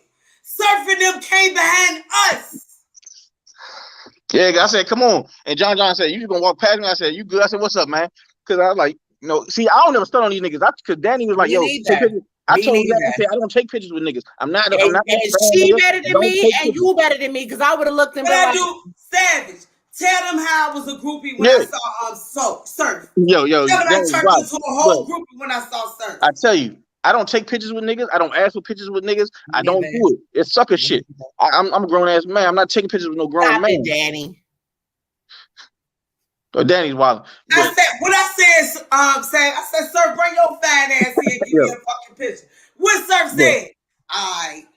I can't believe niggas paid for a picture with a grown man. Though. That's some sucker shit. No, he didn't pay for it. He walked off.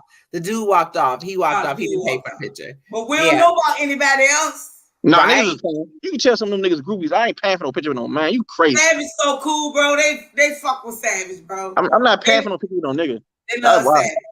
Yeah. John walked straight up to Savage before I even went to John. But like, nah, that shit crazy. Them man, some of them niggas is just like weird. I was like, yo, you can tell with some of these fanboys that go to events, it's like they get starstruck just about some battle rap. I'm like, they regular dudes. Cause this is not URL, sir.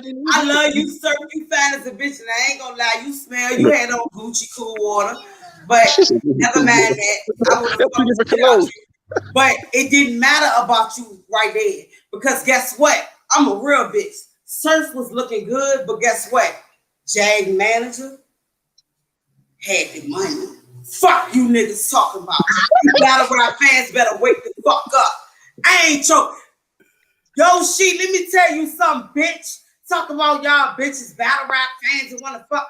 Hey, shorty, let me tell you something, girl. You was fucking battle rapping before your name even got popping, shorty. Ain't nobody worried about no battle rappers, girl.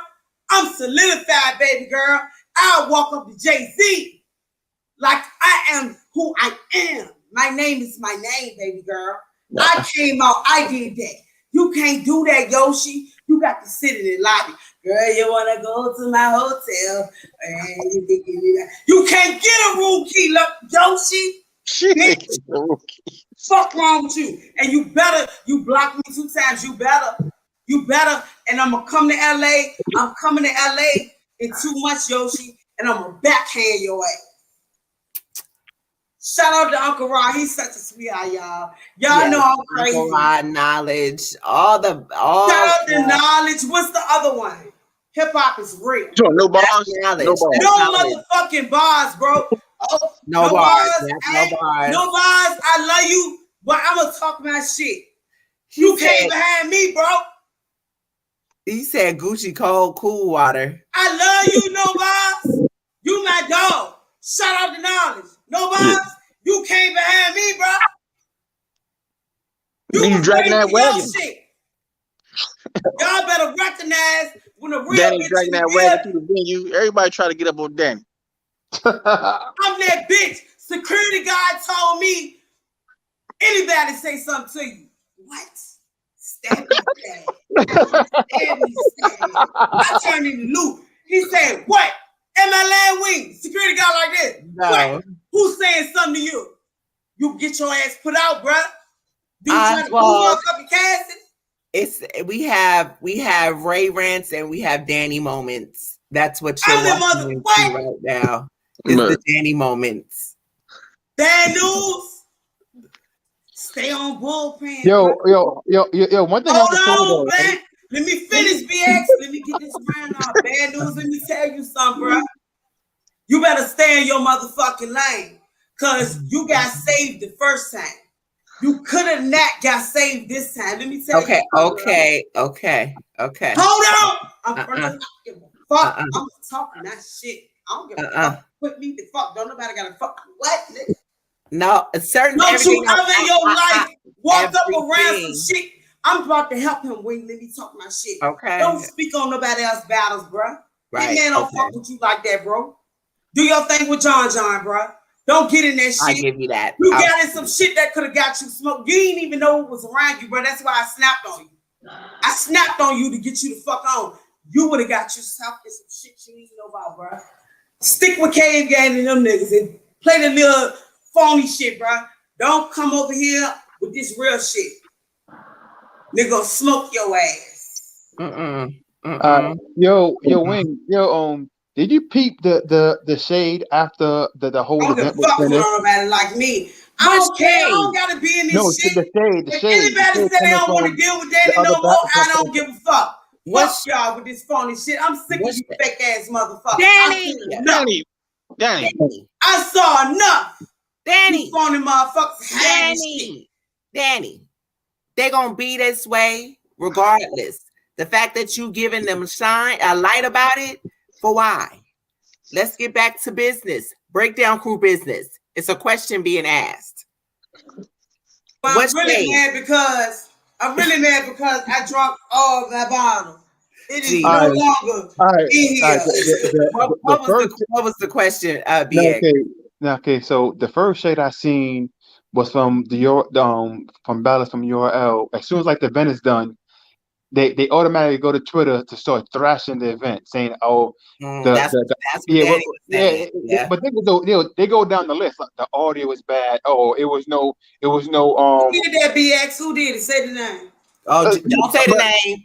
All the URL, they was in the building. They was all in the Don't building. listen to me. Don't listen to me. Yes. Don't listen. No, I would say the name. But I'm saying all over Twitter, I was seeing that on people, and I'm like, yo, wow, this is a real. They was hiding like this. Thing is though, They was right? hiding like this. As soon as they write, they was in there hiding like this. You better make sure you had, because I would have had you sent out there. Yeah, but thing is though, right, yo, as soon as they write they shade, you won't be able to go on caffeine for about 10, 14 days. You won't go able to go live on caffeine for 10 to 14 days if I caught y'all in there. I would have made them beat y'all so bad. I would have made them beat y'all so bad in that bitch. I would have instigated some shit so bad on y'all, bro. Y'all better be lucky. I did not know y'all was in there hiding with y'all hoodies on. Damn. I would have made them beat the fuck out y'all in there. Let him finish. Oh my god! Oh my god! No, but I'm saying that, like, yo, it seems like, yo, right after they finish throwing shade, then next you know they start promoting the next caffeine event. Oh, don't follow the imitators and all. You know what I mean? That you know. First off, caffeine owns URL right now. They can't have a crowd if they want to. Let's be real here. Let's be real. And I love, yo, I want to be seeing did you see the live with Twerk and Sirius Jones? You talking Smoothie? Oh, hold on, see? Damn it, BX. I did no, because in that live. No, we have talk about that. If I would have knew they was in there, I would have had them running so fast in their car, bro. They wouldn't have made it back to Philly, bro. On my kids, bro. I'm Him and that girl wouldn't have made it back to Philly if I would have knew they was in there. Okay. Wait. Let him finish that, and let's listen. We will briefly get into serious if that's what y'all want to talk about. No. It wasn't that. It was just a brief conversation there that was happening on live, right? And between Twerk and Sirius Jones, and then Twerk was saying how, you know what I mean, RBE's taking, URL talent, and they can't do it themselves, about, developing talents over here, and like I'm listening to him like, yo, this is a whole bunch of nonsense. It's actually the other way around. People come from RBE and then go to URL. It's really URL trying to poach RBE talent, because Easy and a lot of them other dudes actually got their start on RBE first, and then URL stole. Because Easy's 1SK was before his PG. And that's a fact. That's a whole fact. You know what I mean? What? Keep it mad. Keep it mad. We met Savage and I. Whatever. Yeah, but thing is, I did not. You know what? I'm about to text Lawrence. Go ahead. I'm listening. Matter of fact, you know what, dude? I'm going to get the interview, and then I'm going to clip the part where he's talking about that, and then I'm going to send it to you. Yeah. Yoshi 1SK was before any caffeine battle. J2, that's in the Crucible now, his 1SK against Yoshi. Yeah, not even that. Think about this though, right? Yeah, those two I know, but I didn't know that about Easy. JC was cold for 3 years before RBE. Yes, he was. Yes, he was. Yes. Oh, Red. JC versus Craig Lamar. Audi Boom was when Audi Boom had his PG. That nigga was trash. Nobody cared about Audi until he was JC versus Audi Boom. JC versus Immaculate. Yep. Oh, yep. So, first of all, most of these niggas get their biggest look at RBE. You got to think about it. Nobody was fucking with Will. Not for nothing. Hold up. Not for nothing. And I that's why I fuck with Will the way I do. Yeah. Yes. They wasn't fucking with Ill Will for a minute, too. Mm-hmm. Over there. Right after the BT, the boxing shit happened. Remember? His next battle, it was supposed to be Math, and then it's supposed to be Arsenal. Then something happened, and then he ended up battling Big Cannon on RBE. Yep. But see, that's why you gotta fuck with Will, because Will stood on his square, because when they tried to block the battle, he said, "Nah, I'm a man of my word. You gotta respect the dude like that. You gotta respect the man. We love you. That's what you. Because Savage Metal, we already know. And let me tell you something. Savage Metal for the first time. Will for the first time. We already know him. Super authentic. Let me. That's all I'm about to say. Let me tell you something about Will. Yes. Certain motherfuckers was being divas and left. when there's a certain type of arrangement, contractual arrangement that RBE does with the battlers, and for the most part, one of the situations was he wanted you to stay there, and he wanted you to engage and do different things. Hold on 1 minute, my business lady is sitting here talking to me. Yes, ma'am. How can I help you? I'm sorry. But I say this right. You see, like math, right? The Smoothie King. All these dudes ready to get on their knees to blow URL just to get a look. While they build themselves up on RBE, and that's the sucker stuff I don't like. Because math been super cold these last 3 years. Who gave them hollow? RBE. Who gave them? Why you think I gravitated to you so much, Savage? Because but this is why I love you so much, Savage.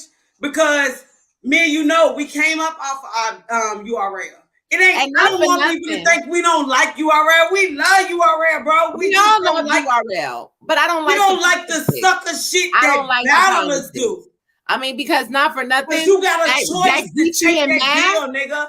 I appreciate Jay Black. I know how some of y'all think about Jay Black. Jay Black did say that was an RBE battle.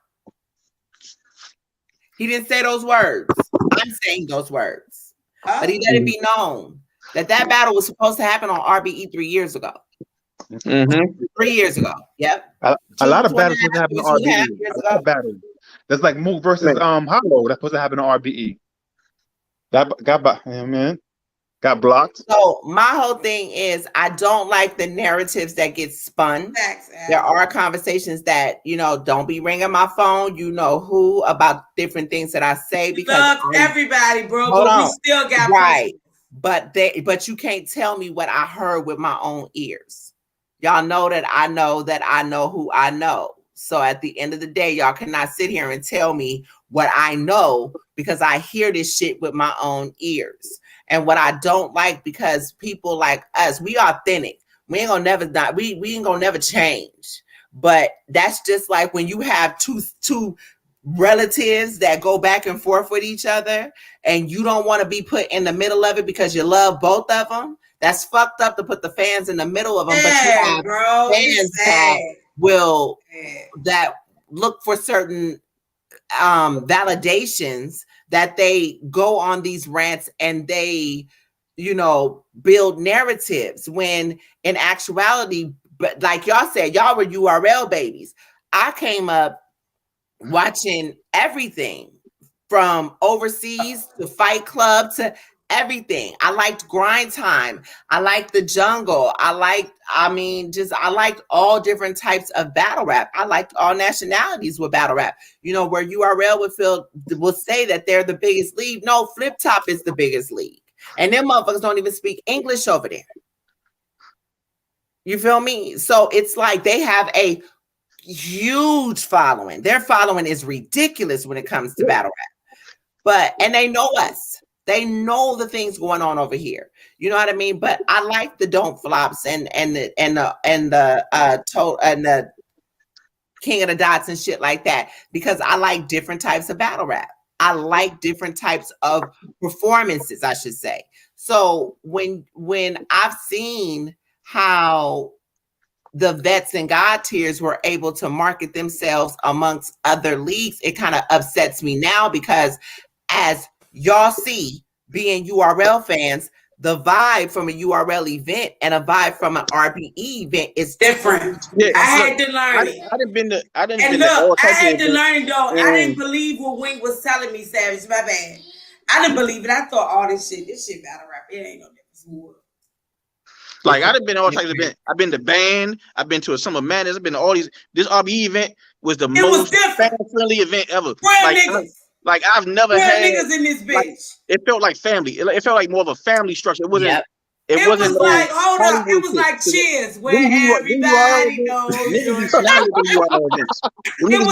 It was like the neighborhood club you go to. People get Hollywood in them URL events. They don't mingle with you. They don't talk to you. They act snotty. Everybody mingles at the RBE event. This joint was different. And here's the thing. Here's the thing. Y'all were at the biggest event that RBE has ever had. Yes. And felt this way. The smaller events are the exact same way. You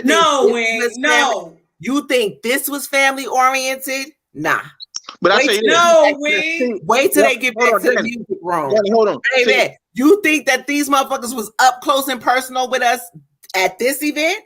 Wait till we get back to music. I mean, y'all, you already been to battlers. Danny, but they don't be like how they was at nigga. They was like, what you said? But I'm gonna say this though. The thing that pisses me off about the blocking battles is that URL blocks battles they ain't even interested in booking. My thing is, don't block a battle and don't even book the shit. It's like, especially they keep pussyfooting with A-word. It's ridiculous. Man, why are you trying to block a battle? Now, see, that's what just made me mad about this shit. Because hold on, Savage, hold on. Why the fuck would you block a battle with ill will when you niggas was supposed to give A-word fucking twerk? Why are y'all playing with that man? Yeah. And thing is this, right? The thing is with the whole A-Ward shit, it's like this, because you got all these niggas crying because niggas was crying, and I heard about who, but I ain't gonna say no names on your platform because I heard the names because I didn't talk to some people. But niggas crying about A-Ward not trying to do that free PG shit, but he's gonna do the free battle with Twerk, and that's the only one he agreed to. But then they tried to give him that little bullshit battle. He said, "Look, I take a free battle with Twerk. I'm not taking a free battle with Real Sick." But it's like you can't try to play with this man. He's already done his work. He's getting ours off of URL. He got ill will off of URL. On a Cassidy card. Why would he rap on a Hitman hollering Cassidy? Looking to meet you halfway. Yeah, but y'all like to fuck with niggas that you think you got one up on. But see, they try to put him on an app battle. And he said him doing a free battle is not. No, he's not here on no herb shit. He's giving you the fact that hey, y'all fucking with me enough to not have to do a PG. I'm gonna fuck with you and give it to you for free. But all he said was put me on caffeine, and they were trying to put him on the app battle. What the ain't no. A-Ward ain't doing no fucking app battle. He stood his ground. Real man. He stood his ground. Fuck niggas talk about fuck and that app. And he's I'm on that all the time cussing. And he's looking at it as guess what? Fuck them. Do whatever because I'm still gonna get booked. It ain't nothing to make money. Ill Will looks at it. Red looks at it. Whatever. I'm still going to get booked. Because they hustlers. Them niggas is fucking prostitutes. It's like this. I don't care what they say about if you go over there, we not gonna pay you. That's bullshit. If you hot, they gonna book you because guess what? They don't want you running around to the other niggas. That's the only thing that I'm sorry, BX trying to get a word in. Go ahead, BX. No. It's cool. But I agree with everything you guys are saying, especially Savage though. But like what's so crazy though, like the narrative, you know what I'm saying, quote unquote narrative, is you're gonna have these dumbass fans and bloggers, gonna run back. Well, he did over there, over there, on the small leagues. Come and do it over here, where it counts. But it's like, the man just performed in front of 2,000 plus people and rocked the room. Like, what more does he have to prove? And not only did he do that, but he did it against Ill Will, who was a vicious competitor. So give him his credit. Give him his credit. But hold on, let me say this. Why not? Money that they don't develop the one SKs. Thing is, you can't develop one SKs if every time somebody have a good showing, they get poached. Well, hold on, but let me explain this. RBE does not. They listen. RBE looks at it as we're gonna spread your wing. We're gonna do this for you, and you spread your wings. You do whatever it is that's going to get you where you need to go. And it's okay if you leave.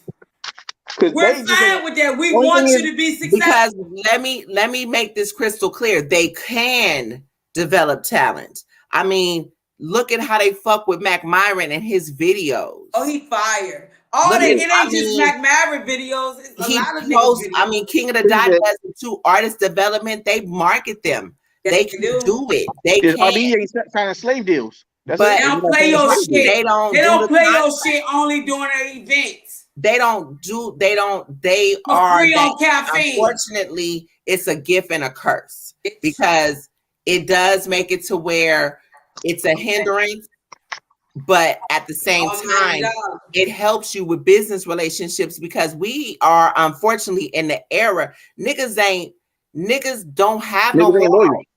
And it ain't that. It's not that a nigga not loyal. You gotta understand when a nigga don't have no money, bro. We don't know how these niggas really live. Right. They don't know how. We don't know who these niggas really are. I know a lot of broke, but Danny, I know a lot of broke niggas. We don't know how these niggas really are. That's why I'm telling you. Let me finish real quick. I know everything y'all saying. I'm with y'all. But at the end of the day, I got a lot of broke people around me. I got a lot of broke ass friends. I'm the one in my friend list that know how to get the money. But the friends around me, they don't. They easily catch a bag. They'll do a battle for free $100 for a name. They don't care if they're not making no money, long as they're attached to a celebrity that's making money. They don't care. They don't know how to feed their family. And I understand that, but what I'm telling you is, we understand that, but you gotta get out of that. You gotta get out of that. I understand. You can't being under you gonna make me a little bit of money, but I won't. You gotta stop looking at right now money. You gotta look at long-term longevity. Money. You have to look at longevity. And but that's why you got your Lux. Well, niggas like that. Your Cassidys. They look at your friend. Hey, Yoshi. I know that bitch was in here. Stop it. Unblock me, bitch. Loved and shared, sending love. I know you is. Hey, Yoshi. Keep the peace. Yes. But as Yoshi, hold on. Let me talk to her. I fuck with you, shorty. Fuck with you a lot. I see more in you that you don't. Baby girl. If you gonna infiltrate that shit and you want to be Lil Kim, you need to be her. Don't play with it. That's all. I ain't gonna say no more. And I'm done with you. Back to what we were saying. As far as like the Loso thing, you take that for what it's worth, baby girl. I love you, shorty, as a black woman. I was your. Hold, let me finish. I was you, baby girl, without the fame. All I'm telling you is, if you gonna do that, do it, bitch. I'm not against you. I'm with you. But don't rep the shit that I done did, and I did it well.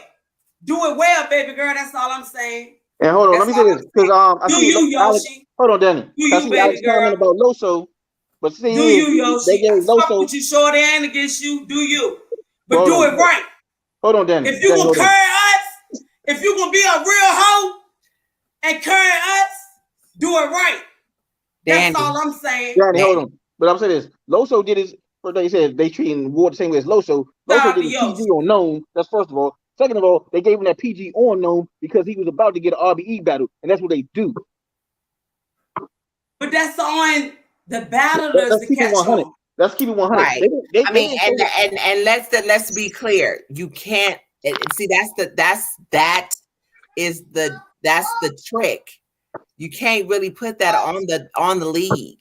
You got to put it falls on the battler. It falls on the character of the battler. Now, let's listen. I'm getting my ass off this live in a hot second, but this is a good point that y'all making up this Serious Jones shit. Now y'all know Smoothie Jones. I love that man with all my heart. He is one of my favorite battlers, and it hurts me to my core. It hits me in my spirit that this has happened with this man. Y'all know I love that man. Smoothie Jones copped out to go on Ultimate Madness. Oh my God. The almighty dollar. Ultimate Madness. A nigga said that ass for $1, bro. Hey, I'll suck your dick for some cheeseburgers, man. Fuck out my face, nigga. You out this bitch fighting about a case, nigga? Boy, bad. Keep going. I don't even want to talk about him. Bad. Whatever. Here's my thing. You know what? I got one question because I did not like the way any of that played out, whatever. Like I said, my whole thing is don't burn the bridge. Don't burn the bridge. You feel me? Don't burn the bridge. You know. Just like Cortez. Oh yeah. Men have, y'all get into this dick slinging contest that you do. Pride gets in the way, and the objective is missed. And before you know it, things happen, and shit happens that you can't take back. all my questions. I just want to know, because I don't even think he's answered. What did your PO say? Cap. Well, when me speaking from a person that's on federal probation, when I need to leave town or do something, all I gotta do is tell my PO where I'm at, the person that's in charge of what I need to do, and he gonna make sure that it's a legit thing that's not gonna get me in. So how the hell you go to Atlanta? But your PO wants you. So your PO wants you to do stuff that's completely different from the charge report.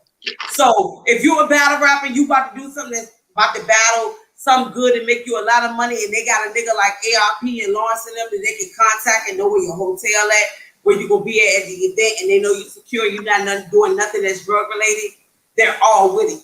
You a liar. You want to be on caffeine? Just do that. First of all, he lying. How a PO gonna not let you come to Atlanta, but he gonna let you go to Richmond? The PO can't tell you. If I want to fly out of town, I can do what the fuck I want. Wait. Ultimate Madness is in Richmond? Yeah, Ultimate Madness is in Richmond. Oh, I thought it was in Cali. No, it's in Richmond. It's in Richmond. Let me ask you. Richmond, Virginia. Yeah, that's where they have it at. That's where we have it at. Let me ask this though. Let me ask this, because here's my question. Here's my other question. My other question is, I want to ask the fans, the supporters rather. I want to ask y'all, and I want to ask the panel. Me and Danny already talked about this, but she may have more to weigh in on about it. But from a business perspective, let me ask this. And what I'm asking is not hypothetical, but I'm not able to just tell y'all certain things, but because it's not for me to tell. But I can tell you this much, or I can say this much. From a business perspective, if Danny comes to me and says, sis, I know we supposed to be doing this event or whatever. I know you need me, but let me holler at my PO though. And then I'm going to get back with you because I just got a new PO. But I promise you, I'm going to talk to them, but I promise you that no matter what happens, girl, I'm going to make this event with you, even if I got to risk my freedom. What? How was that? Everybody was like, oh, we met Danny. She was so nice. I won't supposed to be there. No, I'm gonna call bullshit. Tell you why I call bullshit. I told you so much. Hold on, Savage. My job is to make sure that she's good. So if something happens with her, and y'all find out that, oh, you knew that Dan, you needed her, you made that girl go with you, and you knew that why would you do that? Just to take care of your objective. Whose like this, fault right? does that now become?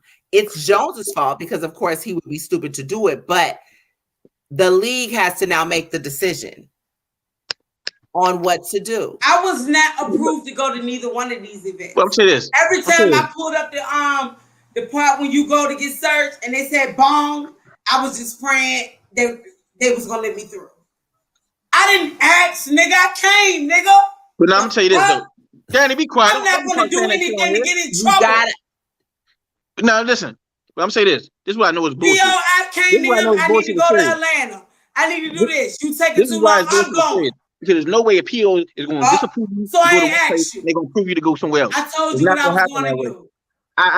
I've dealt with this shit too many times. They was not going to say you can't go to Atlanta, but you can go to Richmond. That shit ain't going to make no fucking sense.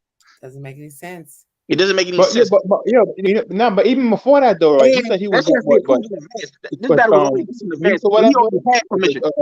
3 months. Wait a minute, Savage. Wait a minute. BX is we can't hear you. BX, what are you saying? No, I was saying that so serious. He said he was at 3 months, right?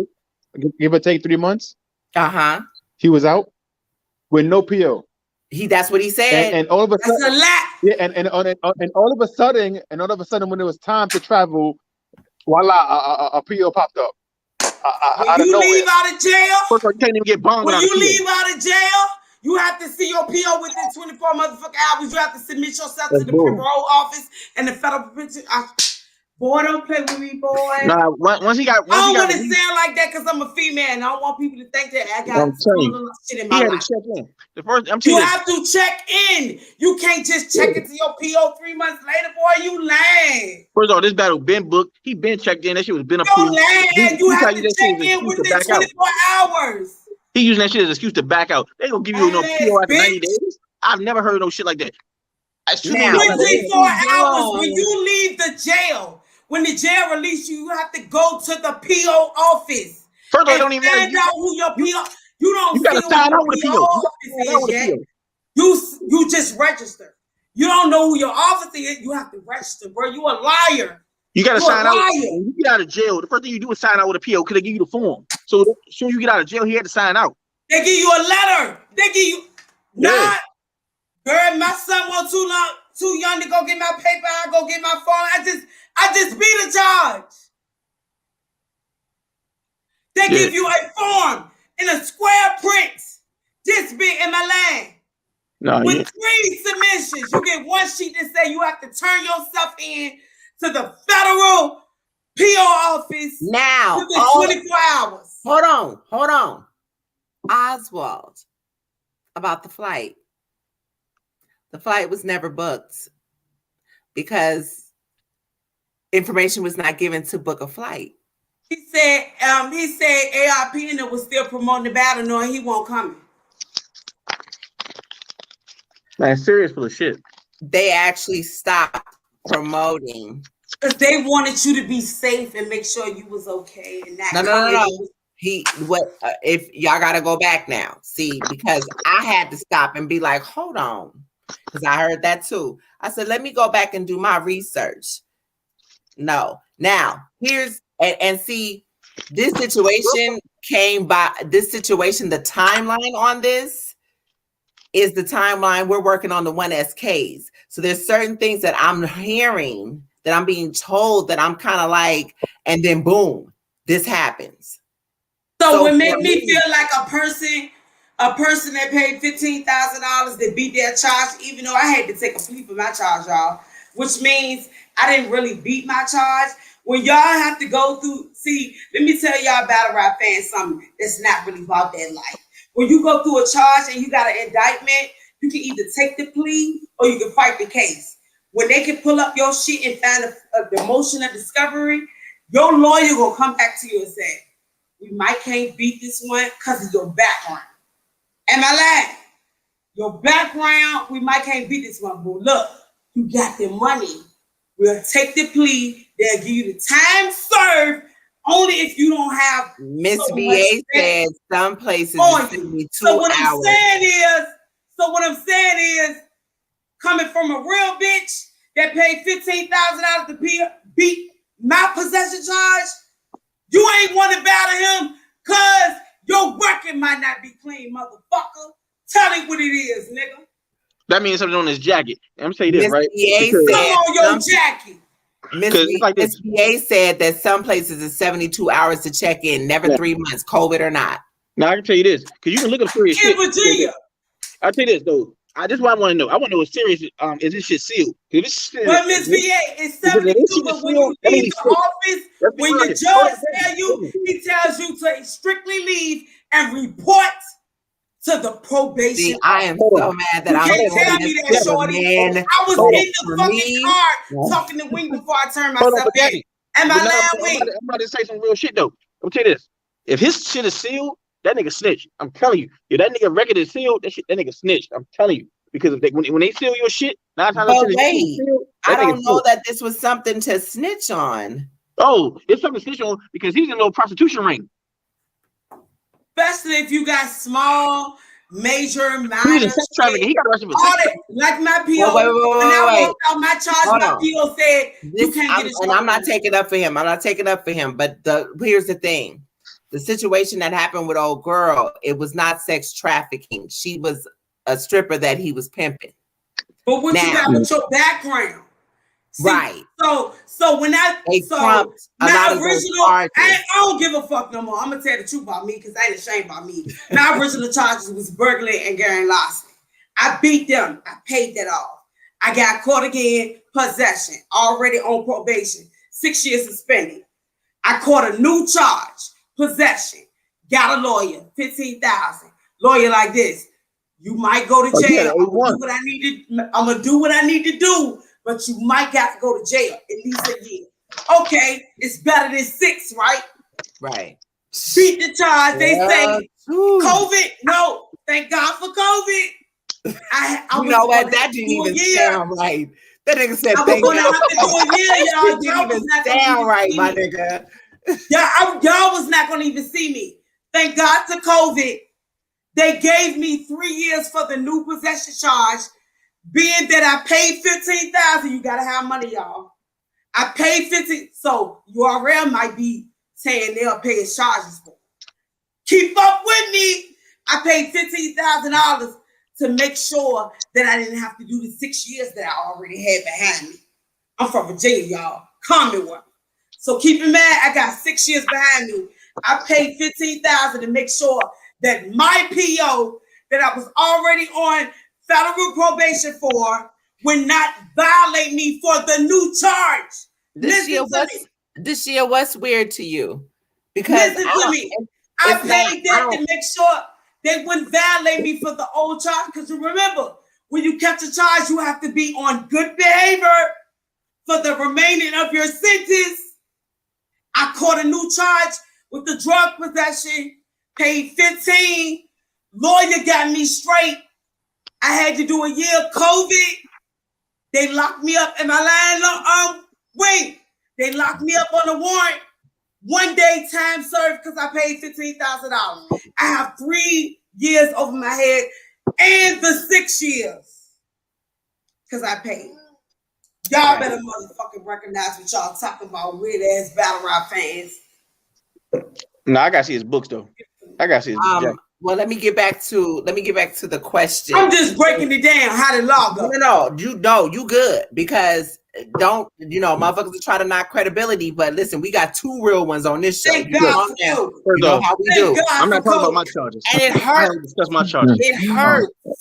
I'm a law-abiding citizen. No comment. I have to talk about right now. I really wish he never did this. I ain't discussing my charges. I tweeted that. I said there's 3 sides to every story.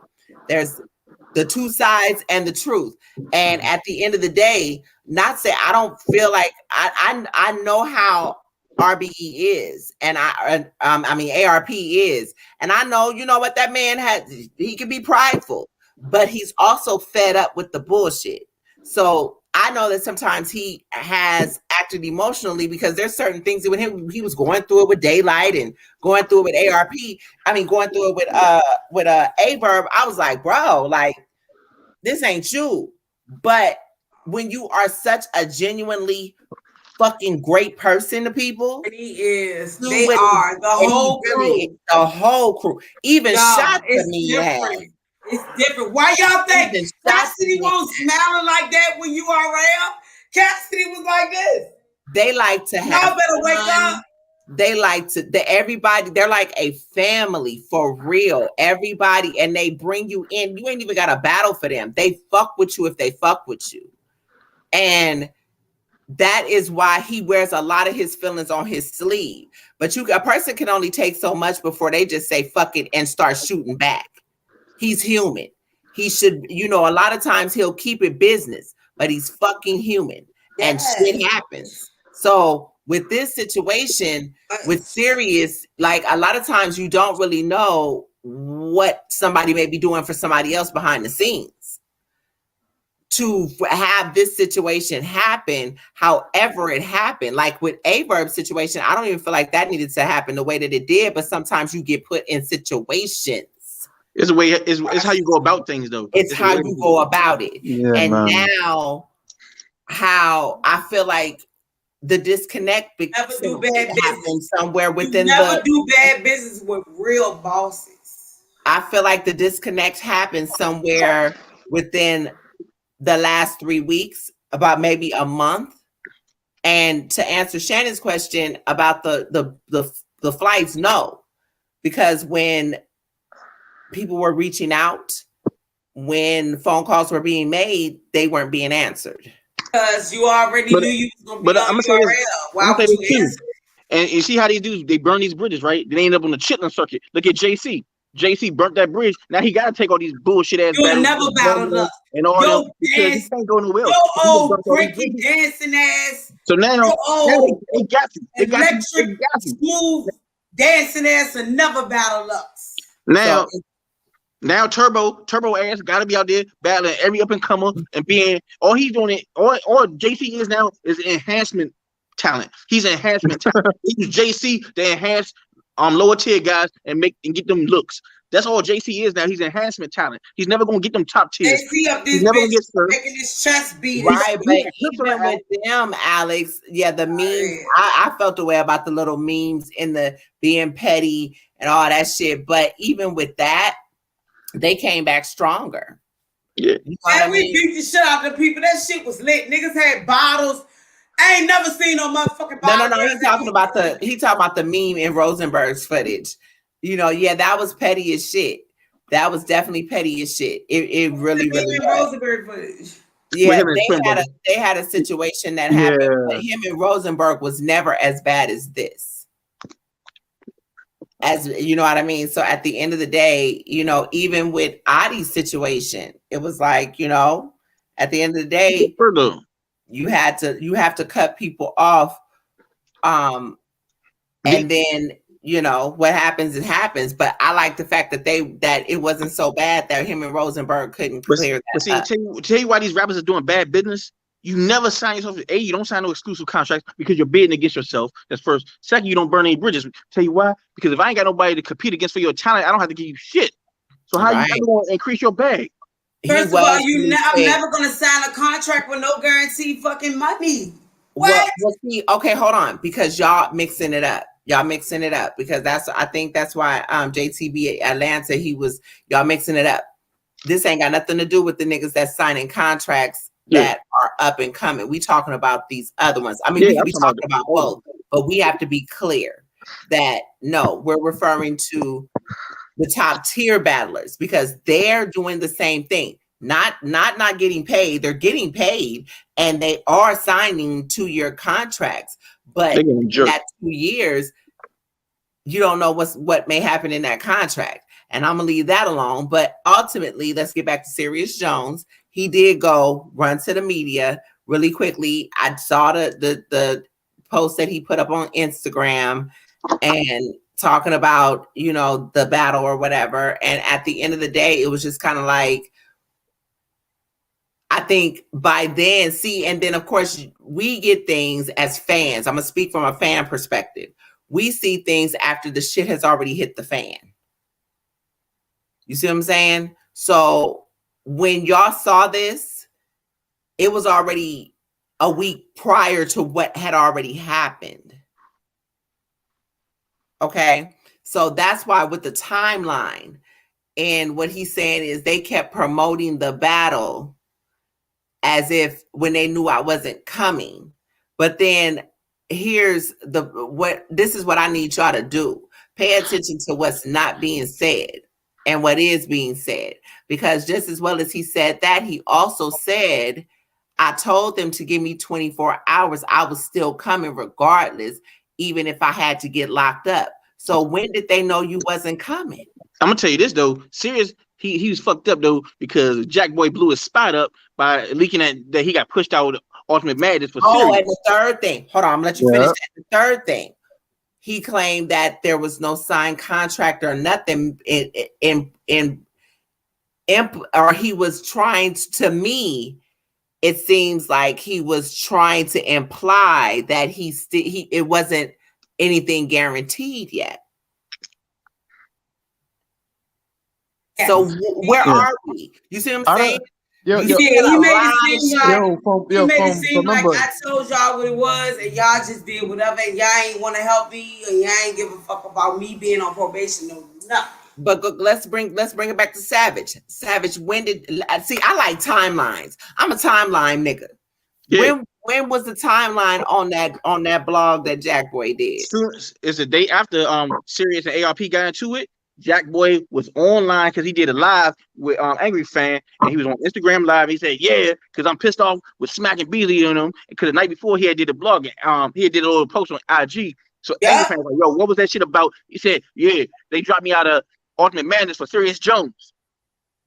So basically, all this shit that happened with Serious right after he signed for Ultimate Madness, and they pushed Jack Boy out the way. Hey, remember, and then right after that, Jones he did an interview with Angry Fan and with 50 Minutes of Fame to try to clear it up. You know what I mean? Actually, yeah. And then on the part 2 of the Angry Fan interview we did with Jones, he put out the paperwork and he say, look, you know what I mean? Here come my charges and stuff like that. My thing is, so how you know, I think he's one but not the other. That's bullshit. It's a lie. It's a lie. I mean, and Timberland TV, not even that. Remember, somebody just tried to hack the damn YouTube page. And the stream was running funny. P Black, yo, we still at it 5 hours in. God damn it. This is a record goddamn show. You know P Black love that. He love that type of shit. But let's okay. So like I said, the timeline shit is really a big deal for me. I don't give a fuck about what you're talking about. I'm talking about timelines and when shit happens. Because the timelines matter in this situation. Because from what the timeline is saying to what Jack is saying to turn around and what I know. That dimension you went on live with Twerk laughing. Yep. Like, yeah, got the battle. Thank you. URL. We trying, bro. We trying. Yo, but yo, if you peeped it though, right? Because in one breath he says, you know, that he says he was never told that he couldn't do the battle, but then in the other breath he says, you know, he has something lined up. You know, basically, you know, what I mean, as Savage, you know, what I mean, just mentioned, he has the M3 lined up. Let me break it down for you. It's for Ultimate Madness because it's gonna be Ultimate Madness 3 gonna be for 100,000, right? And the top tiers that they're getting on Ultimate Madness are actually getting a stipend per battle. So if, like say Sirius wins, he's getting paid per battle, and he's getting a chance to win that 100,000. Yes. That's why Sirius backed out, because they said, "Yo, you come over here. We're gonna give you this Ultimate Madness. We're gonna push Jack out, because that was Jack's spot originally. They wanted to sabotage his card, so they try and get Ill Will and Sirius on Ultimate Madness. Ill Will, I ain't doing no fucking Ultimate Madness. Already won a tournament, okay? And try and play these games now." You see all this. Talk about it. Shit is funny in the light. They were trying to sabotage his card. They were trying to sabotage his RBE card, and that's just what it is. Let's just keep it a stat. They're trying to sabotage the card. Now let me just ask this, because I really can't see that bag over at RBE not being bigger than the stipends you would get, and there is no guarantee that you're getting out the first round, though. Oh no! But thing is though, okay. Peep this though. The Disaster Invitational. No, peep this though. In the interview, though, right? He says how RBE trying to play him with the bad because you know he's fresh out, thinking that you know he's going to take anything to provide for his family really quick. So he's trying to like. So basically, he was just trying to like downplay ARP, like basically handing him crumbs. No. Let me tell you why he says that. Because here's the interesting fact. I've heard some of the other people say that they don't like how ARP does business now. ARP does, fast money. ARP does it a certain way, and URL and URL battlers and affiliates or whatever we want to call battlers nowadays, shit, for self, whatever you want to call these niggas, have made it to where there's the business has to protect themselves financially. True. Period. So now the way he does things is, just as well as you about to get a stipend for this Ultimate Madness shit, you were getting stipends for your work. You were actually having to clock in and do work. So you get your deposit, which say you got a fee, you get half of that up front, half of that on the back end, whatever. No. Now you get your third for your deposit. You get another third at a certain date when you've done a certain amount of marketing. Then supposed to be when you're doing business. Right. You gotta work. Y'all niggas gotta understand. You gotta work for your money. But he puts it at a certain timeline to where if your ass be on some fugazi shit, he ain't out of that much money. Y'all, even if I lose, keep that. I'm good. If you sabotage my battle, little bit I gave you, I ain't gonna hold you. Better that I ain't gonna hold you like you already said. No, you did that with that other battle. You owe me that. Yeah, right. But so wait, let me run it back. Because here's the other part where people was trying to be mad about this situation. Here's the other part of that. Did y'all ever think about how this would have affected Big K? Because y'all do understand. Let me tell you how that would have worked for him. He would have ended up he would have gotten his maybe up to maybe half of his money by now, right? Because this shit happened damn near a week later. He would have been close to maybe half. Do y'all understand? That money is probably spent, so he can't give it back. So when he goes to battle on another card, and whatever his fee is, y'all realize he don't get no money, right? Oh, because he got that money from that other battle that didn't happen because he couldn't perform. Because you backed out on me. Because you backed out on me. Oh no! Hell no! So I don't get all of my money because you backed out on me. Oh no! So not only does this affect the league, it affects the card, it affects the battler, the sponsors that believe in the league, not you battle rappers, motherfucker. No, they believe in the battle rappers, but they also believe in them niggas' words, bro. Right. So yeah. They know the leagues. They don't know them niggas. Exactly. Nobody took the time to think about that shit. Nobody takes the time to think about that shit. When this shit happens, that battler gets fucked over. And now they still don't get what they worth because they owe the league now. Because that's why we got a trash ass battle from Double Impact and Mook and Cal. Because they don't get paid again. Oh my God. I mean, you get paid again, but if you didn't get all your money, all you get is that back end money. You don't get a deposit or nothing. You get that back. They will pay for your flight, your hotel, but you ain't getting no extra money. But the thing is, Cal was pissed because they paid Mook and they didn't pay Cal again. Cal didn't get the same money. That's why you think Cal didn't give a fuck about that battle. They only gave Cal his back end. It makes sense. Cal his back end. Wow, I didn't know that. I didn't know that shit. Okay, Cal. Cal said it during the battle. He said, "You got paid again for this drink." Yo, Cal, you see that look on Cal's face? Yeah. I thought that was staged. I don't be believing that shit that they be doing, but I didn't know that was for real. Wow. But he got like, I think like 15 for that. If I'm not mistaken, in the round, I think so. He got like 15, and add in Mo got paid again, and also paid along from the streaming money as well. So wow, yeah, came up like a fat rat, and Calico looked like a whole stepchild. Oh no! I'm telling you this, right? That's crazy. Like booking Hitman because Hitman has in his contract about his YouTube drops, and they've been debating about that, and they don't want to give Hitman his YouTube drops. That's why Hitman ain't been in caffeine. Hold on.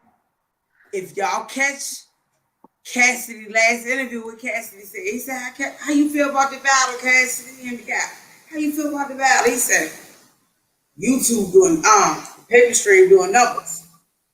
Mm-hmm. I'm like, it's different. It's different. Well, I'm telling you. He didn't give a fuck about the inside of how we felt, how y'all looked while y'all was watching. He said, nigga, the paper stream doing numbers. Because this motherfucker the GOAT. He said, I'm here to show niggas how to get money for their work. Because the thing is, when niggas say, hey, drop my shit on YouTube, or you gotta pay me more, they be trying to home. Why you think they have certain battlers on the app and certain battlers on caffeine? Okay. At the end of the day, why you think they got a crowd for their Born Legacy shit, and they don't have a crowd for Caffeine because Caffeine owns that shit. Well, and not even just I want to stay on Sirius because it looks like there's some folks that welcome to the party, but we're talking about the Sirius Jones and ARP drama. At the end of the day, like I said, that I don't think that anybody understood that, and I don't think that anybody really paid attention to it. But that's the shit that really pissed me off when I thought about it. And it's like you know what I mean? I'm not for leagues. I'm completely for battlers. And I don't like the way, when they put in situations. At the end of the day, that would have been a fucked up cold situation. We for the culture, y'all. We're not for leagues. We for right. It's like these battlers, they really go through a lot of shit, and whether it's self-induced or whether it's some shit that they can't help. Big K would have been the victim in that situation, and I don't mean to call him a victim, but he would have been the one fucked up with this situation. You know what? Fuck that. Shout out to Big K for even taking Clone, bro, and shout out to Clone for doing that shit in his show. What? You know what I mean? In short notice. Big K could have been like, you know what? I don't give a fuck. I'll take y'all. Nah, I was set for this. I'm done. I want to know, like, how is Math getting paid? Is he getting paid in smoothies, or is he getting like actual money for this battle with Egypt? Well, it's an image, it's a look. He doesn't care. It's Caffeine, the look. But we know what Big Law about to do. We ain't gotta worry about 30 again and he may have, but see, like I said, I don't really these niggas say a lot of stuff. I don't know. Maybe Mook was telling the truth. We don't know. But that is really fucked up if he did and they didn't pay. We don't care about that. We care about us and the culture, bro. We don't care about how niggas make, bro. The main reason why they supposed to be in control of their money. That ain't my job to control how much you niggas get paid.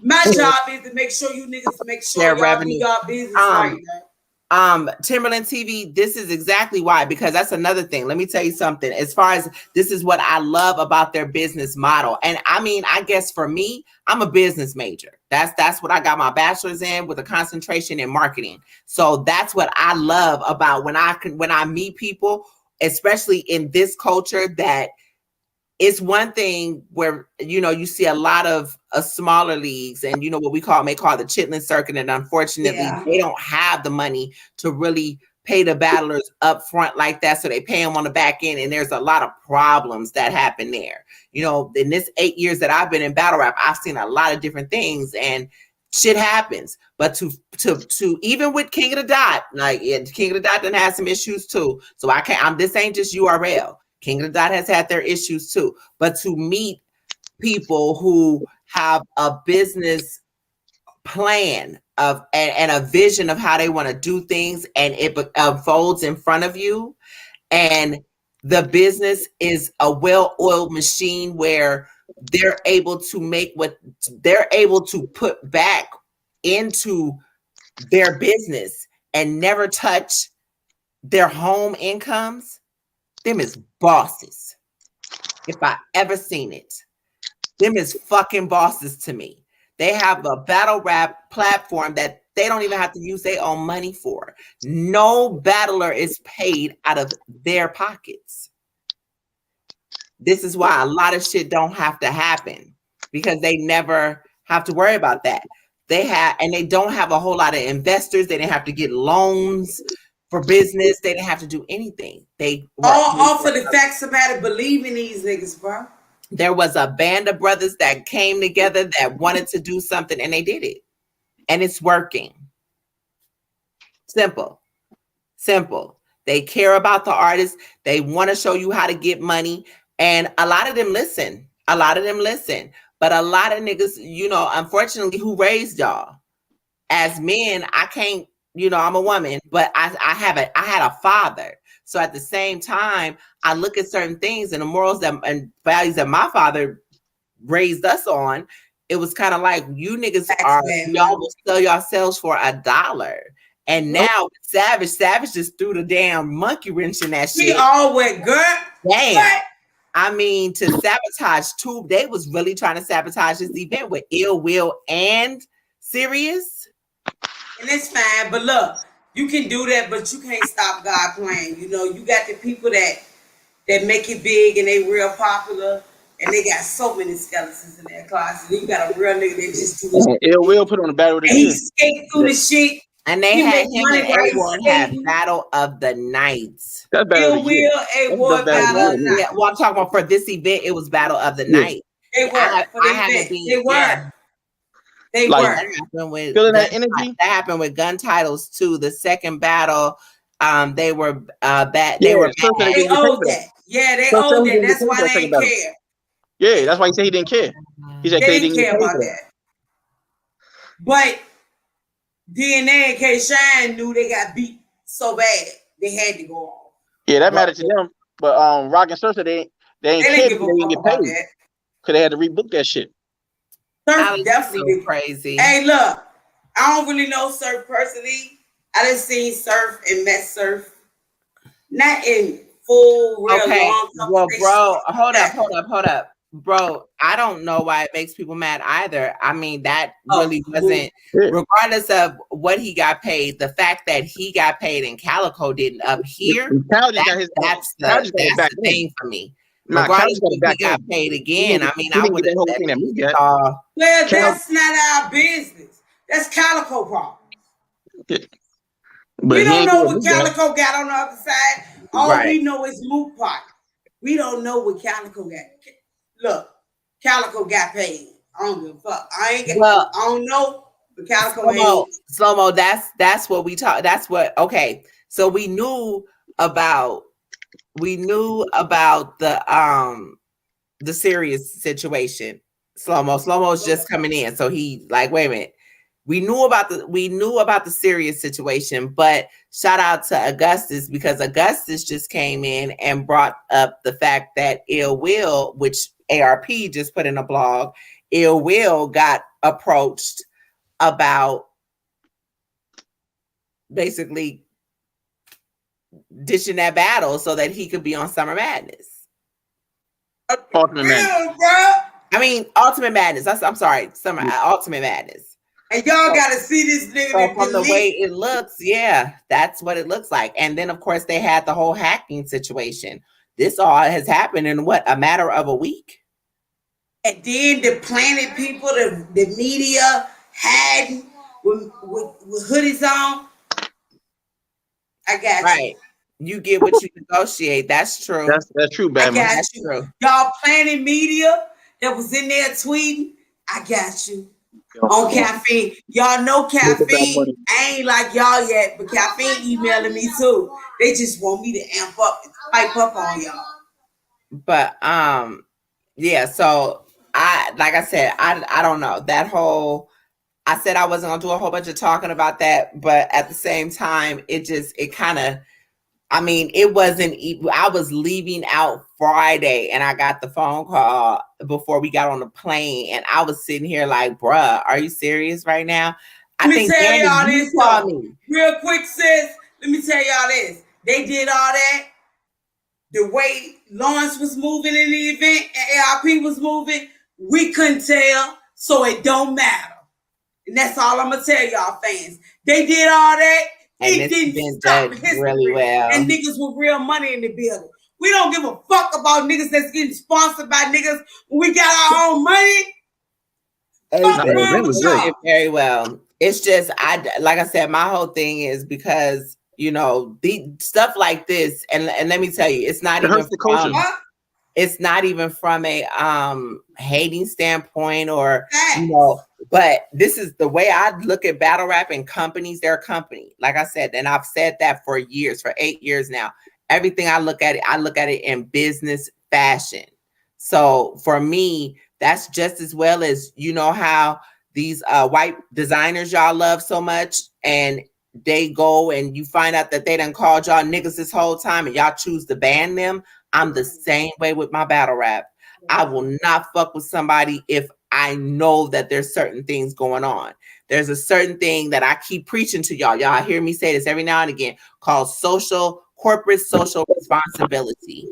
And it's about what you're doing in your community and how you're doing it to build the people around you. And it's really more so, it's a big thing. It's really big for international companies, but like companies that are Starbucks and shit like that when you go into these urban neighborhoods. But for the most part, the verbiage in what corporate social responsibility is, it's basically keeping the upkeep of the people around you, the community. This is the battle rap community. And I feel like there is certain obligations in this community that the leagues or the platforms should have to the consumers that patronize them. But it's along the same lines. Like you got Burger King, you got McDonald's. They both sell burgers. Everybody can eat. So it's like there's no reason to try to fuck the money. First of all, you hurt the culture because you do. Buyers don't realize if you destroy every other venue that's outside of URL, then you have nobody to compete against to increase your bag. Okay, because if you only can come to me to eat, man, talk that business shit.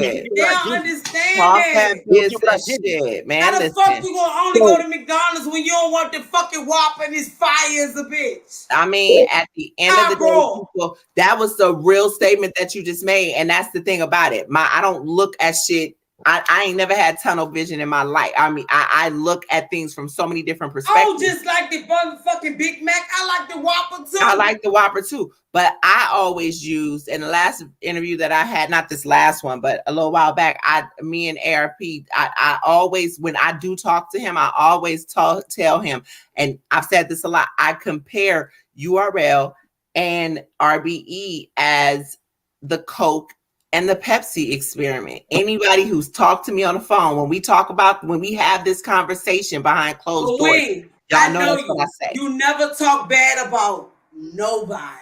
Never. It's no reason to. I'm a voice my fucking opinion, but yeah, I'm still, because I'm not a hater. I'm still gonna watch. I love battle rap and I'm still gonna patronize. I don't have to fuck with you personally to do those things, but I'm still going to tell you, and you don't have to like it. I don't really care, but it's never from a place of hatred. It's a place of, I want you to do better. When you know, you grow. Simple. It's that fucking simple.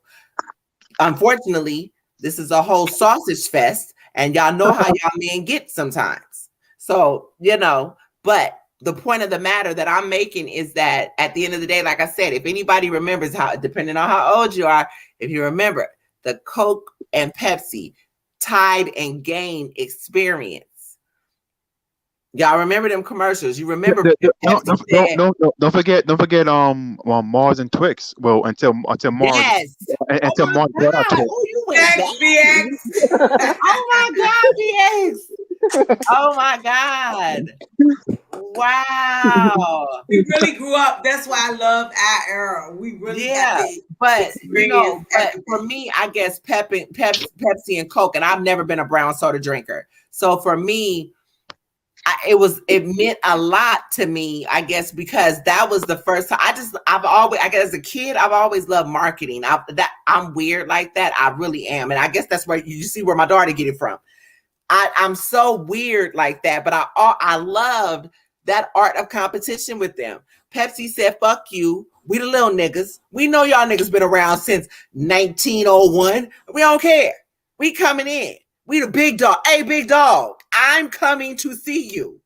And there's a commission that's about as old as Pepsi. As a matter of fact, I believe I used to work for the Better Business Bureau, and I believe that's why that particular organization is the Advertising Commission. I believe that's why the Advertising Commission actually was formed, because of the beef between Pepsi and Coke. And shit, you know what, BX? You just made me think about something. Y'all remember the little old lady that said, "Where's the beef?" And she used to come at Burger King, and that's the little old lady that was, "Where's the beef?" That one too. But we had you remember back then, it was fun.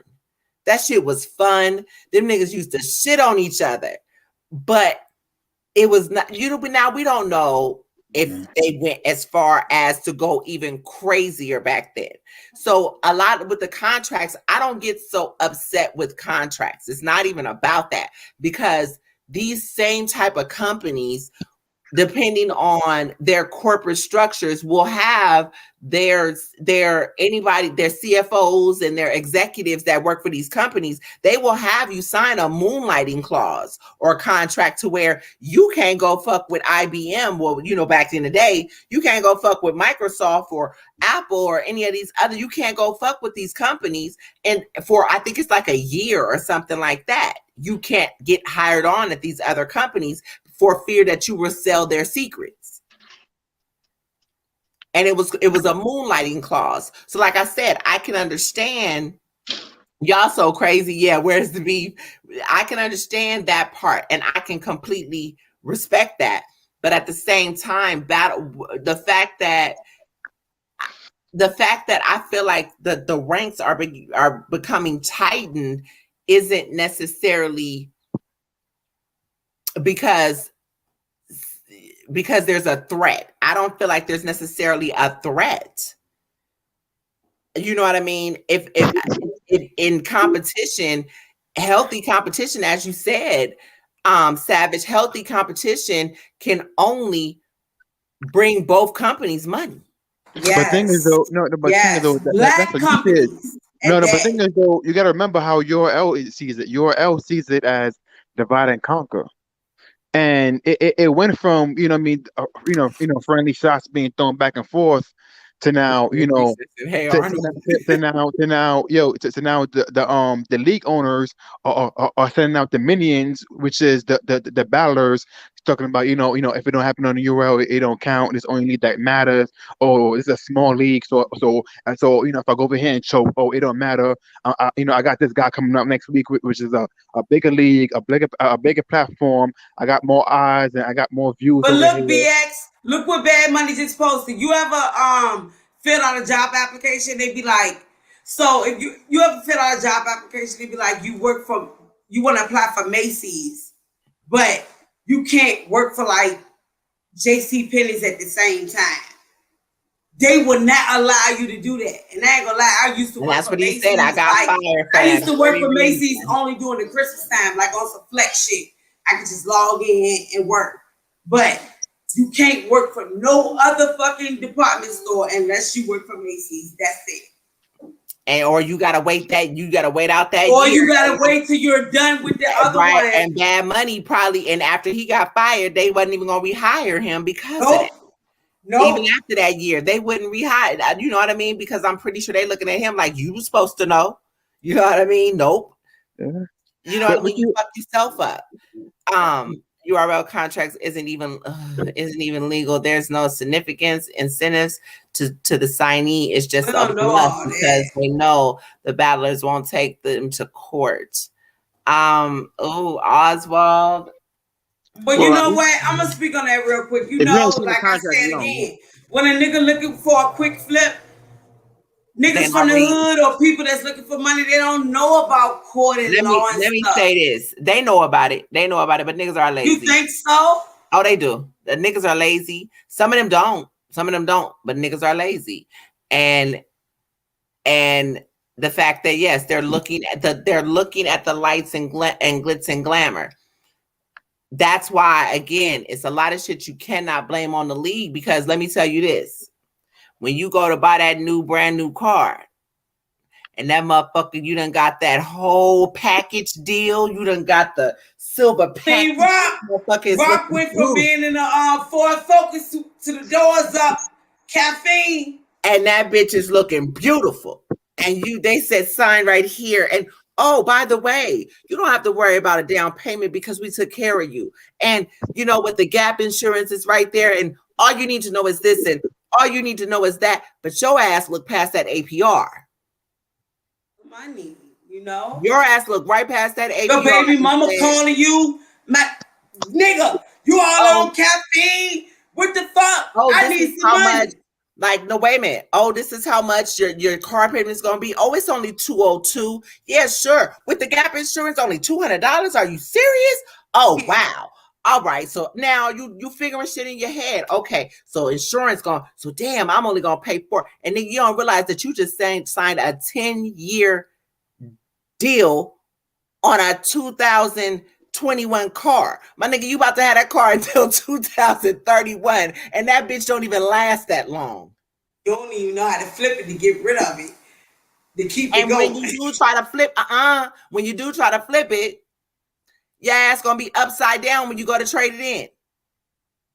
So now you don't know what to do. You owe $100,000 and you went to go get a $40,000. You don't even know what to do. You don't even know when you gonna try to flip it.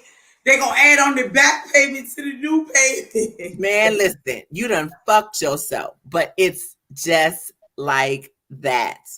A lot of these niggas, some of them don't know. Now, I will say some of them don't know. And I've had people reach out to me about that and reach out to Chris too about, and I've read I've seen the contract, whether it be the newer guys to top tier contracts, I've seen it. So, and I've seen the performance contract. So at the end of the day, that's not for me to, put that out there. All I can really say is, and not for nothing, P told me this, and so did, Bad Money. You can always negotiate. Yeah, you can always negotiate, but here's the thing. They don't have to go by your negotiation either. They don't have to accept your shit.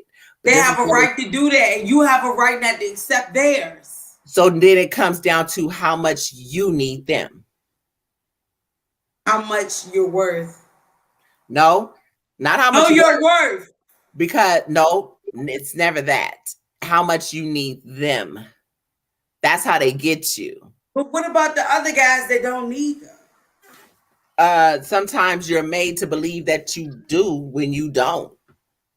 Sometimes you're made to believe that, oh no, this is the car that you want. You want this car. Then you look good in this car. This gonna be, listen, it's brand new. You ain't gonna have no problems with this car for a long time. Get with the program. I'm gonna get you woke. Right. It's the enticing of it. Everybody got to know how the game is played. Savage. Can you imagine if you was a battle rapper and all you want to do is battle luck and a nigga like, look, sign this deal, 5 years, do what you need to do, just do this and all that, and I got you moved. I'm telling you this. If you see some of the cars these bombers drive in real life, you know they get paid. Who you talking about? Who was Smoke Break? Bombers get paid in peanut brittle. They are vendors. They're not They're not even vendors. They're contractors. Right? They're contractors. You are absolutely right. And that's and shout out to Cassidy again, because I know a lot of people don't like him, but what I like about him, he said was, I know y'all don't like me, but I'm just here to show y'all niggas how to negotiate your business. Well, it's not about, but again, y'all got to understand, you ain't got to like somebody to learn the game. You can stand up there, you can stand right there and listen to a whole conversation and dislike somebody. Y'all better learn. I don't really know how a lot of people coexisted in life, to be honest. Well, if you watch Hip Hop is Real and Cassidy interview, Hip Hop is Real asked him, he said, how do you feel about bill collector hating on you all the time? He said, well, it is what it is. If you notice, bill collector been doing a lot better since he been hating on me. Damn. Don fucking DeMarco. But the motherfucking lie. Bill collector tweeted, Cassidy won. But I tell you this though, it's like you gotta read the 48 laws of power. It's all about business. It's all about never disrespect the master. You never outside the master. But the thing is, when you doing business and you trying to sell yourself, you got to bring something to the table besides just your talent. See, because if all you got is talent, everybody got talent out here. These are the best rappers in the world. So what you got to be an asset to that company. It's like they say, how do Surf keep getting booked? Because Surf ain't just a rapper. Surf got that music shit. He got his marketing. He got these shows. He popping. Look, you talk about all this shit about Surf. Oh, he choke. But guess what? Surf had a whole area behind him. If you look to the left, Surf had the whole. Am I lying, Wing? When you looked over to the backyard where Surf was at, he won't with Hollow. Surf was in the back. But by the bathroom area bar with bitches and niggas chilling. But it's like this. You got to make yourself a big deal. If you're not a big deal, why would I think you're a big deal? So it's like, Server's like, I ain't taking these peanut brittle battle rappers. I'm only taking this person. If I get smoked, I got smoked to get somebody good. I'm not gonna lose any stock. See, a lot of these battle rappers, they take anybody for a bag and don't realize they decreasing their bag because they're not increasing their value. And the thing is, if you ain't out here killing everything and you become, it's like this. I like Danny, but I call him mid-tier Danny because that's all he ever gonna be. Because once you done took a million of these smoke break battles, you're never gonna be considered elite no matter who you battle. They can give Danny Lux tomorrow. They will never look at him the same way they look at Lux because he's already devalued himself. Lux ain't just gonna come outside for anybody. Surf ain't gonna come outside just for anybody. You gotta value yourself to a point and say, you know what? Every bag ain't worth it. Every dollar is not worth it. My services, just because you don't give me a dollar doesn't mean I always gotta take it. Sometimes you gotta know when to say no. You gotta say, nah, this battle is not going to increase my stock. Why am I taking it? You know why Sir took Geechee? Geechee was the hottest nigga out there. He said, you know what? If I come out here and I kill this nigga, no matter what I do, I'm still and he the was man. a crip. I'm still the man. Well, Nitty was a crip. He still choked. But it's a difference. But it's like this. He's only going to take certain battles that help progress his career. It's only certain battles going to progress your career. A lot of these dudes don't progress their career, then they get mad when nobody wants to book them. Nobody's going to invest in you if you ain't investing in yourself. Right. Y'all, let me tell y'all something. And you know, a shout out Mailman back in the building. Listen, Mailman, bro, Mailman. I'm not doing this because, Mailman, I'm so mad, bro. I really couldn't show you the love like I want to show you. Let me show y'all this work. Let me show y'all this work real quick. Like, this shit just looks so amazing. What? And it's just my phone. Oh yeah. Is that Mailman? That picture, man, going Mailman around. really? See, y'all got people that be in this media shit, talk shit, come out, might not come out. It is what it is. You ain't gotta come out there to love battle rap. I'm not saying that. And this is not. The niggas like Mailman, he didn't give a fuck about what was around him. He was there for battle rap, bro. But I tell you this, look, right? Battle rappers, look, I got my own merch that I'm about to put out. I'm building my site right now, but I had on my own shirt. The thing is, you got battle rappers. Let's talk about that. Let's talk about that. Mailman took a picture of us, me, you, and Wayne. And look, I'm looking at the picture. I'm like, Savage got his own shit. It's like, Bama don't even have their own merch yet. I'm like, yo, I just started doing media, and I got merch. Like, how the hell you been a battle rapper in like 10 years and you don't got merch? That's his name. Go follow him. Y'all, please follow him, y'all. Go follow him. Please follow him. Go follow him for real. These are all the pictures on Instagram. So y'all can see them in real light. Yeah, y'all can see them in the real light for real. Like, he had posters of the MAXOUT events. And like, these are everybody that he knew that loved battle rap, and not even probably people he didn't know. This man loved battle rap, y'all. Like, this was a great fucking picture. Look at his pictures, y'all. He was on it. He was on it, bro. Like, this, and that shit make me so happy because battle rap is something, because I always love poetry and spoken word type of shit, and so battle rap was a little bit more aggressive type of shit I grew up off of. So I really love this shit. I don't be hard on Hitman and other battle rappers don't like them. Like, y'all gotta, my phone. First off, I dropped my phone, so it's shattered. My screen is shattered, but the pictures are amazing. Amazing. Like, really. He printed out, y'all. He printed out the flyers from the event. This look fire, man. On poster board, laminated. These shits was real poster board that he walked up to everybody. They was thick. That he can they was thick. Anybody that they he were can a thick material. Yeah. And was like, can you sign, bro? Savage, am I lying? Nah, you telling the truth. Bro walked up to anybody. I'm talking to Rosenberg Raw. I ain't even have my phone on me. I don't think I'm.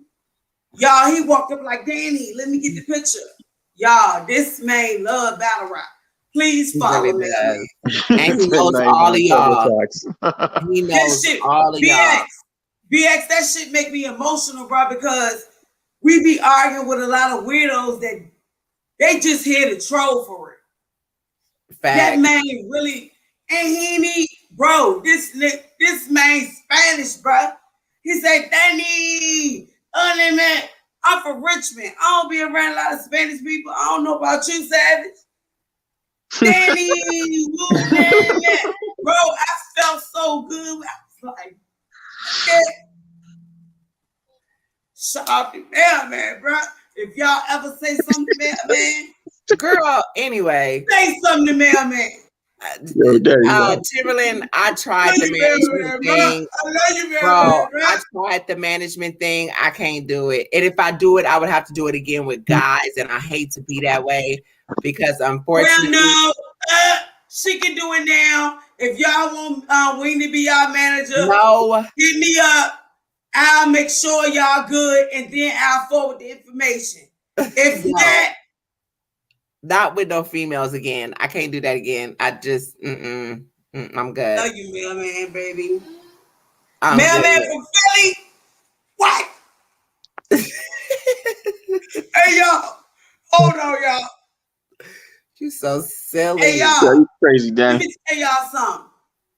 At first, I was excited when Cassidy came back for goods, and I'm like, this time, y'all, Cassidy, y'all, it's different, y'all. I'm just asking everybody, kind of let's open our minds up. Well, I feel, but you know what? Pat Stay made a comment, and I kind of feel where he was coming from. Like, I think that he is growing on us because he's learning. At first, when he came in, you was a cocky motherfucker. Now, don't get it twisted. I ain't saying that you still ain't cocky and delusional. He still is. He still is. I ain't saying that. But low key, he loves it. You are listening and you're adapting. And I guess we said that earlier. Chris, or one of the guys said that earlier. He may not adapt to the full-blown battle rapper that we want him to be, but he's bringing eyes.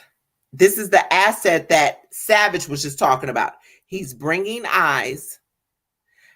He's booking out he's selling out venues, and he keeps that shit so interesting.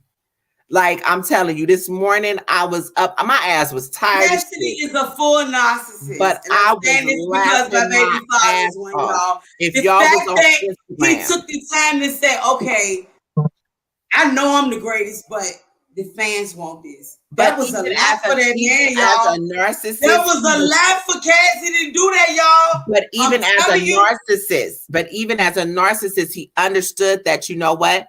The fans are the bread and butter. The whole time, this man was out there with fans. Y'all had to be there. Y'all. He was outside at the face-off. Hitman was not outside with us. Hitman was on his diva shit, man. Hold on. Mad because niggas was in the back talking. Because you was repeating. Y'all saw the face-off. This nigga sat here and repeated himself 100 times. Don't nobody want to hear that shit no more. Get on and let this man come in here and talk his shit. You wanted it to be about you and you weren't talking about anything. Then you got emotional and no, nigga. Keep the same energy. Because now I'm here for it. This is what you said you was going to do. This is what you said you was going to do. Why you simply talking about, man, I'll be devastated if I lose. Excuse me? That while I was with there, y'all. Y'all keep in mind, he looked at me and Wing and rolled his ass. He got mad. Here's the thing. He got mad because me and Chris Unbiased, I was on Chris Unbiased's live, right?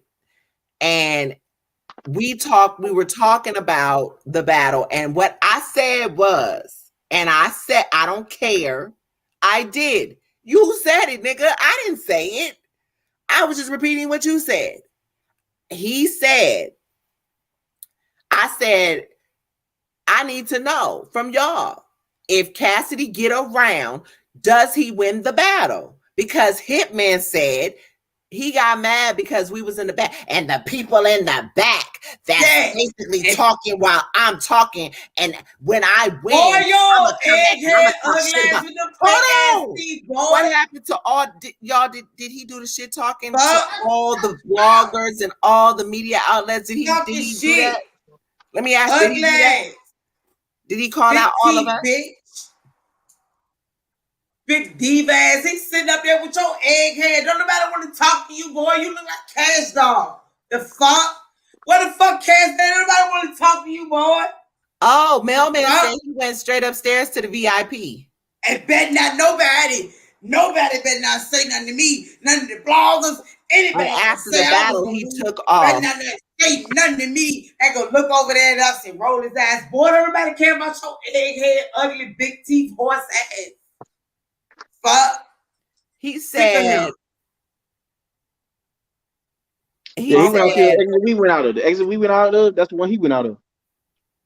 He came in that way, and they said he came in one sprinter with all them people. Cassidy, they said Cassidy pulled up with like 8 people with them.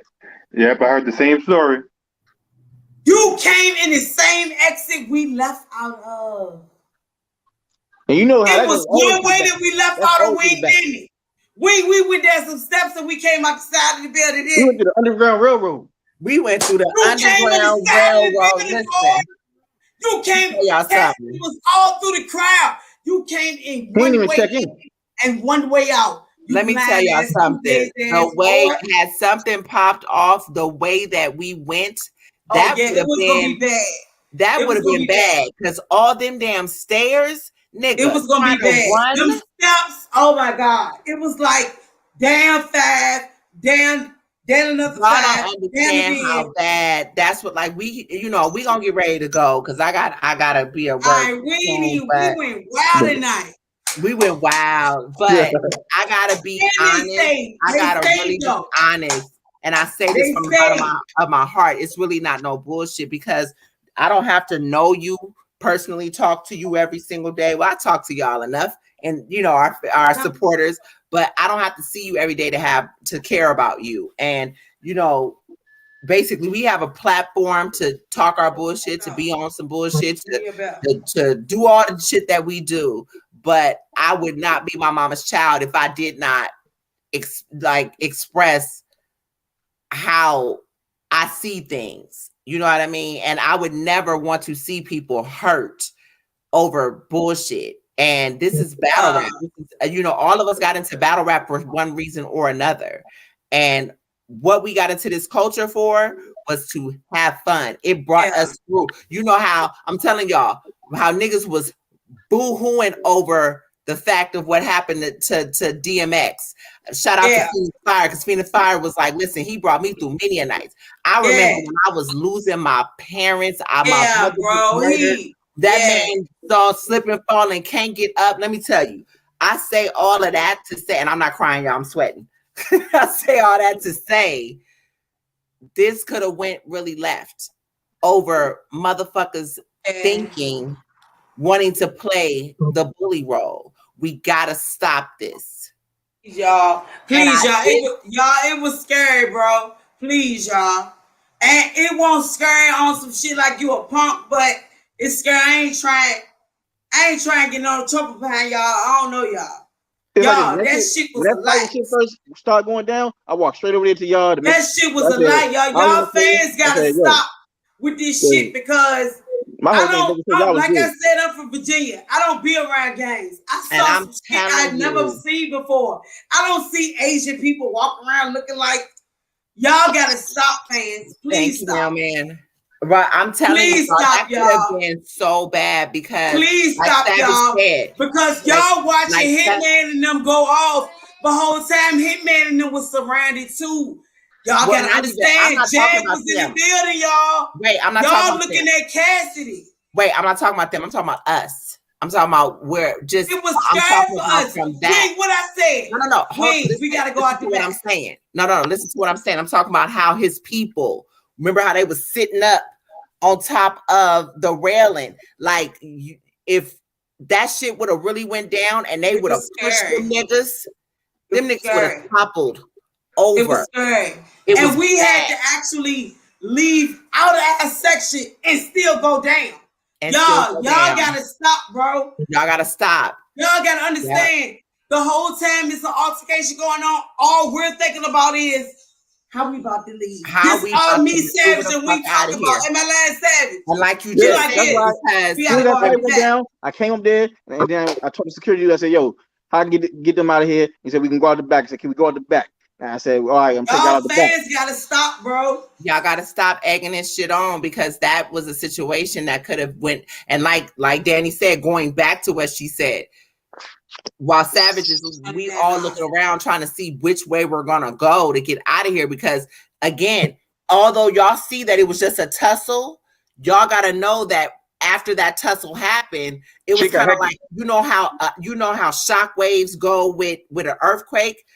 That shit started there, and although the dudes wasn't pushing up, the shit was being pushed back, and the only place they could have went was down on us. So Savage is like, and the only way we can go is out the back and bum rush Avocado. And we still gotta get through. Y'all gotta understand, Avocado could have gotten some serious danger. Avocado could have been fucked up. Avocado could have died, y'all. Where he was standing was the only way from where we were for anybody to get out on that side. Right. You had to push through thousands of people to get out. You know the crazy thing though? You know the crazy shit though? So you got fans and you got dumbass bloggers like Henny Man talking about, Cash should have popped off and all this type of stuff. I'm like, yo, bro, what type of Cassidy nonsense was smiling and chilling. Now I know, but it's like, people, it's retarded though, man. It's like, they want something to happen, and then once that does happen, it really happens. So I walked in the building like this. Did that? And once something happens, it's, that didn't have to happen. Y'all didn't have to do this. And then, well, what the fuck was y'all taught? You know what I mean? Like that person that feels like they gotta prove something, which, like I said, I feel like that was the energy that Hitman brought, and I really don't understand why. When it's up, it's up. But what we got in battle rap, we got a lot of suckers in battle rap. You said that. Savage said, "Look, we good." Then you win. We good. Look, you got a lot of suckers. Like this. Look, you got dudes that argue with females. You got a bunch of predator dudes that want to argue with females, want to stand by the women's bathroom on some rapey shit. It's like it's a bunch of sucker ass dudes in this battle. Boss came over there by us. All the men started surrounding us. It's nasty. It's too much. That's the one thing I don't like. It's like you see a girl walking through the crowd, and instead of dude being a gentleman and moving, they want to try to stick their pelvis out or try to touch it. Yeah, that's some nasty shit. That's why I thank God I love Savage because I ain't no funny shit. When you was Savage got you like this. Right. Well, see, when we came looking for you, that what Savage just said, that's the shit I don't like. Cause a nigga will sit here and he'll look at you and just be, I'm like, I look down. I don't look at you. I don't give you any indication that in the wing, y'all. It's like that. I'm just that person. They was fat, they was gritting on me and I ain't even know it. And and it's like you don't know. And it's I would have thought I was with Cassidy the way niggas was mean mugging me. And I'm a girl. It's just like, no, I'm cool. Woman. People trying to grab your hands and nope, keep it pushing. Men trying to touch on you. Yeah. You walk through the crowd, men trying to touch on you. Y'all had to understand it wasn't just battle rap. It was a lot. The experience was wonderful, but at the same time, Wing, said it. Wing, what you said it was. It was wonderful. You called it what it is, like one of the shows. It was a show. It was definitely a show. It was not a battle rap. It was like a celebrity event, bro. Y'all gotta understand this was like a concert event type situation. Cassidy did not make this fucking battle rap event whack. No, when at all. Hitman walked in, the whole shit changed. Yeah, it was a lot. Like I said, throughout. Listen, there's always a silver lining in situations. I'm not the person to look at the bad all the time, or at least I try not to. This was the situation that we were blessed to be able to be a part of history that was made. It was, you know what I mean? It was not all bad. I just feel like I said, for some reason in my spirit, this narrative that was trying to be played was really stupid, and everybody with their platforms that I could care less if the nigga never speak to me again, or he's never spoken to me before, but I don't care if whatever, if he saw me, as long as you don't spit on me or you don't do nothing stupid, I don't care. because you put on your pants leg one leg at a time like I do. It's not that serious that you never talk to me. But on some real shit, it was a lot of stuff that could have happened on both ends, and it didn't need to when you niggas got paid for a battle. Y'all motherfuckers would have went home to your respective situations, 100,000 or whatever richer, where you would have had people in hospital beds or loss of life behind some Cassidy said it. He's not glad he fuck up the bag. That's it. That's it. But you cannot account for everybody in your squad not fucking up your bag because of the shit that they're there on.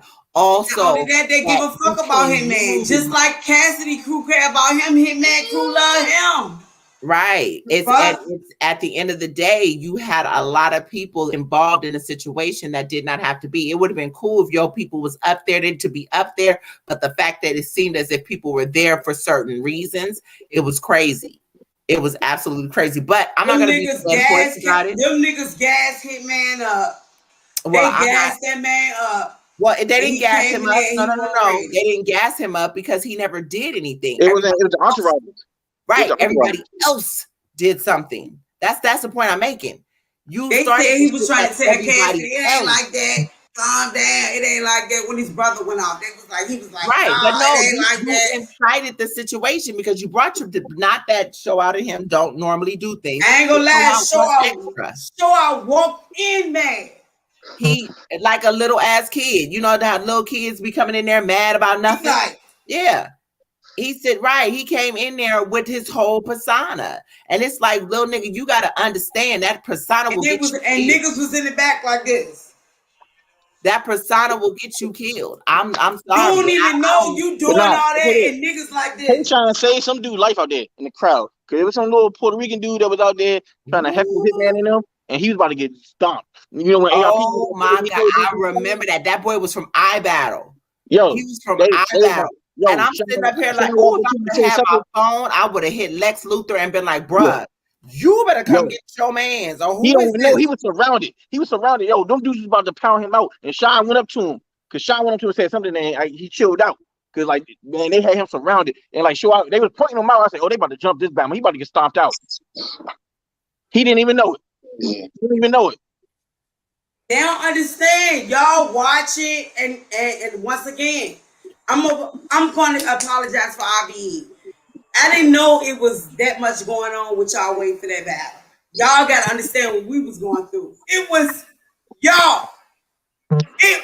scary, y'all.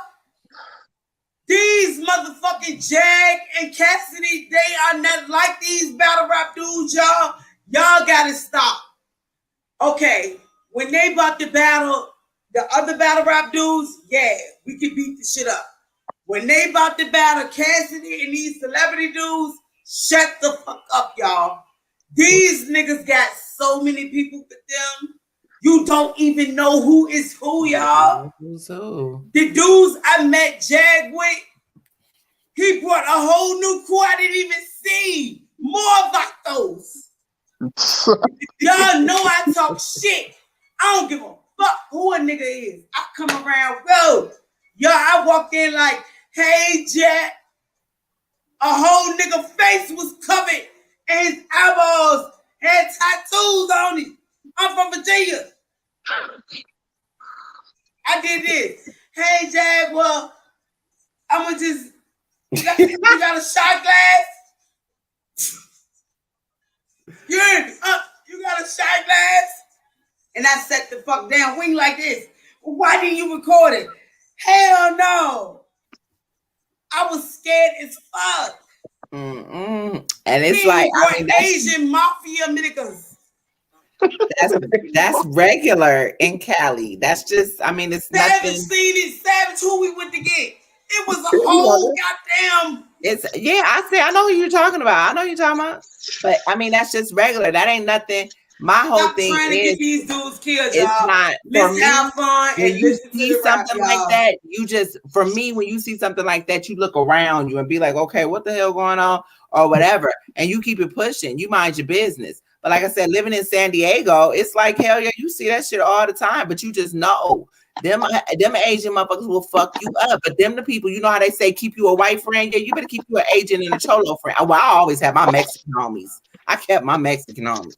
But yeah, I kept me some Asian friends too. Ain't never all seen of them. it. And they love them niggas, y'all. I needed carne asada burritos in my life. Just like I needed lumpia in my life every single day. So I kept they love these niggas. All of them. I don't even think these niggas even listen to these niggas bars. They just love these niggas. They just there. I think these niggas actually is just there to make sure y'all don't get out of line with these niggas. I mean, I'm telling y'all, they don't give a fuck about what these niggas rapping about. They love these niggas, y'all. Let me tell you, this is why B-Dot and Don Nino and Danny Myers keep telling these niggas about the gang culture in California. Wow, you don't disrespect y'all. Stop disrespecting us. And the fact that you sitting here from Virginia and you're saying Richmond, to be exact, I couldn't believe it, y'all. Hey, we don't do this down there, but you got some bloods that never mind. Anyway, like I said, at the end of the day, stop playing. Y'all got to stop playing, y'all. This shit getting out of hand, y'all. Getting out of hand. Calm down, y'all. Playing. This shit is getting scary.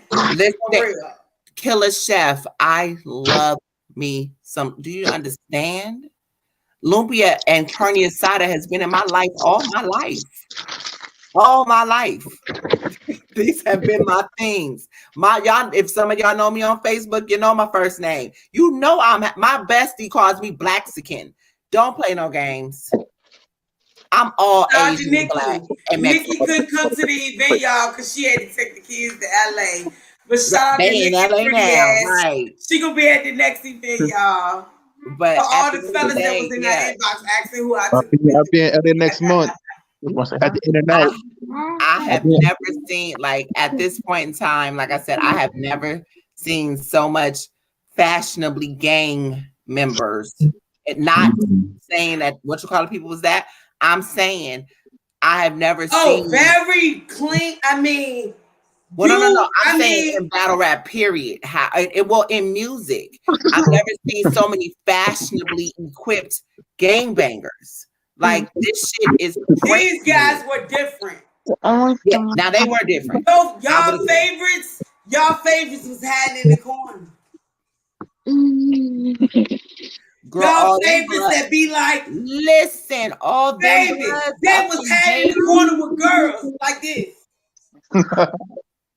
There was some niggas that, yeah, you see. Where your boy was in the corner, savage.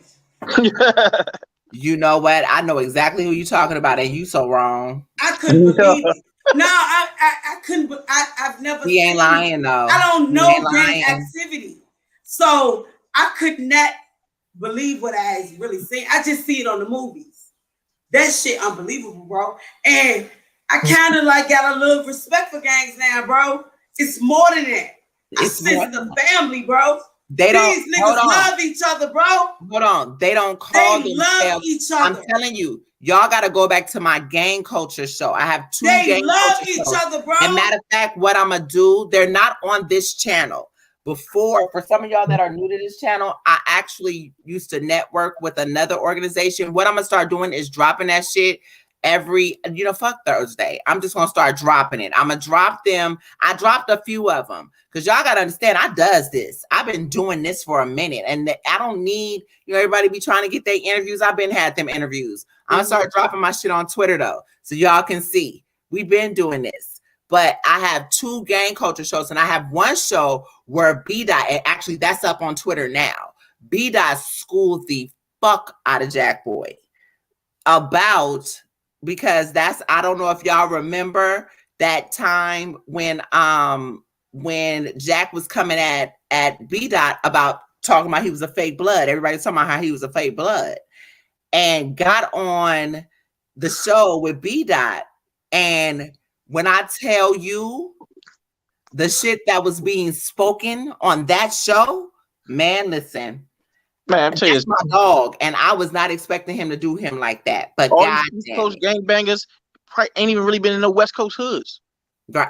Never. And eventually at Except the for end of that the niggas say show, Surf came through. at the end of the show, the conversation was completely different. The respect was there. That's what I loved about it. Because Jack is not, although Jack I think is that's what made me fuck with them. The respect they have for right. each other, bro. Because I think the only East Coast Crip that get respect is Surf. True. They fuck with him, jagging them, cornering them out. But the thing is, Surf done been in them hoods though. But that's why that's why know, people don't in the battle. He said, you know, again, there's a he truth. fat as a bitch. Hold on, Wing. There's a truth. I'm gonna be real with it though. He want extra. Where we was at. Oh fuck no, he wasn't extra. Tell the truth, Savage. Listen, you want extra round jagging the blood. You didn't hear what I just said. You didn't let me finish saying what I was saying. That shit fucked me up. I was like, you didn't hear what I was about to say. There's a truth, but don't get it fucked up. He was real like, don't get it fucked up. Know your place. Was like, know your place. But I will say this because I've seen Surf before. He is usually more humble in real life than he is. He's very humble. He's always humble. That's true. That's true. I always said that. Then when you did too, he's very humble. Yeah, I'm gonna repost. I'm Killer Chef. I'm gonna put them all on Twitter. I'm a fire, y'all. Listen, we know we got on y'all your nerves, but not look, tonight. Y'all was talking so much shit. We had to go in. Not tonight. Not tonight. I will do. I'm off tomorrow. Damn, Today we went Friday. y'all. I'm going tonight to work. Y'all, I ain't even gonna get. I'm not getting no sleep again tonight because I got to be working an hour and 20 minutes. Oh man, you gotta come here, Wayne. Huh? I said you better get off of here and get yourself together. I never sleep, and when I get off of here, I ain't going to sleep neither. Daniel probably call me, and I'll be up. Call her phone as soon as we get off. I'm here. Nike trying to order some sneakers, and I'm about to go get me some weed. Yeah, but the time was very well spent. You know, I love talking to y'all when there's something to talk about, and not for nothing. This was a show that, you know, at the end of the day, there was a lot to talk about. Well, I appreciate you letting me tap in. You know, absolutely. Yeah, well, I was gonna have to do that. Anyway, I was actually trying to get Piperboy to tap in with us because he was there too. Yeah. And I heard he had a really great blog. I know Chris works, you know, different hours, but I wanted Chris to tap in, just people that was there to kind of, you know, get the comparison for the people who are at home and the people. What it do, Mercy? And you're so late. We about to pack it up. Hey, big dog, yeah. But yeah, so like I said, this was kind of a I did not 3-0 to Chris. Why y'all keep saying that? What did I say? Yo, you was on stage when they kept talking. What you say, BX? No, I'm saying, doing the 1SK. You was on stage like holding the mic, looking at both MCs and all that. Like, yo, don't fuck it up. Don't fuck it up. She was on them, and they all love her, bro. They all love her. They be like, they don't want to make her upset. They want to do so good for her, y'all. It's so funny. Y'all got to see it, bro. I tell you this, Wing look like Wonder Woman. Shout out to all the 1SKs. Y'all fellas, shout out to the 1SKs. Y'all fellas came in there and was on a very card, bro. A very great card, bro. Right. Yeah. Like I said, we didn't really talk too much about J Lopez and Super Black, and I really hate that, you know, the show Breed did the best. Breed did the best out of all of them. Yeah, right, wasn't the best, but we still wanted to allow them to perform. They were willing. I feel like when we see it on video, I feel like it may translate better once it's edited and everything. I think that, you know, but they will be able to come back and actually do another good performance. But like I told y'all, I will say again on the end of this broadcast that I need y'all, because the more that y'all chime in and let us know what y'all think about these 1SKs, the more me and Lawrence are able to actually do more. I know that there was a question for one of the guys about the artist development. If y'all want it from RBE, y'all got to let them know, because they look at what y'all say. And a lot of times that helps me and Lawrence, because we can go back and say certain things, or Lawrence can go back and, you know, pitch certain things. And I know I pitched a lot of shit to ARP, and ARP is what I love about him. He's like, well, shit, Wing, if you can get it done, then I'm willing to. Yo, Wing, That's what I love about that man. yo, Wing. All I ask is just get M City a plate on RBE, man. That's it, man. M City. Listen, that's it. I think ARP already said that he wanted to fuck with M City. I think he already said that. Well, see, but I don't handle the main battles. I only work with mailman. Yeah, Lauren's gonna always. And y'all females, tag them females. Tag them females. They hit up Wayne. I am. Yes, Lawrence puts it. He will. That's exactly. Lawrence sits back. Tag them females to tap in. That's what I love about Lawrence too. He does not. He lets me work. He lets me work. And Lawrence so cool, y'all. He's so cool. He lets me work, and he helps. You know, it's so cool. Y'all gotta get with it. Unfortunately, the battle that I actually like this battle with Delvo and Jay Breed, but the opponent that Jay Breed was supposed to have, which I'm not giving him no shine because I don't like the tweet that he made. I ain't talking about. Yeah. That was lame. That was lame. That was lame. That was so lame. And to me, and listen, I ignore a lot of shit, but that right there kind of pissed me off because not only when you put the tweet out there, my nigga, I had talked to you 2 weeks ago. Why did you decide to put it out there now? That was kind of weird to me. And the fact that the league that you come from, the league owner fucks with me heavy.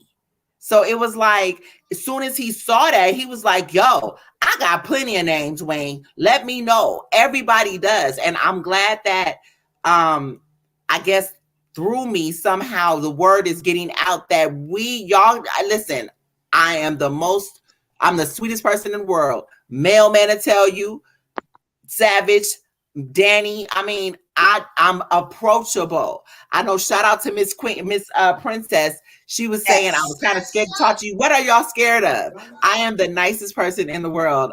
Mercy, if you still on here, Mercy. No, like I'm harmless. Because when they scared Wonder Woman might put that foot in their ass, and then you. But if you're trying to do business, I don't have no problems. You know what I mean? As long as you're coming at me correct, there is no issue that you need to. We don't have no issues. We don't have no issues. If I guess that's why I'm not rich today. Because if I could help the world, I would be broke. But on some real shit, I came into this culture for the underdog. And if I can put you in a position for you to shine, God damn it, that's what I do. And I don't have no biases about it. If I could get you over there on URL, I would do that. But for the most part, this is home now. And they accepted me in. Thank you, man. Check out Manny. I heard about, you know what, Killer Chef? I think you be, and I told you, Killer Chef, I think you being petty. Because the battle that you just told me to check out, it's just funny that battle that you're telling me to check out when everybody, and shout out to the community, because they didn't play no games. Them motherfuckers came for his kufi. And they came for his kufi. And it's so funny because when they came for him about that comment, it was kind of like, at his ass. Right. They was like, you stupid as hell. This was an opportunity of a lifetime. And I think with the Lunchables? Huh? He wanted to go on Lunchable battles? Yeah, he chose that over Cassidy. Nobody even watches that shit. Nobody even watches that shit. And no, right. He wanted to be on URL. And not for nothing, and that's fine. But not for nothing, what you would have done for your brand, and you probably could have still done that. But if you hot, they gonna come fuck with you anyway. I really feel like Old Boy and Jay Breed would have been not to say that him and Delvo wasn't a fire battle, but I feel like him and Jay Breed and Old Boy would have been ridiculous because that's who I paired him with first. Breed I felt like that was really going to give him a run for his money. Breed killed him. That shit wasn't even close. The only thing that Devil had was in the beginning when they were about to do the coin toss and he called him Little Dog. Other than that, he got body. and a 1-rounder. You know what, Mercy? And it's so funny that you say that, because that is what so many people say to me, where I feel like, you know, that's weird to me, because in my real life that I don't have those issues, but that is so true. In battle raps, that's, somebody just told me that. It was like, hell yeah, a real motherfucker. Suckers can't be nowhere near a real motherfucker. I appreciate that, because that it's hard to really gather that, you know. And the fact that I can think about so many different things in so many different ways, that's one thing that's so hard for me to really grasp, is the fact that all it takes is for you to be just a trill person. You know what I mean? Have honest intention. Yeah, they don't like you when you're like that in this community. It's weird. And these folks don't even know my ass and don't like me. Yeah, That's crazy. And you know what helps me with that? It's like when you really meet them and you go there and you see them, you like, right. I see why. And it's like, it's crazy, because they, like I said, and that's cool. I don't like a lot of people to say shit. And a lot of them is because it cuts off a lot of bullshit. That means that what Mercy just said, yeah, it cuts off a lot of bullshit. That means that I died. Hell, I done dodged. I should have dodged more bullets, but hey, those were just learning lessons. But for the most part, I've dodged a lot of bullets. Killer Chef, oh, you must have just got what I said. Okay, yeah. So, okay, you didn't know. Yeah. So that, like I said, I don't even want to give him no shine. So I'm not even gonna say his name. Because that, yeah, you don't come at me like that when in all actuality, I didn't even know who old boy was. Shout out to Rain Stewart was the one who brought him to me, and I saw his footage and was instantly like, oh yes, him and Jay Bree would be fire.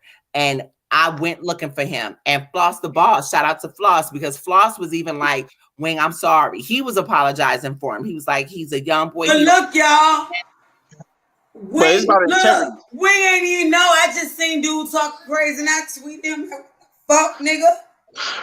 Yeah, dude's a sucker. First of all, because something don't even hold up. He who? I know he not no. And she saw the name I did that. I'm like, what? And you laughing trying to be funny. You laughing trying to be funny. I know he ain't no cave. Some niggas that don't give a fuck about your dumb ass. Right. Like that was, you know, that was not, it was nothing. Yeah, he laughed. And I laughing. Daddy said it to me so nonchalantly. She didn't even realize. I didn't even know. Like, and she said to me, no, Wing, I'm not trying to. I said, no. Screenshot that shit and send it to me. Let me see what you're talking about. And she told me, and then I customer on my own. Yeah, she I ain't even know. Yeah, because I thought you were timeline too. I seen that. Y'all know anybody that was talking about Cassidy, I was on their ass. But no, I told him I said you an idiot. I said I said if you good, your talent gonna show through. I said you fucking up. You going to be a Lunchable on a car with fuck Cassidy with Hitman. Right. With 1,000 people in the building, and who only knows. Benny the Butcher tweeted the next day who won the battle between Cassidy and Hitman. But I tell you this, you could have been on that card. And shit like that matters, and the shit like it matters because I didn't even know who Bree was until Saturday, and now I'm like, yo, I might want to check him out. But he did. Zay mentioned it in the, are you serious? Zay Smooth. Wow. See, it's like, that's crazy. And that at the end of the day, so they was telling me about Manny. And that's what, and I think somebody had, I don't know, I can't remember if it was BX. It was somebody on that post that was like, bruh, Manny got more mentions than you do. Your views, your numbers are not up because of you. Your numbers are up because of Manny. They go back to your battles, and nigga, you ain't even cracking 1,000. Yeah. You got the biggest views in your battle career because of Manny. Do you not understand that even still? And again, I don't like the competition shit because it don't make no sense. When you are up and coming, you don't turn down shit. Facts.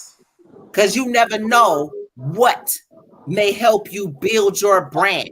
It's like you cut off your nose. You up and coming right now. You can use the URL name to get you some money, but you can also use the RBE brand to get you some money too. Because guess what? First of all, you get more money using the RBE name. They can see your footage. First of all, you get paid more if you use the RBE name because you are going to up that bag just to take you away. Right. If you're smart. And Elijah, you know, Puckett, I said his name, but oh boy, he's talented. I like him. He is really talented. I would never hate on him. Go get vaulted. He gonna get vaulted. Right. He unfortunately, I mean, what are they gonna do with you? Because think about this, right? And shout out to and I fuck with hell of the folks over there at URL, but at the same time, they fuck with me too, and they support what I do, and they know I'm not gonna be on no bullshit. But at the same time, my God, what's gonna help you? You being on a crucible and your shit being dropped on an app, or you being number one in a building of over 1,000 people on a live stream of tens of thousands of people, and then your battle dropping. Bottles, no matter. Let me tell you, I ain't never seen no mother. I seen car girls at URL event, but I ain't seen no bottle girls. Is going to get at least anywhere from 15 to 20,000. That's the lowest 1SK. And y'all can go and look on RBE and them channel and look at the 1SK battles. The lowest 1SK has about 10 or 15,000 views on it, maybe a little more than that. But the point that I'm making is, in this era where URL is not dropping battles like that, they're going to the other 3 leagues that are major. Look, well, 2, because unless they go to Queen of the Ring, but between King of the Dot and RBE, they're looking for those battles. Get your marketing up, boy. You fucked yourself up. You completely fucked yourself up. And now I couldn't get you a 1SK if I wanted to. And then you got to think about how feeder talent works, because it's like, right, you turn down that 1SK, guess what? You turn down 1SK and that opportunity to get on a crucible that nobody's watching, nobody's recapping, nobody's talking about. Okay? No one cares about that. Look at Big Dog Breed. Nobody cares about Boy tweeting about him. Everybody's talking about him. And Piper was on the Cassidy card. He was in the building, so he got that firsthand. He got that firsthand. And I'm telling you, that he played his part. He won all over the place. He won't do. I didn't even know he was a battle rapper. You can't beat that kind of promotion. Introduced them. You cannot beat that kind of promotion. And then being in the building and getting to interact with people and meet people and talk to people. You putting people on your shit. People can go check you out just because they like your vibe. But you coming across as an idiot on Twitter. And that's where you learn. That's where you learn, because a lot of them don't never get that type of opportunity. Yeah, it's like this. It's like when I posted on Twitter when A-Ward came over there and we were just talking. It wasn't even just like we just having general conversation. It was regular. That makes you mess with somebody even more than just saying, "Oh, I like your battle." When somebody and that's the way they are always. When Ill Will was sitting with us for over an hour or 2, maybe it was like he was family. Yeah. He sat there the whole time after the scuffle for a minute until we were ready to go, and then he was talking to 40. Yeah, he was right there the entire time. Like, but that's the point. Like, this would have been a great listen. If I could have had 4 1SK battles, I would have, because this was an experience of a lifetime. Shout out to you, Black. You did great, bro. Yeah, and Super Black and them, like, bro, and them was over there with us. Like, this was this was a situation where battlers that are up and coming, like, they would never get this. They would never get this up and coming like this. You know what I mean? So it meant everything. It meant everything. And I really wished, I'm not gonna beg you for shit, but I really wish that he would have just went ahead and did it. And whatever happened after that happened, but at least he would have not felt like, damn, I'm missing something. You know what I mean? You know what? At the end of the day, young blood, you did what was best for you. You know, well, I mean, I can't say that. Ain't what's best for you. I can't say. Well, he did what he thought.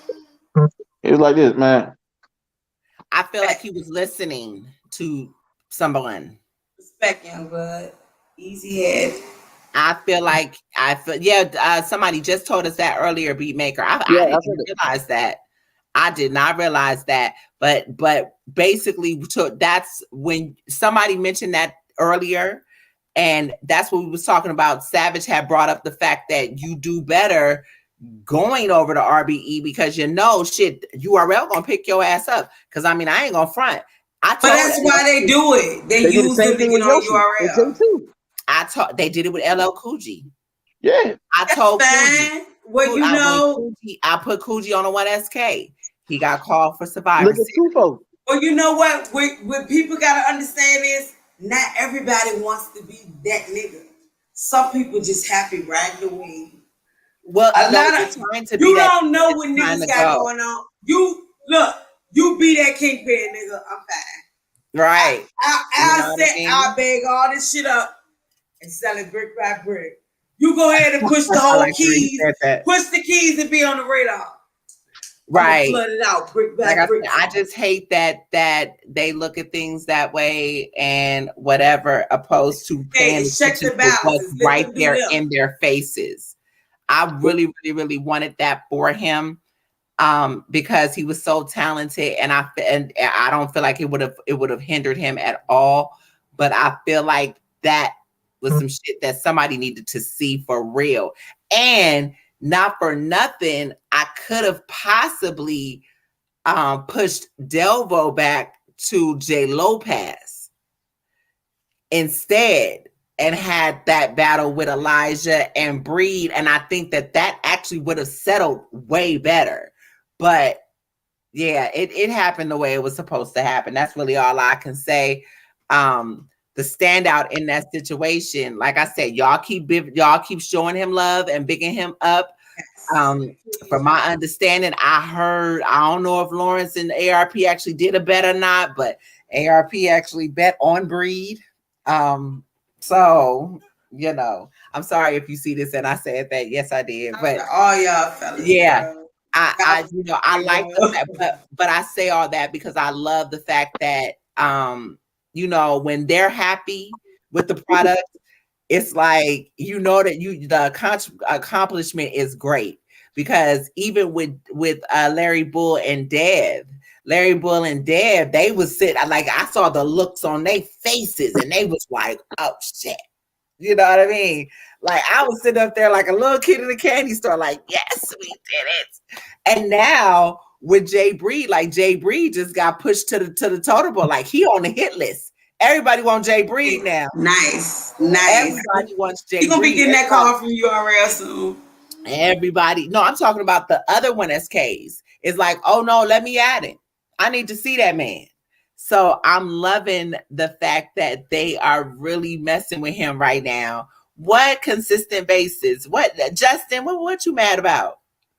Oh, here we go now. This dude, my God. I don't understand why these battlers signed the URL exclusive contracts, man. Listen, Atlantis. What did they want to do? Bro, we had that discussion, and Can you imagine? So for real, imagine this. Imagine you with your girl or your baby mom, or you might not be with them. You might got bills paid, you ain't got no money, and you fucked up, bro. But you're a celebrity in the eyes of other people for battle rapping. These niggas hit you up, and they just do it because they need some quick money, bro. That's why they sad and quick ass deals. They need the money. They don't have it. They famous on the internet. They signing 360 deals. Because they need the quick money to pay bills. Niggas' cars about to get picked up. Niggas got chips in their car. If they don't pay the bill, get cut off. And they got to pay the bill and get the little code so they can cut them on again. Niggas fucked up, bruh. And your favorite battle rapper. Your favorite battle rapper got that. You so stupid. You said chips in their car. I thought you was talking about a bag of chips. I was like, they didn't. No, the one they got a chip in the electronic in the engine. If you don't pay it, they can turn it off. Are you serious? Then you pay the bill and they send you the code and you put it in. What? One of their favorites. Wow. Okay. See, I wish somebody and I'm looking like that because I guess for me, I have not. Listen, I used to be very bougie, so I ain't even gonna front. I used to do the whole every new car every year when I was a Cali girl living in Cali. I'm gonna tell you, my daughter's father taught me how to be more frugal. I don't keep less than 3. I believe in cash cars now. I'll buy a car for 5,000. Nice. I own all my cars. Back in the day, I was like, what? Who? Me? Mm-mm. Oh, and it's another thing, like, stop idolizing people. I didn't believe in the crackhead mechanic. None of that. Girl, please. Now, that's a hustle in Memphis. Everybody got lawn care, pest control. No, like everybody has a hustle here. You know what I mean? So it's always the homie on the low out here. Seriously, you can always find some shit on the low. That's what I love about the South. So I say all that to say, I haven't had to pay a car note in quite some time. So for me, when you say chipping cars, I'm like, what you talking about? Talk about nothing, because I don't know what it is. Another motherfucker had it. I don't have it. I own all my cars. I don't never keep one car. What the fuck? The most cars I had at one time is 5. Y'all got me fucked up. Right. But but I do, like I said, I got the little chip in there. They gotta pay like $199 every 2 weeks, $145 every 2 weeks, depending on the model of the car. And they don't pay the car no. You can bet the over under on wings, not for nothing. Before what? Got no caffeine involved. They don't got no more. I'll tell you this. You go on my Instagram, you'll see all I drive is foreign cars, so I don't be worried about none of this shit. Well, go ahead, big baller. Listen, I'm gonna be like you when I get older. Man. Those are the debts you have. I'm a Chevy girl. I live by Tahoes. I like trucks. I don't like little cars. I like trucks. On property, exactly. The only I done bought the Tahoe 3 damn times. Like, no, I have to have an SUV. I just don't like, and I don't do that shit no more. My shit got to be sitting on big boys, but I don't do that. You only worth what you think you are. Right, my father told me. I don't feel bad for these niggas that get played, bro. Right. That means you just worth that. Well, know who you are. For them. I feel bad for them because, like we were saying earlier, some of them don't know, and some of them want. Some of them want something so bad that they are going to do anything to get it. Now, the sad part about it is, it's hard. Like we were talking about earlier, it's hard for me to understand shit like that. I don't have no understanding for bullshit. Can you imagine? Can you imagine being a follower, bro? Right. Like I've never I was not raised to be no follower. Sad. I don't know how to do that. Like the thing is, what these guys don't realize, all them guys are the top guys. They got found. They weren't going searching. So if you good, somebody's gonna find you. So while you searching to try to blow, that means you was checking for me. That means that, you know what I mean? You hold some type of advantage. So you gotta pay. Right. It costs to be the boss. You're not gonna holler at me, call me because you was checking for me. Smack ain't never wrote one word. And send somebody for me. Smack ain't said one rhyme to niggas. He make more than all them niggas. Well, because he's a founder. He's supposed to. Because he know what he do. He believe in a dream that he wanted for himself. The same that they need for themselves. No, Smack is a figurehead while other people do the business. Let's keep it real. He believed in a dream. He believed in them niggas. Damn, dog.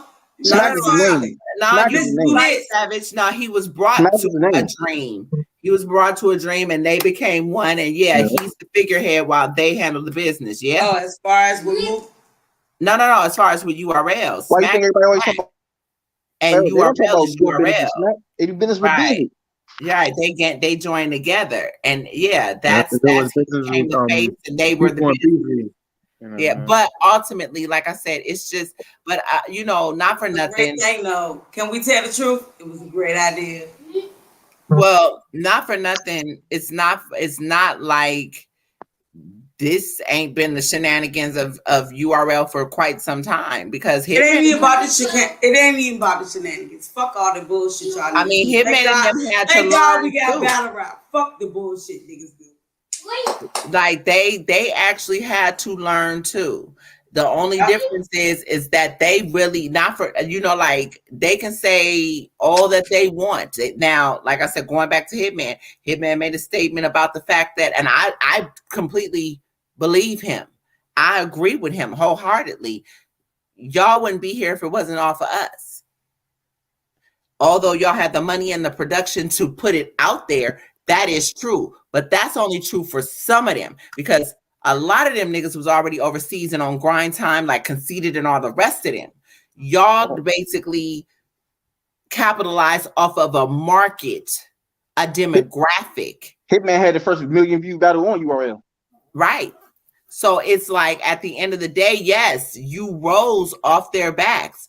I mean, it could go hand in hand, or you can have the argument of what came first, the chicken before the egg. But you cannot put a company together without employees. Yeah. Mook, you say smack. You say smack. You say mook. So how can you sit here and basically, when Hitman had the argument, y'all remember what I'm talking about, right? When he basically had made the comment about basically y'all didn't build us, or y'all needed us, or however he put it. I agreed with him. I did, because at the end of the day, they did. Who else were you gonna get? But see, the whole basis of that strike thing was because all these guys bitching about striking weren't the ones that built the shit like Hitman and them, because they was getting paid. It was the dudes who ain't really do the work. They laid the foundation. Right. It's like, so I don't even know why that's an argument, but that's an argument in my mind that a whole bunch of narcissists seem to have. Because if y'all are thankful for one another, for even bringing y'all to the forefront for anybody to really eat in the facets that they're doing right now, you wouldn't be having these kind of conversations. But that's for another show. And we already 6 and 30 minutes in, and y'all, I love y'all, but I gotta go.